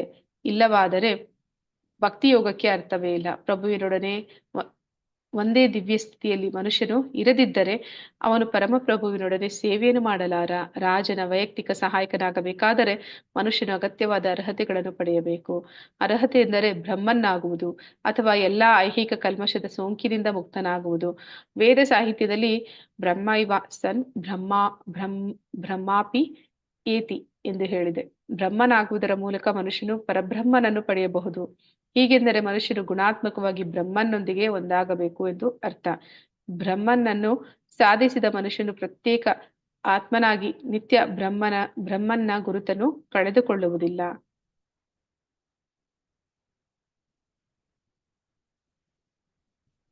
ಈಗ ದಿವ್ಯ ಸ್ಥಿತಿಯನ್ನ ಹೇಗೆ ಸಾಧಿಸುವುದು ಅಂತಂದ್ರೆ, ನಾವು ಈ ಪ್ರಕೃತಿಯ ಗುಣಗಳನ್ನ ಮೀರಬೇಕು ಅಂತಂದ್ರೆ ಭಗವಂತನ ನಮ್ಮ ಪ್ರಜ್ಞೆಯನ್ನ ಕೃಷ್ಣ ಪ್ರಜ್ಞೆಯನ್ನಾಗಿ ಮಾಡ್ಕೋಬೇಕು. ಕೃಷ್ಣ ಪ್ರಜ್ಞೆ ಅಂದ್ರೆ ಭಗವಂತನ ಒಂದು ತೃಪ್ತಿಪಡಿಸುವುದರಲ್ಲಿ ನಮ್ಮ ಒಂದು ಚಟುವಟಿಕೆಗಳು ಕೂಡಿರಬೇಕು. ಅದಕ್ಕೆ ಇಲ್ಲಿ ಹೇಳ್ತಾ ಇದ್ದಾರೆ, ಕೃಷ್ಣ ಅಂತಂದ್ರೆ ಅವನ ಸ್ವಾಂಶ ವಿಸ್ತರಣೆಗಳು ಕೂಡ ಆಗತ್ತೆ. ಅವನು ರಾಮನಾಗಿ ನಾರಾಯಣನಾಗಿ ಅವನ ಸ್ವಾಂಶ ವಿಸ್ತರಣೆಗಳಿದೆ. ಆ ರೂಪದಲ್ಲಿ ಕೂಡ ಅವನ ಒಂದು ಸೇವೆಯನ್ನ ಮಾಡುವಂತವ್ರು ಕೂಡ ಆಧ್ಯಾತ್ಮಿಕ ಜ್ಞಾನವನ್ನು ಪಡೆದಿದ್ದಾರೆ ಅಂತ ಇಲ್ಲಿ ಹೇಳ್ತಾ ಇದ್ದಾನೆ. ಮತ್ತೆ ಈ ಒಂದು ಭಗವಂತನ ಸ್ವಾಂಶ ವಿಸ್ತರಣೆಗಳಲ್ಲಿ ಕೂಡ ಆ ಒಂದು ಭಕ್ತಿಯನ್ನ ಮಾಡುವಂತವ್ರು ಕೂಡ ಆಧ್ಯಾತ್ಮಿಕ ಜ್ಞಾನವನ್ನ ಪಡೀಲಿಕ್ಕೆ ಸಾಧ್ಯ ಇದೆ. ಮತ್ತೆ ಈ ಪ್ರಕೃತಿಯ ಗುಣಗಳ ಒಂದು ಪ್ರಭಾವದಿಂದ ಅವರು ತಮ್ಮನ್ನ ಬಿಡುಗಡೆಗೊಳಿಸ್ಕೊಳ್ಳಿಕ್ಕೆ ಸಾಧ್ಯ ಇದೆ. ಕೃಷ್ಣ ಪ್ರಜ್ಞೆಯಲ್ಲಿ ಅಥವಾ ಭಕ್ತಿ ಸೇವೆಯಲ್ಲಿ ಇರುವುದೆಂದ್ರೆ ಭಗವಂತನ ಜೊತೆ ಸಮಾನತೆಯನ್ನು ಸಾಧಿಸುವುದು ಅಂತ ಅರ್ಥ. ಅಂದ್ರೆ ಯಾರು ಕೃಷ್ಣ ಪ್ರಜ್ಞೆಗೆ ಬರ್ತಾ ಇದ್ದಾರೆ, ಅಂದ್ರೆ ಯಾರು ಶುದ್ಧ ಸತ್ವದಲ್ಲಿದ್ದಾರೆ, ಅವರ ಒಂದು ಆತ್ಮದ ಮೂಲ ನೆಲೆಗೆ ಅವರು ಹೋಗ್ತಾರೆ. ಅಂದ್ರೆ ಸಚ್ಚಿದಾನಂದ ಸ್ವರೂಪಿಗಳು. ಅಂದ್ರೆ ಅವರು ಕೂಡ ಭಗವಂತನ ವಿಭಿನ್ನ ಅಂಶಗಳು. ವಾಸ್ತವದಲ್ಲಿ ದೇಹವನ್ನ ಪಡೆದ ನಂತರ ಒಂದು ಜ್ಞಾನ, ಒಂದು ಶಾಶ್ವತತೆ ಮತ್ತೆ ಅಥವಾ ಒಂದು ಏನಂತ ಹೇಳ್ತಾರೆ, ಆನಂದ ಅನ್ನುವಂಥದ್ದನ್ನ ಅವನು ಕಳ್ಕೊಂಡಿದ್ದಾನೆ. ಯಾವಾಗ ಅವನು ಈ ಶುದ್ಧ ಸತ್ವಕ್ಕೆ ಬರ್ತಾನೆ, ಶುದ್ಧ ಸತ್ವಕ್ಕೆ ಬಂದ ಕೂಡಲೇ ಅವನು ಆ ಒಂದು ಗುಣಗಳನ್ನ ಮತ್ತೆ ಪಡ್ಕೋತಾನೆ. ಆ ಗುಣಗಳು, ಆ ಭಗವಂತನ ಗುಣಗಳು, ಅವನ ಗುಣಗಳು ಗುಣದಲ್ಲಿ ಸಮಾನವಾಗಿದ್ರು ಕೂಡ ಪರಿಮಾಣದಲ್ಲಿ ಅಲ್ಲಿ ವ್ಯತ್ಯಾಸ ಇದೆ. ಆದ್ರೆ ಅವನು ಯಾವಾಗ ಈ ಗುಣಗಳನ್ನ ಬೆಳೆಸ್ಕೊಳ್ತಾನೆ, ಅಂದ್ರೆ ಈ ಗುಣವನ್ನ ಇಲ್ಲಿ ಬ್ರಹ್ಮನ್ ಹಂತ ಅಂತ ಹೇಳ್ತಾ ಇದ್ದಾರೆ. ಬ್ರಹ್ಮನ್ ಹಂತಕ್ಕೆ ಹೋದಾಗ ಅವನು ಭಗವಂತನಲ್ಲಿ ಒಂದಾಗುವಂಥದ್ದಲ್ಲ, ಅವನು ವ್ಯಕ್ತಿಯಾಗಿಯೇ ಉಳಿತಾನೆ. ವ್ಯಕ್ತಿಯಾಗಿ ಉಳಿದ್ರೆ ಮಾತ್ರನೇ ಅಲ್ಲಿ ಒಂದು ಭಕ್ತಿ ಸೇವೆ ಮಾಡ್ಲಿಕ್ಕೆ ಸಾಧ್ಯ. ಸೇವೆ ನಡಿಬೇಕು ಅಂತಂದ್ರೆ ಅಲ್ಲಿ ಪ್ರಭು ಇರ್ಬೇಕು ಮತ್ತೆ ಸೇವಕ ಇರ್ಬೇಕು. ಪ್ರಭು ಮತ್ತೆ ಸೇವಕ ಅವರಿಬ್ರು ಒಂದೇ ಆದ್ರು ಅಂತಂದ್ರೆ ಅಲ್ಲಿ ಸೇವೆ ಅನ್ನೋದಕ್ಕೆ ಅರ್ಥನೇ ಇಲ್ದಿರ ಆಗುತ್ತೆ. ಈ ಸೇವೆ ಅನ್ನುವಂಥದ್ದು ಭಗವಂತ ಮತ್ತೆ ಭಕ್ತನ ನಡುವೆ ಇರುವಂತಹ ಒಂದು ಪ್ರೀತಿ ವಿನಿಮಯ. ಆ ಪ್ರೀತಿ ವಿನಿಮಯ ಇರಬೇಕು ಅಂತಂದ್ರೆ ಅವನು ಆ ಒಂದು ಯೋಗ್ಯತೆನ ಬೆಳೆಸ್ಕೋಬೇಕು. ಅಂದ್ರೆ ರಾಜನ ಅರಮನೆಯಲ್ಲಿ ಸೇವಕ ಆಗ್ಬೇಕಂದ್ರೆ ಸೇವಕ ಆಗೋದಕ್ಕೂ ಒಂದು ಅರ್ಹತೆ ಅನ್ನೋದಿರುತ್ತೆ, ಅದನ್ನ ಬೆಳೆಸ್ಕೊಳ್ಬೇಕು. ಆ ಸೇವಕ ಆಗೋದಕ್ಕೆ ಒಂದು ಅರ್ಹತೆ ಅಂತಂದ್ರೆ ಅದು ಬ್ರಹ್ಮನ್ ಹಂತ ಅಂತೇಳಿ ಕರಿತಾ ಇದಾರೆ.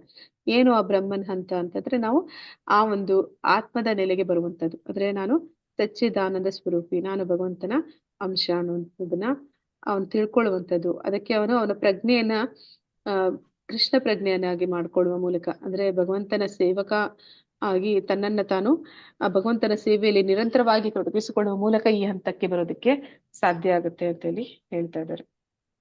ಹರೇ ಕೃಷ್ಣ. ಶ್ಲೋಕ 27. ಬ್ರಹ್ಮಣೋ ಹಿ ಪ್ರತಿಷ್ಠಾಹಂ ಅಮೃತಸ್ಯ ವ್ಯಯಸ್ಯ ಚ ಶಾಶ್ವತಸ್ಯ ಚ ಧರ್ಮಸ್ಯ ಸುಖಸೈಕಾಂತಿಕಸ್ಯ ಚ. ಅನುವಾದ: ನಿರಾಕಾರ ಬ್ರಹ್ಮನಿಗೆ ಮೃತ್ಯುವಿಲ್ಲ, ಅವನು ಅವಿನಾಶಿ, ಶಾಶ್ವತ ಮತ್ತು ಪರಮ ಸುಖದ ಸಹಜ ಸ್ಥಿತಿ. ನಾನು ಈ ನಿರಾಕಾರ ಬ್ರಹ್ಮನಿಗೆ ಆಧಾರ. ಹರೇ ಕೃಷ್ಣ ಮಾತಾಜಿ, ಧನ್ಯವಾದಗಳು. ಧನ್ಯವಾದಗಳು ಮಾತಾಜಿ. ನಿರಾಕಾರ ಬ್ರಹ್ಮ ಅಂತಂದ್ರೆ ಆ ಭಗವಂತನಿಂದ ಹೊರಹೊಮ್ಮುವಂತಹ ಕಾಂತಿ, ಅದು ವಾಸ್ತವದಲ್ಲಿ ಬರ್ತಿರುವಂತದ್ದು ಭಗವಂತನಿಂದಲೇ.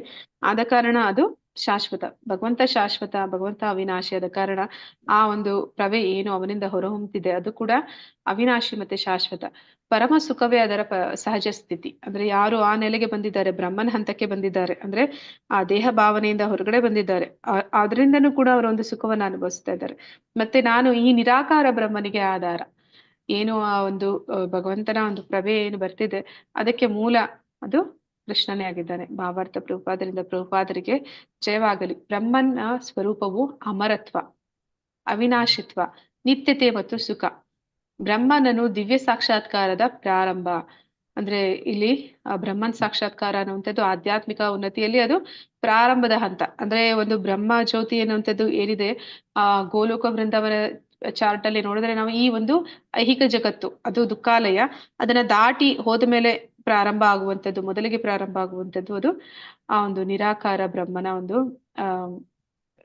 ಆ ಭಗವಂತನ ಆ ಪ್ರಭಾವಲಯ, ಅಂದ್ರೆ ಅವನ ಒಂದು ದೇಹದ ಕಾಂತಿ. ಮತ್ತೆ ಅದು ಪರಮಾತ್ಮನ ದಿವ್ಯ ಸಾಕ್ಷಾತ್ಕಾರದಲ್ಲಿ ಮಧ್ಯದ ಮತ್ತು ಎರಡನೆಯ ಘಟ್ಟ. ಮತ್ತು ದೇವೋತ್ತಮ ಪರಿಪೂರ್ಣ ಸತ್ಯದ ಪರಮ ಸಾಕ್ಷಾತ್ಕಾರ, ಪರಮಾತ್ಮ ಸಾಕ್ಷಾತ್ಕಾರ. ಅಂದ್ರೆ ಭಗವಂತನ ಒಂದು ಕ್ಷೀರೋದಕಶಾಹಿ ವಿಷ್ಣು ಎಲ್ಲರ ಹೃದಯದಲ್ಲಿ ಪರಮಾತ್ಮನಾಗಿ ಏನ್ ಬರ್ತಾ ಇದ್ದಾನೆ ಅವನನ್ನ ಸಾಕ್ಷಾತ್ಕರಿಸಿಕೊಳ್ಳುವಂಥದ್ದು, ಅವನನ್ನ ತಿಳ್ಕೊಳ್ಳುವಂಥದ್ದು. ಅಂದ್ರೆ ಜೀವಾತ್ಮನನ್ನ ತಿಳ್ಕೊಂಡಿದ್ದು ಮೊದಲ ಹಂತ. ಅಂದ್ರೆ ತಾನು ದೇಹ ಅಲ್ಲ ಆತ್ಮ ಅಂತ ತಿಳ್ಕೊಂಡಿದ್ದು ಮೊದಲ ಹಂತ.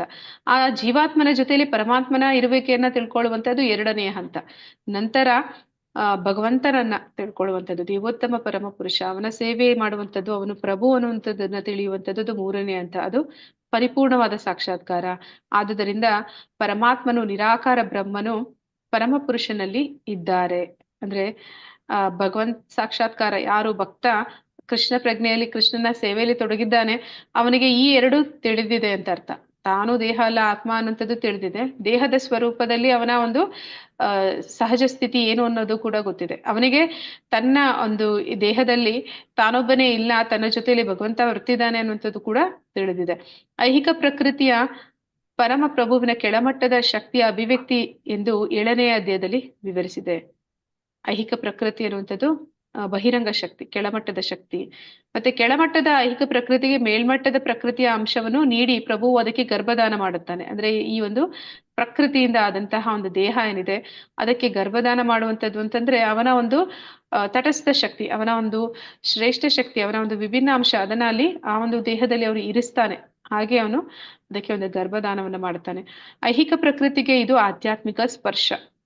ಅಂದ್ರೆ ಒಂದು ಭೌತಿಕ ಪ್ರಕೃತಿಯಿಂದ ಆದಂತಹ ದೇಹಕ್ಕೆ ಆಧ್ಯಾತ್ಮಿಕ ಸ್ಪರ್ಶ ಅಂತಂದ್ರೆ ಆತ್ಮದ ಒಂದು ಇರುವಿಕೆ ಅದು ಆದಾಗ್ಲೇ ಅದು ಆಧ್ಯಾತ್ಮಿಕ ಸ್ಪರ್ಶ. ಈ ಐಹಿಕ ಪ್ರಕೃತಿಯಿಂದ ಬದ್ಧನಾದ ಜೀವಿಯು ಆಧ್ಯಾತ್ಮಿಕ ಜ್ಞಾನವನ್ನು ಬೆಳೆಸಿಕೊಳ್ಳಲು ಪ್ರಾರಂಭಿಸಿದಾಗ ಅವನು ಐಹಿಕ ಅಸ್ತಿತ್ವದಿಂದ ಮೇಲಿರುತ್ತಾನೆ. ಆಗ ಅವನು ಪ್ರಕೃತಿಯಿಂದ ಬದ್ಧನಾದ ಜೀವಿ ಆಧ್ಯಾತ್ಮಿಕ ಜ್ಞಾನವನ್ನು ಬೆಳೆಸ್ಕೊಳ್ತಾನೆ. ಅಂದ್ರೆ ಅವನು ಆಧ್ಯಾತ್ಮಿಕ ಜ್ಞಾನವನ್ನು ಬೆಳೆಸ್ಕೊಳ್ಳುವಂಥದ್ದು ಅಂತಂದ್ರೆ ತನ್ನನ್ನ ತಾನು ಅರಿತುಕೊಳ್ಳುವಂಥದ್ದು, ಮತ್ತೆ ಭಗವಂತನನ್ನ ಅವನು ಶರಣಾಗತಿಯನ್ನು ಹೊಂದುವಂಥದ್ದು. ಯಾವಾಗ ಅದನ್ನ ಮಾಡ್ತಾನೆ ಅವನು ಆ ಒಂದು ಗುಣಗಳ ಬಂಧನದಿಂದ ಆ ಬಿಡುಗಡೆಯನ್ನ ಹೊಂದುತ್ತಾನೆ. ಮತ್ತೆ ಅವನು ಐಹಿಕ ಅಸ್ತಿತ್ವದಿಂದ ಮೇಲಿರ್ತಾನೆ. ಮತ್ತೆ ಕ್ರಮೇಣ ಅವನು ಪರಮಸತ್ಯದ ಬ್ರಹ್ಮನ್ ಪರಿಕಲ್ಪನೆಗೆ ಏರುತ್ತಾನೆ. ಅಂದ್ರೆ ಅವನು ತಾನು ಆತ್ಮ ಭಗವಂತನ ವಿಭಿನ್ನಾಂಶ ಅನ್ನುವಂಥದ್ದನ್ನ ತಿಳಿತಾನೆ. ಬದುಕಿನ ಬ್ರಹ್ಮನ್ ಪರಿಕಲ್ಪನೆಯ ಸಾಧನೆಯು ಆತ್ಮ ಸಾಕ್ಷಾತ್ಕಾರದಲ್ಲಿ ಮೊದಲ ಹಂತ. ಈ ಹಂತದಲ್ಲಿ ಬ್ರಹ್ಮ ಸಾಕ್ಷಾತ್ಕಾರವನ್ನು ಪಡೆದವನು ಐಹಿಕ ಸ್ಥಿತಿಯನ್ನು ಮೀರಿರುತ್ತಾನೆ. ಆದರೆ ವಾಸ್ತವವಾಗಿ ಅವನು ಬ್ರಹ್ಮ ಸಾಕ್ಷಾತ್ಕಾರದಲ್ಲಿ ಪರಿಪೂರ್ಣನಾಗಿ ಇರುವುದಿಲ್ಲ. ಅವನು ಬಯಸಿದರೆ ಬ್ರಹ್ಮ ಸ್ಥಿತಿಯಲ್ಲಿಯೇ ಮುಂದುವರಿಯಬಹುದು. ಅನಂತರ ಅವನು ಕ್ರಮೇಣ ಪರಮಾತ್ಮ ಸಾಕ್ಷಾತ್ಕಾರಕ್ಕೆ ಏರಿ ಅಲ್ಲಿಂದ ದೇವೋತ್ತಮ ಪರಮ ಪುರುಷನ ಸಾಕ್ಷಾತ್ಕಾರಕ್ಕೆ ಏರಬಹುದು. ವೇದ ಸಾಹಿತ್ಯದಲ್ಲಿ ಇದರ ಅನೇಕ ನಿದರ್ಶನಗಳಿವೆ. 4 ಕುಮಾರರು ಮೊದಲು ಪರಮ ಸತ್ಯದ ನಿರಾಕಾರ ಬ್ರಹ್ಮನ್ ಕಲ್ಪನೆಯಲ್ಲಿ ನೆಲೆಸಿದ್ದರು. ಅನಂತರ ಕ್ರಮೇಣ ಭಕ್ತಿ ಸೇವೆಯ ನೆಲೆಗೆ ಏರಿದರು. ಬ್ರಹ್ಮನ್ ನಿರಾಕಾರ ಕಲ್ಪನೆಯ ಆಚೆಗೆ ಏರಲಾರದವನು ಕೆಳಕ್ಕೆ ಬಿದ್ದು ಬಿಡುವ ಅಪಾಯವಿದೆ. ನಿರಾಕಾರ ಬ್ರಹ್ಮನ್ ಹಂತಕ್ಕೆ ವ್ಯಕ್ತಿಯು ಏರಿದರೂ ಅವನಿಗೆ ಪರಮ ಪುರುಷನ ತಿಳುವಳಿಕೆ ಇಲ್ಲದ ಕಾರಣ ಅವನು ಮುಂದೆ ಹೋಗದಿದ್ದರೆ ಅಂತಹ ವ್ಯಕ್ತಿಯು ಬುದ್ಧಿ ಪರಿಶುದ್ಧವಾಗಿಲ್ಲ ಎಂದು ಶ್ರೀಮದ್ ಭಾಗವತದಲ್ಲಿ ಹೇಳಲಾಗಿದೆ. ಆದ್ದರಿಂದ ಬ್ರಹ್ಮನ್ ನೆಲೆಗೆ ಏರಿದ್ದರೂ ಮನುಷ್ಯನು ಪ್ರಭುವಿನ ಭಕ್ತಿ ಸೇವೆಯಲ್ಲಿ ತೊಡಗದಿದ್ದರೆ ಅವನು ಬಿದ್ದು ಬಿಡುವ ಸಾಧ್ಯತೆ ಇದೆ. ಅಂದ್ರೆ ಬ್ರಹ್ಮನ್ ನೆಲೆಗೆ ಬರುವಂತದ್ದು ಅಂದ್ರೆ ತಾನು ಆತ್ಮ ಅನ್ನುವಂಥದ್ದನ್ನ ತಿಳಿದುಕೊಳ್ಳುವಂಥದ್ದು.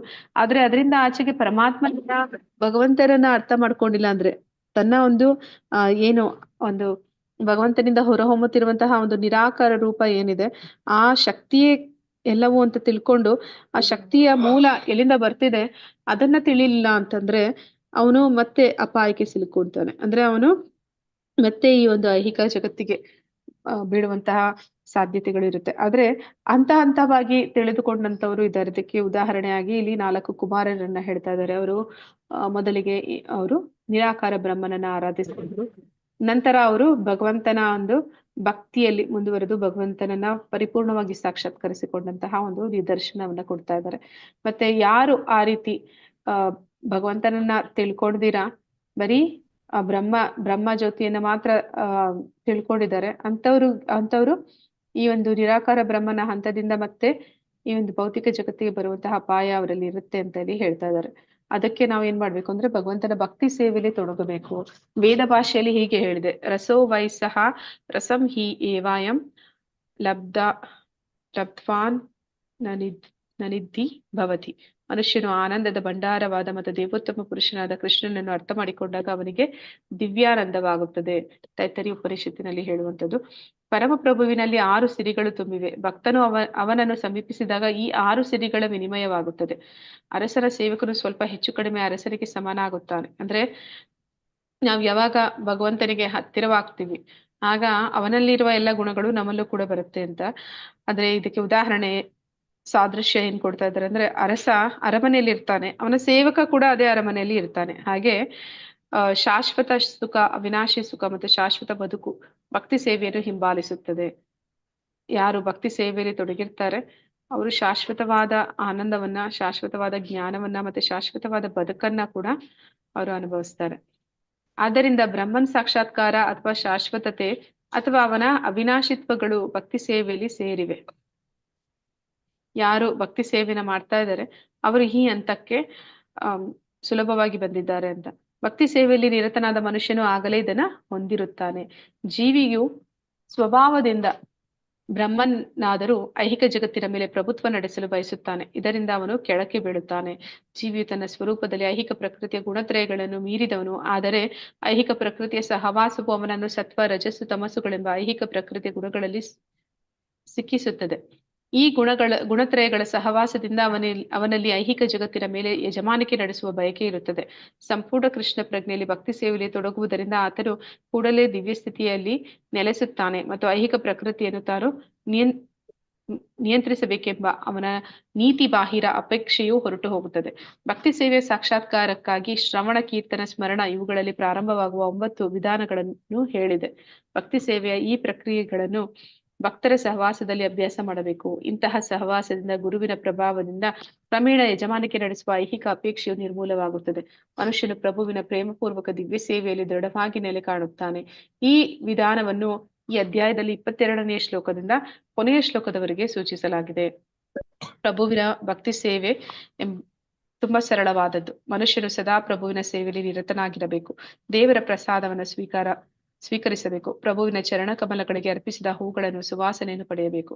ಪ್ರಭುವಿನ ದಿವ್ಯ ಲೀಲೆಗಳ ಸ್ಥಳಗಳನ್ನು ನೋಡಬೇಕು. ಪ್ರಭುವಿನ ವಿವಿಧ ಕಾರ್ಯಗಳ ವಿಷಯ ತನ್ನ ಭಕ್ತರೊಡನೆ ಆತನ ಪ್ರೀತಿ ವಿನಿಮಯದವನ್ನು ಕುರಿತು ಓದಬೇಕು. ಹರೇ ಕೃಷ್ಣ ಕೃಷ್ಣ ಕೃಷ್ಣ ಹರೇ ಹರೇ, ಹರೇ ರಾಮ ರಾಮ ರಾಮ ಹರೇ ಹರೇ ಎಂಬ ದಿವ್ಯ ಮಂತ್ರವನ್ನು ಸದಾ ಉಚ್ಚರಿಸಬೇಕು.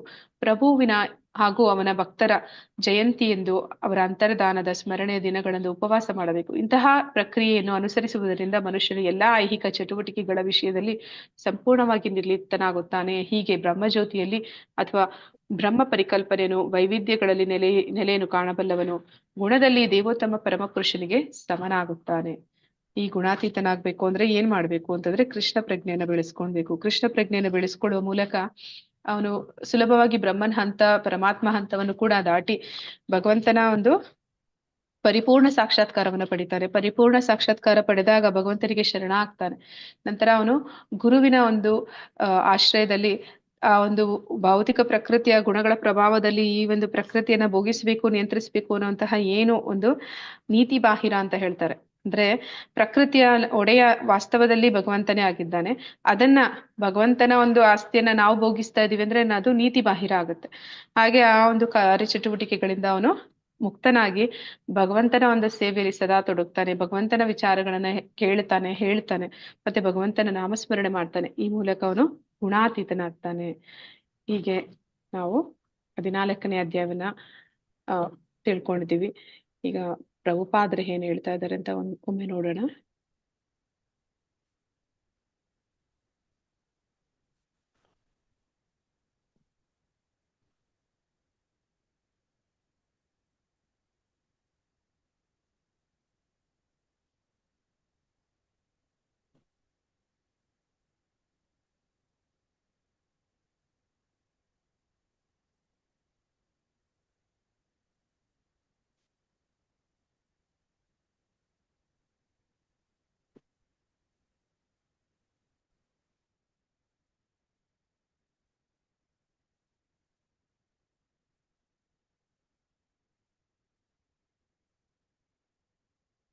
ಅಧ್ಯಾಯ 14ರ ಸಮೀಕ್ಷೆ. ಕೃಷ್ಣನು ಎಲ್ಲಾ ಜೀವಿಗಳಿಗೆ ಬೀಜ ನೀಡುವ ತಂದೆ, ಅದನ್ನ ನಾವು ನೋಡಿದ್ವಿ.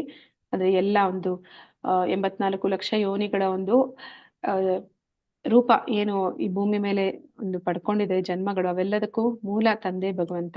ಮತ್ತೆ ಬಂಧನ, ಗುಣಲಕ್ಷಣಗಳು, ಕ್ರಿಯೆ, ಸಾವಿನ ಪ್ರಕ್ರಿಯೆಗಳು, ಅದನ್ನ ಇವತ್ತು ನೋಡಿದ್ವಿ. ಅಂದ್ರೆ ಹೇಗೆ ಈ ಗುಣಗಳು ಬಂಧಿಸುತ್ತೆ, ಆ ಗುಣದ ಲಕ್ಷಣಗಳು ಏನು, ಮತ್ತೆ ಆ ಗುಣದಲ್ಲಿದ್ದಾಗ ಅವನು ಮಾಡುವಂತಹ ಚಟುವಟಿಕೆಗಳು ಎಂತದ್ದಾಗಿರುತ್ತೆ, ಮತ್ತೆ ಆ ಸಾವಿನ ಪ್ರಕ್ರಿಯೆಗಳು. ನಂತರ ಅವನು ಆ ಒಂದು ಗುಣದಲ್ಲಿ ಸಾವನ್ನಪ್ಪಿದ್ರೆ ಅವನು ಊರ್ಧ್ವ ಲೋಕಗಳಿಗೆ, ಅಧೋಲೋಕಗಳಿಗೆ ಅಥವಾ ಮತ್ತೆ ಭೂಮಿ ಮೇಲೆ ಎಂತಹ ಜನ್ಮಗಳನ್ನ ಪಡಿತಾನೆ ಅನ್ನುವಂಥದ್ದು. ಗುಣತ್ರಯಗಳನ್ನು ಮೀರಿದವನ ಲಕ್ಷಣಗಳನ್ನು ನೋಡಿದ್ವಿ. ಹೇಗೆ ಗುಣಗಳನ್ನ ಮೀರುವಂಥದ್ದು, ಅವನು ಈ ಒಂದು ದೇಹಿ ಅಂದ್ರೆ ದೇಹದಲ್ಲಿ ಇರುವಾಗ್ಲೇ ಅಮೃತತ್ವವನ್ನ ಸವಿತಾನೆ ಅನ್ನೋದನ್ನ ನಾವು ನೋಡಿದ್ವಿ. ಐಹಿಕ ಪ್ರಕೃತಿಯಲ್ಲಿ ಸಹಯೋಗ. ಪ್ರಕೃತಿಯ ಗುಣಗಳ ಸಹವಾಸದಿಂದ ಜೀವಿಯು ಐಹಿಕ ಜಗತ್ತಿನ ಬಂಧನದಲ್ಲಿ ಇದ್ದಾನೆ ಎಂದು ವಿವರಿಸಲಾಗಿದೆ. ಈ ಪ್ರಕೃತಿ ಗುಣಗಳು ಯಾವುವು, ಅವು ಹೇಗೆ ಕೆಲಸ ಮಾಡುತ್ತವೆ, ಅವು ಹೇಗೆ ಬಂಧಿಸುತ್ತವೆ ಮತ್ತು ಬಿಡುಗಡೆಯನ್ನು ಕೊಡುತ್ತವೆ ಎಂದು ಈ ಅಧ್ಯಾಯದಲ್ಲಿ ಪರಮಪುರುಷನು ವಿವರಿಸುತ್ತಾನೆ. ಅಂದ್ರೆ 1ನೇ ಶ್ಲೋಕದಲ್ಲಿ ಅವನು ಹೇಳ್ತಾನೆ. ಇದಕ್ಕೂ ಮೊದಲು ಅನೇಕ ಋಷಿ ಮುನಿಗಳು ಈ ಗುಣಗಳ ಒಂದು ಜ್ಞಾನವನ್ನ ಪಡ್ಕೊಂಡು ಅವರು ಈ ಒಂದು ಬಂಧನದಿಂದ ಮುಕ್ತಿಯನ್ನ ಪಡೆದಿದ್ದಾರೆ ಅನ್ನೋದನ್ನ ಅವನು ಹೇಳ್ತಾನೆ. ಅದನ್ನ ಈ ಅಧ್ಯಾಯದಲ್ಲಿ ಮುಂದೆ ವಿವರಿಸ್ತೀನಿ ಅಂತ ಹೇಳ್ತಾನೆ. ಪ್ರಕೃತಿಯಲ್ಲಿ ಸಹಯೋಗ.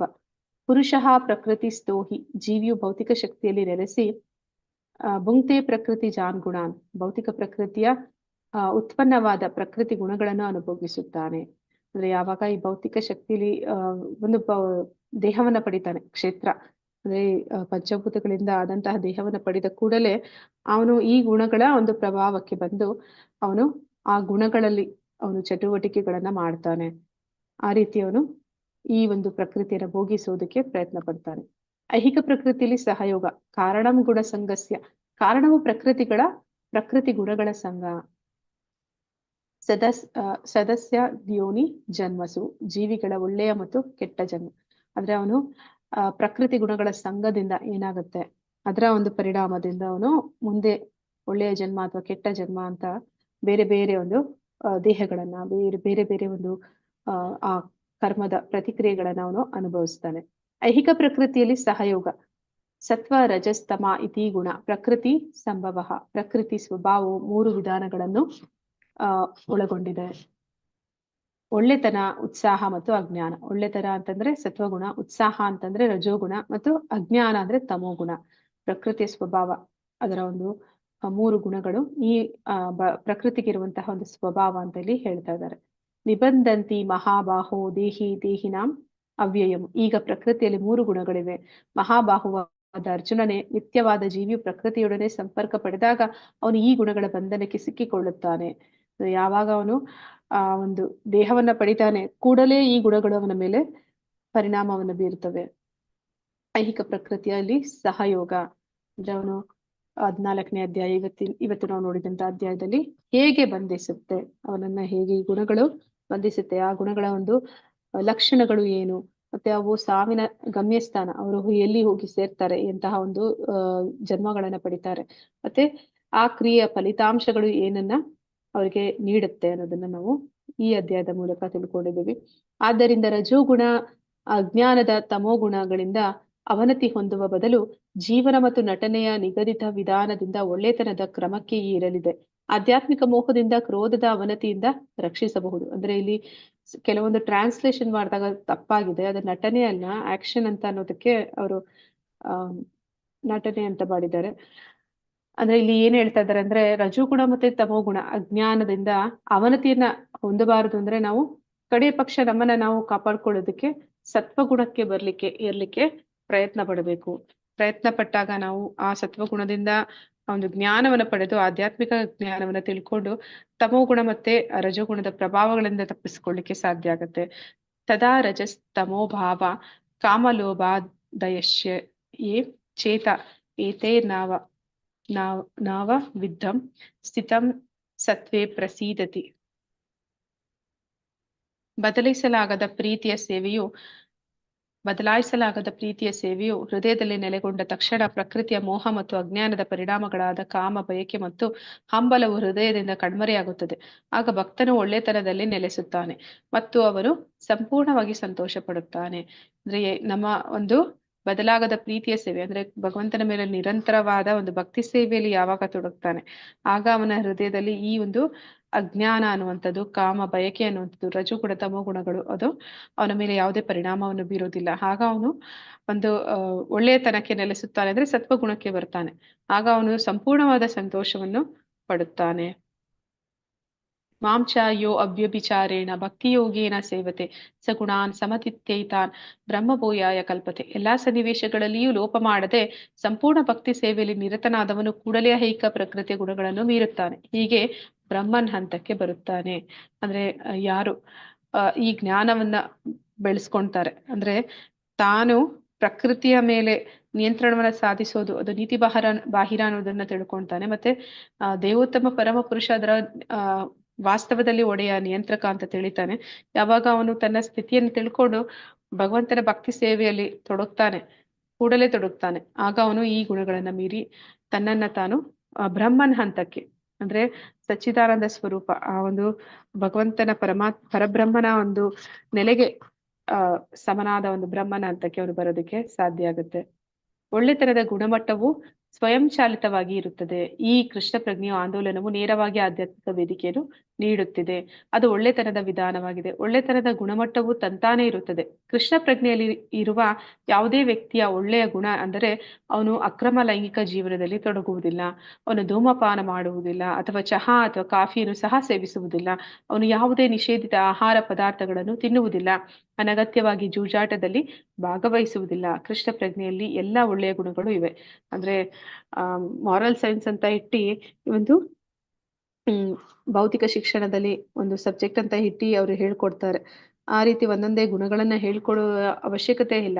ಕೃಷ್ಣ ಪ್ರಜ್ಞೆಯನ್ನ ತಗೊಂಡ್ರೆ ನೇರವಾಗಿ ಎಲ್ಲ ಒಳ್ಳೆ ಗುಣಗಳು ತಂತಾನೆ ಬರ್ತವೆ ಅಂತ ಇಲ್ಲಿ ಪ್ರಭುಪಾದರು ಹೇಳ್ತಾ ಇದ್ದಾರೆ. ಯಾರು ಕೃಷ್ಣ ಪ್ರಜ್ಞೆಯನ್ನ ತಗೊಂಡಿದ್ದಾರೆ ಅವರಲ್ಲಿ ಎಲ್ಲಾ ಗುಣಗಳು ಅನ್ನುವಂಥದ್ದು ಸ್ವಾಭಾವಿಕವಾಗಿ ಬರ್ತದೆ ಅಂತ. ಮಾನವ ಕುಲವನ್ನು ದೊಡ್ಡ ಅಪಾಯದಿಂದ ರಕ್ಷಿಸಿ. ಈಗಿನ ಮಾನವ ನಾಗರಿಕತೆಯು ರಜೋಗುಣ ತಮೋಗುಣಗಳಿಂದ ತುಂಬಿ ಕೆಳಗಿನ ನೆಲೆಗೆ ಇಳಿದು ದಾರಿ ತಪ್ಪಿದೆ. ಇದೊಂದು ಬಹು ಅಪಾಯಕಾರಿಯಾದ ಯುಗ. ಮಾನವ ಕುಲವನ್ನು ದೊಡ್ಡ ವಿಪತ್ತಿನಿಂದ ಉಳಿಸಲು ಅತ್ಯಂತ ಸುಲಭವಾದ ಪ್ರಕ್ರಿಯೆಯಾದ ಕೃಷ್ಣ ಪ್ರಜ್ಞೆಯು ಲಭ್ಯ ಮಾಡಿಕೊಂಡು ಎಲ್ಲಾ ರಾಷ್ಟ್ರಗಳು ಎಚ್ಚರಿಕೆ ವಹಿಸಬೇಕು. ಅಂದ್ರೆ ಈಗಿನ ಒಂದು ಮಾನವ ನಾಗರಿಕತೆ ಅನ್ನುವಂಥದ್ದು, ಈಗಿನ ಒಂದು ಎಜುಕೇಶನ್ ಸಿಸ್ಟಮ್ ಅಥವಾ ಒಂದು ಸಮಾಜ, ರಾಜ್ಯ ಯಾವ ರೀತಿ ನಡೀತಿದೆ ಅಂದ್ರೆ ಎಲ್ಲರಿಗೂ ಕೂಡ ರಜೋಗುಣ ತಮೋಗುಣದಲ್ಲಿ ಮುಂದುವರಿಯೋದಕ್ಕೆ ಪ್ರೋತ್ಸಾಹ ನೀಡ್ತಾ ಇದೆ, ಪ್ರಚೋದನೆ ನೀಡ್ತಾ ಇದೆ. ಇದು ಒಂದು ಮನುಷ್ಯನ ಒಂದು ಆತ್ಮದ ಗ್ಲಾನಿಗೆ ಕಾರಣ ಆಗ್ತಿದೆ. ಅದರಿಂದ ಎಲ್ಲರನ್ನು ಕಾಪಾಡಬೇಕು, ತಪ್ಪಿಸ್ಬೇಕು ಅಂದ್ರೆ ಎಲ್ಲಾ ರಾಷ್ಟ್ರಗಳು ಕೂಡ ಅವರು ಒಂದುಗೂಡಿ ಈ ಕೃಷ್ಣ ಪ್ರಜ್ಞೆಯನ್ನ ಅವರು ಸ್ವೀಕಾರ ಮಾಡಬೇಕು ಅಂತ ಹೇಳಿ ಪ್ರಭುಪಾದರು ಹೇಳ್ತಾ ಇದ್ದಾರೆ. ಒಳ್ಳೆಯ ತರದ ಪ್ರಕ್ರಿಯೆಯನ್ನು ಅಭಿವೃದ್ಧಿಪಡಿಸುವ ಶಿಕ್ಷಣ. ಜನರಿಗೆ ನಿಜವಾದ ಜ್ಞಾನದ ಶಿಕ್ಷಣ ಇಲ್ಲದಿರುವುದರಿಂದ ಅವರು ಬೇಜವಾಬ್ದಾರಿಯಾಗುತ್ತಾರೆ. ಈ ಬೇಜವಾಬ್ದಾರಿಯನ್ನು ನಿಲ್ಲಿಸಲು ಸಾಮಾನ್ಯ ಜನರ ಒಳ್ಳೆತನದ ವಿಧಾನವನ್ನು ಅಭಿವೃದ್ಧಿಪಡಿಸುವ ಶಿಕ್ಷಣವೂ ಇರಬೇಕು. ಅಂದ್ರೆ ಈಗಿನ ಒಂದು ಆಧುನಿಕ ಶಿಕ್ಷಣ ಪದ್ಧತಿ ಏನಿದೆ ಅಲ್ಲಿ ಯಾವುದೇ ಒಂದು ಒಳ್ಳೆತನ ಮತ್ತೆ ಜವಾಬ್ದಾರಿ ಅಂದ್ರೆ ಇತರರ ಜವಾಬ್ದಾರಿ ಬಿಡಿ, ಅವರ ಜವಾಬ್ದಾರಿ ಅವರು ತಗೊಳ್ಳುವಂತಹ ಒಂದು ವಿಷಯದ ಬಗ್ಗೆ ಯಾವುದೇ ಜ್ಞಾನವನ್ನ ನೀಡೋದಿಲ್ಲ. ಅಂತಹ ಜ್ಞಾನವನ್ನ ನೀಡುವಂತಹ ಇಸ್ಕಾನ್ ಸಂಸ್ಥೆಗಳು ಹೆಚ್ಚಬೇಕು. ಮತ್ತೆ ಎಲ್ಲರಿಗೂ ಕೂಡ ಇದರ ಒಂದು ಪ್ರಯೋಜನ ಸಿಗ್ಬೇಕು. ಒಂದು ಅಭಿವೃದ್ಧಿಪಡಿಸುವಂತಹ ಅಂದ್ರೆ ಒಂದು ಆತ್ಮವನ್ನ ಉನ್ನತಿಗೆ ಸ್ಥಿತಿಗೆ ತಗೊಂಡು ಹೋಗುವಂತಹ ಶಿಕ್ಷಣ ಎಲ್ಲರಿಗೂ ಸಿಗಬೇಕು ಅಂತೇಳಿ ಪ್ರಭುಪಾದರು ಹೇಳ್ತಾ ಇದ್ದಾರೆ. ಒಳ್ಳೆತನದ ಪ್ರಕ್ರಿಯೆಯನ್ನು ಅಭಿವೃದ್ಧಿಪಡಿಸುವ ಶಿಕ್ಷಣ. ಜನರಲ್ಲಿ ಬಹುಸಂಖ್ಯಾತರು ಸುಖವಾಗಿ ಅಭಿವೃದ್ಧಿ ಸ್ಥಿತಿಯಲ್ಲಿ ಇಲ್ಲದಿದ್ದರೂ ಜನತೆಗೆ ಒಂದು ಭಾಗ ಕೃಷ್ಣ ಪ್ರಜ್ಞೆಯನ್ನು ಬೆಳೆಸಿಕೊಂಡು ಸತ್ವಗುಣದಲ್ಲಿ ಅಚಲರಾದರೆ ಇಡೀ ಪ್ರಪಂಚದಲ್ಲಿ ಶಾಂತಿ ಸಮೃದ್ಧಿಗಳು ಸಾಧ್ಯವಾಗಬಹುದು. ಅಂದ್ರೆ ಇಡೀ ಸಮಾಜದಲ್ಲಿ ಎಲ್ಲರೂ ಕೂಡ ಕೃಷ್ಣ ಪ್ರಜ್ಞೆಗೆ ಬರ್ತಾರೆ ಅಂತ ಹೇಳಲಿಕ್ಕೆ ಸಾಧ್ಯ ಇಲ್ಲ.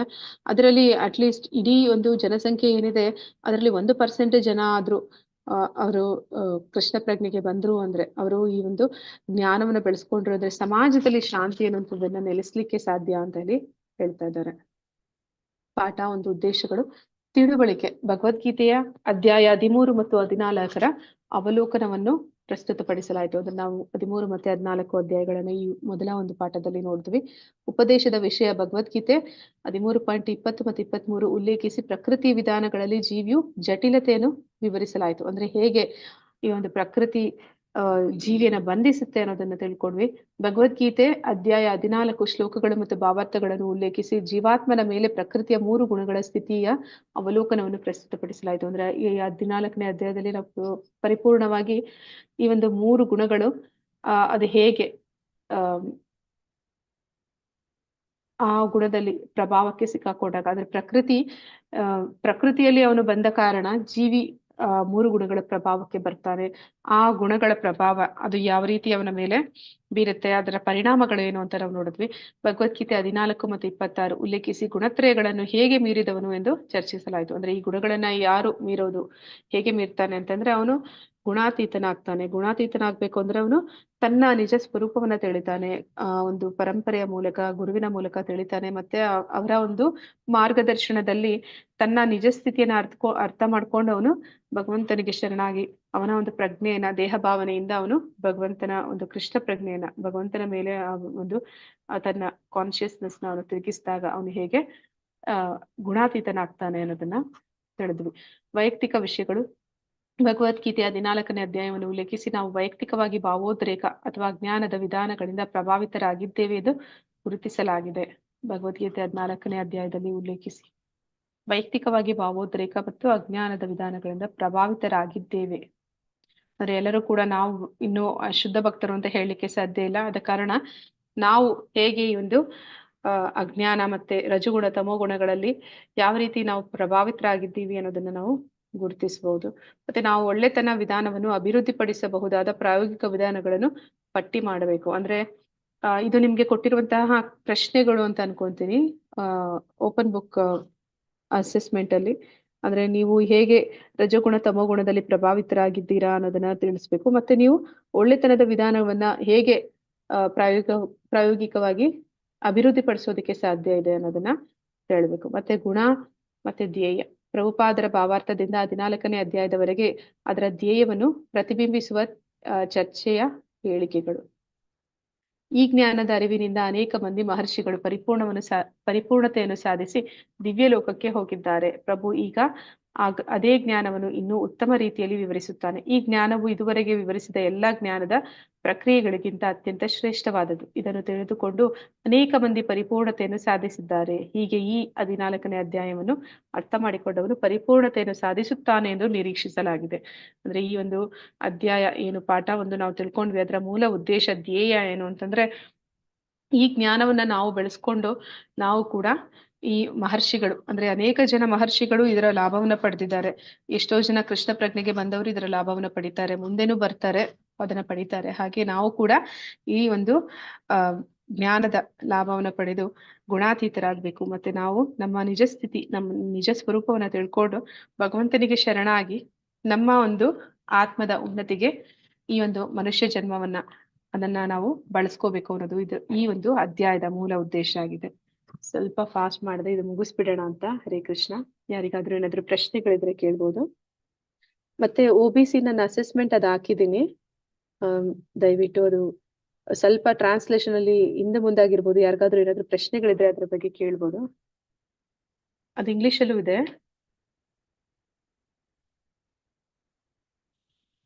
ಹರೇ ಕೃಷ್ಣ. ಅದೊಂದ್ಸಲಿ ಶೇರ್ ಮಾಡಿ ಹೇಳ್ತೀರಾ ಮಾತಾಜಿ? ಶೇರ್ ಮಾಡಕ್ಕಾಗತ್ತಾ ಪ್ರಶ್ನೆನ ಮಾತಾಜಿ? ಹಾ, ಅದು ನೋಡಿದಾಗ ಅಸೈನ್ಮೆಂಟ್ ಅಂತಲೇ ಅನ್ನಿಸ್ಲಿಲ್ಲ, ಅದಕ್ಕೆ ಕೇಳಿದೆ.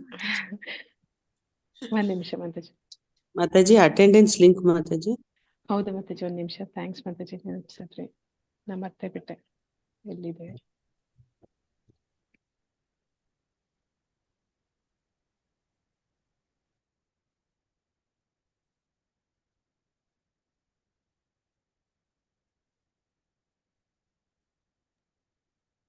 ನಾವು ಗ್ರೂಪ್ ಮೇಲಿದೆ.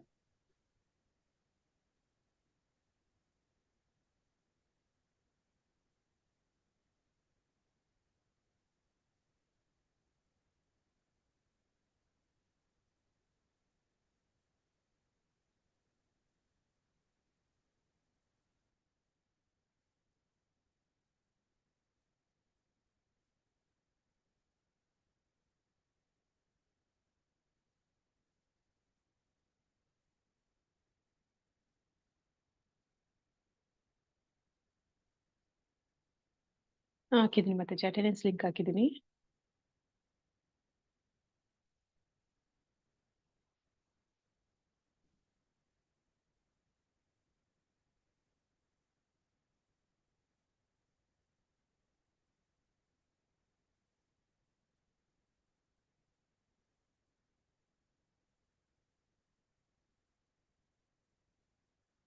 ಸ್ಕ್ರೀನ್ ಕಾಣ್ತಿದ್ಯಾ ಮಾತಾಜಿ? ಹಾ, ಕಾಣಿಸ್ತಿದೆ.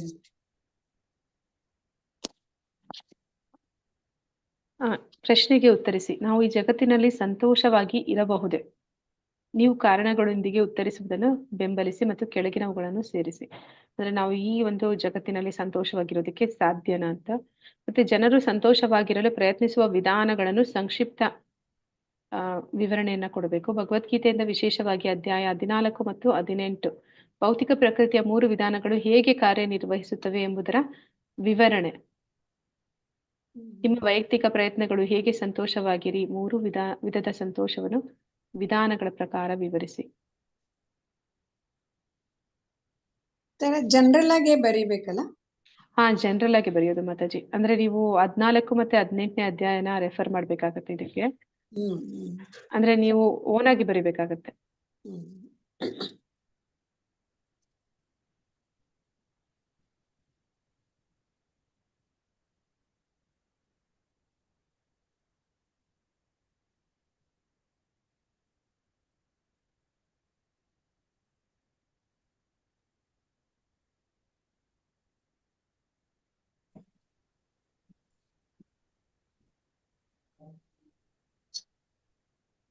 ಭಗವದ್ಗೀತೆಯ ಉದ್ದೇಶದಲ್ಲಿ 13ನೇ ಅಧ್ಯಾಯ ಶ್ಲೋಕಗಳು 8 ರಿಂದ 13 ಶ್ರೀಲ ಪ್ರಭುಪಾದರು ಹೀಗೆ ಹೇಳುತ್ತಾರೆ. ಆಧ್ಯಾತ್ಮಿಕ ವಿಜ್ಞಾನದಲ್ಲಿ ನಿಜವಾದ ಪ್ರಗತಿ ಸಾಧಿಸಿದಂತೆ ಅವನು ಎಷ್ಟು ಪ್ರಗತಿ ಸಾಧಿಸುತ್ತಿದ್ದಾನೆ ಎಂಬುದನ್ನು ನೋಡಲು ಒಬ್ಬರು ಪರೀಕ್ಷೆಯನ್ನು ಹೊಂದಿರಬೇಕು. ಅವನು ಈ ಅಂಶಗಳಿಗೆ ನಿರ್ಣಯಿಸಬಹುದು. ಭಗವದ್ಗೀತೆಯ 8 ರಿಂದ 13ನೇ ಅಧ್ಯಾಯದ ಪ್ರಕಾರ ನನ್ನ ಆಧ್ಯಾತ್ಮಿಕ ಪ್ರಗತಿಯನ್ನು ಮೌಲ್ಯಮಾಪನ ಮಾಡುವುದು ಎಂಬ ಶೀರ್ಷಿಕೆಯನ್ನು ಪ್ರಬಂಧ ಬರೆಯಿರಿ. ಇದನ್ನು ಮಾಡಲು ದಯವಿಟ್ಟು ಮೊದಲು ಅಲ್ಲಿ ಪಟ್ಟಿ ಮಾಡಲಾದ ಸದ್ಗುಣಗಳನ್ನು ಅಥವಾ ಮೌಲ್ಯಗಳನ್ನು ಪರೀಕ್ಷಿಸಿ. ಅವುಗಳಲ್ಲಿ 4 ಮಾತಾಜಿ ಕ್ವಶನ್ಸ್ ಕಳ್ಸಿಲ್ಲ. ಮಾತಾಜಿ ಕ್ವಶನ್ಸ್ ನಮಗ್ ಬಂದಿಲ್ಲ ಮಾತಾಜಿ. ಹಾಕಿದ್ದೀನಿ ಮಾತಾಜಿ. ಅದು VT ಏನೋ ಅಂತ ಬಂದಿದೆ. ವೈಷ್ಣವ VTE ಅಂತ ಏನೋ ಬಂದಿದೆ ಮಾತಾಜಿ. 1 and 2 VTE 1 and 2 ಈಗ ಗ್ರೂಪ್ ಇಂದ ಅದ್ರಲ್ಲಿ ಬರೀ ಬೇರೆ ಏನೋ ಇದೆ, ಕ್ವಶನ್ಸ್ ಬಂದಿಲ್ಲ ಮಾತಾಜಿ. ಮಾತಾಜಿ ಅದು ಹಾಗೆ ಕೊಟ್ಟಿದ್ದಾರೆ ಮಾತಾಜಿ, ಟ್ರಾನ್ಸ್ಲೇಷನ್ ಮಾಡಿದ್ದಾರೆ, ಅದು ಸರಿಯಾಗಿ ಕನ್ನಡ ಬಂದಿಲ್ಲ. ಕ್ವಶನ್ ಅಂದ್ರೆ ಇದೆ ಮಾತಾಜಿ. ರೈಟ್ ಅನ್ ಈಗ ಎಸ್ಸೇ ನೀವು ಎಂಟೈಟಲ್ಡ್. ತೋರಿಸ್ತಿದ್ದೀರಲ್ಲ, ಇದು ಬಂದಿಲ್ಲ ಮಾತಾಜಿ. ಓಪನ್ ಮಾಡಿದ್ರ ಮಾತಾಜಿ? ಓಪನ್ ಮಾಡಿ ನೋಡ್ದೆ, ಅದಕ್ಕೆ ಮಾತಾಜಿ ಕನ್ಫ್ಯೂಸ್ ಆಯ್ತು ನನಗೆ ಇವಾಗ. ಅದಕ್ಕೆ ನಮಗ್ ಕನ್ಫ್ಯೂಸ್ ಆಯ್ತು. ಇನ್ನೊಂದೇನೋ ಅದ್ರಲ್ಲಿ ಹೆಂಗೆ ಮೌಲ್ಯಮಾಪನ, ಒಟ್ಟು ಸ್ಕೋರ್ ಅವೆಲ್ಲ ಬಂದಿದೆ. ಓಪನ್ ಆಯ್ತು, ಓದಿದ್ವಿ. ಆದ್ರೆ ಅದ್ರಲ್ಲಿ ಕ್ವಶನ್ಸ್ ಇಲ್ಲ. ಈಗ ನೀವು ತೋರಿಸ್ತಿದಿರಲ್ಲ, ಇದಿಲ್ಲ ಮಾತಾಜಿ. ಕ್ಲೀನ್ ಆಗಿ ಕ್ವೆಶ್ಚನ್ಸ್ ನಮ್ಗೆ ಕಳಿಸ್ಬಿಡಿ ಮಾತಾಜಿ. ಇದು ಇನ್ನೊಂದ್ಸರಿ ಹಾಕ್ಬಿಡಿ ಮಾತಾಜಿ, ಪ್ಲೀಸ್. ಹಾಕ್ಬಿಡಿ ಮಾತಾಜಿ. ಸರಿ ಮಾತಾಜಿ. ಥ್ಯಾಂಕ್ ಯು ಇದನ್ನ ಮಾತಾಜಿ. ಅಂದ್ರೆ ನಾನು ಈಗ ಗ್ರೂಪ್ ಇಂದಾನೇ ಓಪನ್ ಮಾಡಿದ್ದು ಮಾತಾಜಿ. ಅಲ್ಲ, ಓಪನ್ ಮಾಡೋದು ನಮಗ್ ಕಷ್ಟ ಆಗತ್ತೆ, ಅದಕ್ಕೆ ಇದನ್ನ ಕ್ಲೀನ್ ಆಗಿ ಹಾಕ್ಬಿಡಿ ಮಾತಾಜಿ. ಕ್ವೆಶನ್ ತರನೇ ಟೈಪ್ ಮಾಡಿ. ಹೌದು ಹೌದು ಹೌದು. ಇದು ಮಾತಾಜಿ ಇದ್ರಲ್ಲೇ ಕ್ವಶನ್ ಇದೆಯಾ ಮಾತಾಜಿ? ಎಲ್ಲಿದೆ? ಅದ್ರಲ್ಲೇ ಇದೆ ಮಾತಾಜಿ, ಅದ್ರಲ್ಲೇ ಕ್ವಶನ್ ಇರೋದು. ಯಾವಾಗ್ಲೂ ಈ question ತರ ಇರ್ತಿರ್ಲಿಲ್ಲಲ್ಲ. ಇರ್ತಿರ್ಲಿಲ್ಲ. ಹೌದು. ಈ ಸತಿ ಅದು ಇದ್ರಿಂದ ಕಳ್ಸಿರೋದು ಮಾತಾಜಿ, ಮಾಯಾಪುರಿಂದ ಕಳ್ಸಿರೋದು ಅವರು. ಪ್ರತಿ ಸತಿನೂ ಅದೇ. ಬಟ್ ಪ್ರಸತಿ ಕ್ಲೀನ್ ಆಗಿ ಕ್ವೆಶ್ಚನ್ಸ್ ಗೊತ್ತಾಗೋ ಹಂಗ ಇರ್ತಿತ್ತು ಮಾತಾಜಿ. ಕ್ವಶನ್ ನಂಬರ್ ಇದು ಆತರ ಹಾ, ಹಾಕೋರು. ಹಂಗ್ ಇದೇನೋ ಬಿಡ್ತಿತ್ತು. 10% ಇದ್ರಲ್ಲಿ- ವೇರಿಯೇಷನ್ ಅಲೋಡ್, ಇವ್ಯಾಲ್ಯೂಯೇಷನ್, ರಿಫ್ಲೆಕ್ಷನ್ ಇದೆಲ್ಲ ಇರ್ತಿರ್ಲಿಲ್ಲ. ಬೇಡ, ಅಂದ್ರೆ ಅದೇ ನೀವು ಎಷ್ಟು ಬರೀಬೇಕು, confusing. ಹೇಗೆ ಅವರು ಇವ್ಯಾಲ್ಯೂಯೇಟ್ ಮಾಡ್ತಾರೆ, ಮತ್ತೆ ಅದು ಯಾವ ತರ ಇರ್ಬೇಕು, ಏನ್ ರೂಲ್ಸ್ ಅದೆಲ್ಲ ಈಗ ಕೊಟ್ಟಿದ್ದಾರೆ. ಎಷ್ಟ್ ಕ್ವಶನ್ಸ್ ಬರಿಬೇಕು ಮಾತಾಜಿ? 2 ಕ್ವಶನ್ ಮಾತಾಜಿ. ಈಗ ಇದ್ರಲ್ಲಿ ಒಂದು ಕ್ವಶನ್ ಇದೆ, VTE 1 ಅಲ್ಲಿ ಇದೆ, ಅದ್ರಲ್ಲಿ ಒಂದಿದೆ ಅಷ್ಟೇ. ಓಕೆ ಮಾತಾಜಿ. ಮಾತಾಜಿ ಇದೊಂದ್ಸರಿ ಸಪರೇಟ್ ಆಗಿ ಹಾಕಿ ಮಾತಾಜಿ. ಅವ್ ಎರಡೆರಡು ಸೆಪರೇಟ್ ಆಗಿ ನಾನು questions ಸ್ಕ್ರೀನ್ ಹಾಕ್ಬಿಡಿ ಶಾಟ್ ತೆಗ್ದು ಮಾತಾಜಿ. ಹಾಕ್ತೀನಿ ಬಿಡಿ ಮಾತಾಜಿ. ಸರಿ ನಮ್ಗೆ ಕ್ವಶನ್ಸ್ ಸಪರೇಟ್ ಆಗಿ ಒಂದ್ 6 ಕ್ವಶನ್ ಹಾಕಿದ್ರು, ಅದೇ ಯಾವ್ಯಾವ ಕ್ವಶನ್ ಆನ್ಸರ್ ಮಾಡ್ಬೇಕಂತ ಕ್ವಶನ್ ಕಳ್ಸಿದ್ರ ಹಾಕ್ಸ್ತಾ ಇದ್ರು. ಇದೊಂಥರ Clear ಆಗಿರುತ್ತೆ ಮಾತಾಜಿ. ಮಾತಾಜಿ. ಕ್ವೆಶ್ಚನ್ಸ್ ಸಪರೇಟ್ ಆಗಿ ನಮ್ಗೆ ಹಾಕ್ಬಿಟ್ರೆ ಕ್ಲಿಯರ್ ಆಗಿರುತ್ತೆ ಅಂತ. ಸರಿ ಮಾತಾಜಿ, ನಾನು ಅದು ಹಾಕ್ತೇನೆ. ದಯವಿಟ್ಟು ಆ ತರ ಹಾಕ್ಬಿಡಿ ಮಾತಾಜಿ. ಸರಿ ಇಲ್ಲ ಅಂದ್ರೆ ನಮಗ್ ಅಂದ್ರೆ ಗೊತ್ತಾಗೋದಿಲ್ಲ ನಮ್ಗೊಂದು ಅದು ಇಷ್ಟು ಸರಿಯಾಗಿ. ಆಪ್ಷನ್ ಕೊಟ್ಟು ಇಷ್ಟು ಕ್ವಶನ್ ಅಲ್ಲಿ ಇಷ್ಟು ಬರೀರಿ ಆತರ ಇರ್ತಿತ್ತು ಮಾತಾಜಿ. ಈಗ ಆತರ ಇಲ್ಲ ಮಾತಾಜಿ. 2 ಕ್ವಶನ್ಗೆ ನೀವು ಅಟೆಂಪ್ಟ್ ಮಾಡ್ಬೇಕಾಗತ್ತೆ. ಆದ್ರೆ ಅದ್ರದ್ದು ಫುಲ್ ರೂಲ್ಸ್ ಅಂಡ್ ರೆಗ್ಯುಲೇಷನ್ಸ್ ಸಮೇತ ಕೊಟ್ಟಿದ್ದಾರೆ ಅಷ್ಟೇ. ರೂಲ್ಸ್ ಅಂಡ್ ರೆಗ್ಯುಲೇಷನ್ ಕೊಟ್ಟಿದ್ದಾರೆ, ಬಟ್ ಆಪ್ಷನ್ಸ್ ಇರ್ತಿತ್ತು. ನಮ್ಗೆ 2 ರಿಂದ 3 ಕ್ವಶನ್ ಕೊಟ್ಟು ಹಾ ಮಾತಾಜಿ. ಅದ್ರಲ್ಲಿ ಒಂದಕ್ ಬರೀರಿ ಅಂತ. ಹೌದು ಹೌದು. ಇದ್ರಲ್ಲಿ ಒಂದೇ ಕ್ವಶನ್ ಕೊಟ್ಟು ಅದನ್ನೇ ಬರೀರಿ ಅಂತಿದೆ. ಹಾ ಮಾತಾಜಿ, 2 ಬರಿಬೇಕಾಗತ್ತೆ ನೀವು. ಹ್ಮ್ 2 ಕ್ವಶನ್ಸ್ ನೀವು ಆನ್ಸರ್ ಮಾಡ್ಬೇಕಾಗತ್ತೆ ಮಾತಾಜಿ. ಒಂದ್ಸತಿ ಕೇಳ್ತೀರಾ ಕ್ವಶನ್ ಪೇಪರ್ ಆಪ್ಷನ್ಸ್ ಇದೆಯಾ ಅಂತ, 2 ಸತಿ ಇದುವರೆಗೆ ಎಲ್ಲದಕ್ಕೂ ಹಂಗೆ ಇತ್ತು ಮಾತಾಜಿ. ಅಂದ್ರೆ ಒಂದ್ ಈಗ ಹೊಸದಾಗಿ ಶುರು ಮಾಡಿದ್ದಾರೆ ಮಾತಾಜಿ, ಇದು ಭಕ್ತಿ ಶಾಸ್ತ್ರ ಗ್ರೂಪ್ ಅಲ್ಲಿ. ಆಪ್ಷನ್ಸ್ ಅಂದ್ರೆ ಇಲ್ಲ, options ಒಂದೇ ಇರೋದಿಲ್ವಾ? question. ಆಪ್ಷನ್ಸ್ ಇಲ್ಲ. ಓಹೋ, 2 ಕ್ವೆಶ್ಚನ್. ಆ 2 ಕ್ವೆಶ್ಚನ್ಸ್ ಹಾಕ್ಬಿಡಿ ಮಾತಾಜಿ ನಮ್ಗೆ. ಸರಿ ಮಾತಾಜಿ. ಆ 2 18 ಅಧ್ಯಾಯನು ಇನ್ಕ್ಲೂಡ್ ಮಾಡ್ಬೇಕಂದ್ರೆ ನಾವೀಗ 18 ಅಧ್ಯಾಯಗಳ ಆದ್ಮೇಲೆ ಶುರು ಮಾಡ್ಕೋಬೇಕಾ ಇದನ್ನ? ನಿಮ್ಮ ಹೇಗೆ? ಇದು ಅನುಕೂಲ ಮಾತಾಜಿ. ನಾನು ಬೇಗ ಯಾಕೆ ಹಾಕ್ದೆ ಅಂತಂದ್ರೆ ನಿಮ್ಗೆ ಆಮೇಲೆ ಲೇಟ್ ಆಗ್ಬೋದು ಅದೆಲ್ಲ ಬರ್ದು ಕಳ್ಸೋದಕ್ಕೆ ಅಂತ. ಅದ್ ಮೊದ್ಲೇ ಹಾಕ್ಬಿಟ್ಟೆ, ನೀವು ಪ್ರಿಪೇರ್ ಇಲ್ಲ, ಆಗೋದಕ್ಕೆ ಈಸಿ. ಒಳ್ಳೇದಾಯ್ತು ಮಾತಾಜಿ, ಒಳ್ಳೇದಾಯ್ತು ಹಾಕಿದ್ದು. ಬಟ್ ಏನು ಅಂದ್ರೆ ನಮ್ಗೆ 5-6 ಕ್ವಶನ್ಸ್ ಕೊಟ್ಟು ಅದ್ರಲ್ಲಿ 2 ಸೆಲೆಕ್ಟ್ ಮಾಡ್ಕೊಳ್ಳಿ ಅಂತಿದ್ರು. ಇವಾಗ ಇದು 2 ಮಾಡ್ಬೇಕು. ಹಾ ಮಾತಾಜಿ, ಎಲ್ಲ ಸ್ವಲ್ಪ ಪರ್ಸನಲ್ ಕ್ವಶನ್ಸ್ ತರ ಇದೆ. ಹೌದು ಮಾತಾಜಿ, ಇಷ್ಟೊಂದು ಅಡ್ವಾನ್ಸ್ಡ್ ಆಗಿ ನಾನಿಲ್ಲ ಮಾತಾಜಿ. ಹೌದು ಕಷ್ಟ ಮಾತಾಜಿ. ಇಲ್ಲ ಮಾತಾಜಿ, ಸುಲಭನೇ ಇರುತ್ತೆ. ಮಾಡೋದ್ ಸ್ವಲ್ಪ ಕಷ್ಟ ಆಗುತ್ತೆ. ಅದ್ ಚೆನ್ನಾಗಿತ್ತು ಮಾತಾಜಿ, 2 ಯೂನಿಟ್. ಯಾಕೆಂದ್ರೆ ವೈಯಕ್ತಿಕ ಅಂತಂದ್ರೆ, ಪರ್ಸನಲ್ ಅಂತಂದ್ರೆ ನಾವು ಹಾ, ನಮ್ಮನ್ನ ಇವ್ಯಾಲ್ಯೂಯೇಟ್ ಮಾಡ್ಕೊಂಡೇ ಇಲ್ಲ, ಯಾವ ಮಟ್ಟದಲ್ಲಿ ಇದೀವಿ, ಹೇಗೆ ಏನು ಅಂತ ಅಲ್ಲಿ ಅರ್ಥೈಸ್ಲಿಕ್ಕೆ. ಅದು ಕ್ವಶನ್ ಓದಿದ ಅದು ತಕ್ಷಣ ನನಗೂ ಪ್ರಾಬ್ಲಮ್ ಅನಿಸ್ತು ಮಾತಾಜಿ. ಮಾತಾಜಿ. ಅದಕ್ಕೆ ನಾನು ಸ್ವಲ್ಪ ಮೊದ್ಲೇ ಹಾಕ್ಬಿಟ್ಟೆ. ಅದಕ್ಕೆ ನಾನು ಮೊದಲನೇ ಚಾಪ್ಟರ್ ಇರೋವಾಗ್ಲೇ ಹಾಕ್ಬಿಟ್ಟೆ, ಇದೇನೋ ಸ್ವಲ್ಪ ಟೈಮ್ ಹಿಡಿಯುತ್ತೆ ಅಂತ. ಅದೆಲ್ಲ ಮಾತಾಜಿ ಕ್ವಶನ್ಸ್ ಮಾತಾಜಿ. ಚೇಂಜ್ ಮಾಡಕ್ಕಾಗಲ್ವಾ ಮಾತಾಜಿ? ಇದು ನಾನ್ ಕೊಟ್ಟಿರೋದಲ್ಲ ಮಾತಾಜಿ, ಅಲ್ಲಿ ಅದು ಬಂದಿದೆ. ಗ್ರೂಪ್ ಭಕ್ತಿ ಶಾಸ್ತ್ರಿದ ಅವ್ರು ಹಾಕಕ್ ಕೊಟ್ಟಿರೋಂಥದ್ದು. ನಾನು ಓನಾಗ್ ಕೊಟ್ಟಿದ್ದಲ್ಲ. ಅಲ್ಲ ಚೇಂಜ್ ಅವ್ರನ್ನ ಕೇಳಿದ್ರೆ ಆಗಲ್ವಾ ಮಾತಾಜಿ? ಅಂದ್ರೆ ಅವ್ರು ಸಿಕ್ಕೋದೇ ಇಲ್ಲ ಮಾತಾಜಿ ಮಾತಾಡೋದಕ್ಕೆ. ಅದೇ. ಅಂದ್ರೆ ಫುಲ್ ಸೆಂಟರ್ ಇಂದ ಬರೋದಲ್ಲ, ಹ್ಮ್ ಅವ್ರು ರಿಪ್ಲೈ ಮಾಡೋದಕ್ಕೆ ಟೈಮ್ ತಗೋತಾರೆ. ಅದೇ ಈ 2 ಕ್ವೆಶ್ಚನ್ಸ್ ಸ್ಪಷ್ಟವಾಗಿ ಹಾಕ್ಬಿಟ್ಟು ನೀವ್ ಯಾವ ಹಾ ತರ ನಮ್ಗೆ ಮಾತಾಜಿ. ಹೆಲ್ಪ್ ಮಾಡ್ಬೋದು ಅದನ್ನ ಮಾಡಿ ಮಾತಾಜಿ, ಸರಿ ಅನುಕೂಲ ಮಾತಾಜಿ. ಆಗತ್ತಾಗ. ಸರಿ ಮಾತಾಜಿ. ಅಂದ್ರೆ ನೀವು ಸುಮ್ನೆ ಎಕ್ಸ್ಪ್ಲೇನ್ ಮಾಡಿದ್ರೆ ನಾವು ಆಮೇಲಿಂದ ಬರೀಲಿಕ್ಕೆ ಅನುಕೂಲ ಆಗುತ್ತೆ ಅಂತ ಅಷ್ಟೇ. ಸರಿ ಮಾತಾಜಿ, ಅದು ನಾನು ಕ್ಲಿಯರ್ ಆಗಿ ಅದ್ ಕ್ವೆಶನ್ ಏನಿದೆ ಆಗ್ತೀನಿ. ಅದನ್ನ ಹಾಕಿ ಹಂಗೆ. ಧನ್ಯವಾದಗಳು ಮಾತಾಜಿ, ಹರೇ ತುಂಬಾ ಕೃಷ್ಣ. ಧನ್ಯವಾದಗಳು. ಹರೇ ಕ್ಲಾಸ್ ಕೃಷ್ಣ. ಕೂಡ ಚೆನ್ನಾಗಿತ್ತು, ಅಂಡರ್ಸ್ಟ್ಯಾಂಡಬಲ್ ಆಗಿತ್ತು ಬಹಳ. ದೋ ಇಟ್ಸ್ ಎ ಥ್ಯಾಂಕ್ಸ್. ಟಫ್ ಇದು ತುಂಬಾ ಕ್ಲೀನ್ ಆಗಿ ಅರ್ಥ ಆಗೋ ಹಂಗಿತ್ತು. ಇದೇ ರೀತಿ ಕಂಟಿನ್ಯೂ ಮಾಡ್ಕೊಂಬಿಡಿ ಮಾತಾಜಿ, ಚೆನ್ನಾಗಿರುತ್ತೆ. ಓಕೆ ಮಾತಾಜಿ, ಅಂದ್ರೆ ಒನ್ ಟೈಮ್ಗೆ ಒಂದ್ ಚಾಪ್ಟರ್ದು ಅರ್ಧ ಮಾಡೋಣ. ಅದೇ ಅರ್ಧ ಮಾಡೋಣ. ಮತ್ತೆ ಅದನ್ನ ಓದ್ಬಿಟ್ಟು ಎಕ್ಸ್ಪ್ಲೇನ್ ಮಾಡೋದೇನಿದೆಯಲ್ಲ ಹಾ ಅದು ಮಾತಾಜಿ. ತುಂಬಾ ಚೆನ್ನಾಗಿ ಅನ್ಸ್ತು ಮಾತಾಜಿ. ಧನ್ಯವಾದಗಳು ಮಾತಾಜಿ. ಹರೇ ಕೃಷ್ಣ. ಧನ್ಯವಾದಗಳು ಮಾತಾಜಿ. ಹರೇ ಕೃಷ್ಣ. ಧನ್ಯವಾದಗಳು ಮಾತಾಜಿ. ಹರೇ ಕೃಷ್ಣ. ಧನ್ಯವಾದಗಳು ಮಾತಾಜಿ. ವಾಂಛಾ ಕಲ್ಪತರುಭ್ಯಶ್ಚ ಕೃಪಾ ಸಿಂಧುಭ್ಯ ಏವ ಚ ಹರೇ ಪತಿತನಾಂ ಕೃಷ್ಣ ಮಾತಾಜಿ. ಪಾವನೇಭ್ಯೋ ವೈಷ್ಣವೇಭ್ಯೋ ನಮೋ ನಮಃ. ಅನಂತಕೋಟಿ ವೈಷ್ಣವೃತ್ ಕಿ ಜೈ. ನಾಮಾಚಾರಿ ಹರಿದಾಸ್ ಠಾಕೂರ್ ಕಿ ಜೈ. ಇಲ್ಲಿ ನೆರೆದಿರುವಂತಹ ಎಲ್ಲ ಭಕ್ತರಿಗೂ ಜೈ. ಹರೇ ಕೃಷ್ಣ. ಎಲ್ಲರಿಗೂ ಹರೇ ಕೃಷ್ಣ. ಧನ್ಯವಾದಗಳು ಮಾತಾಜಿ. ಹರೇ ಕೃಷ್ಣ. ಹರೇ ಕೃಷ್ಣ. ನಮ್ದು ಅಟೆಂಡೆನ್ಸ್ ಎಲ್ಲ ಲಲಿತಾ ಮಾತಾಜಿ ಹಾಕಿರ್ತಾರೆ. ಹಾ ಮಾತಾಜಿ, ಎಲ್ಲರೂ ಹಾಕಿದ್ದೀರಾ ಅನ್ಕೋತೀನಿ.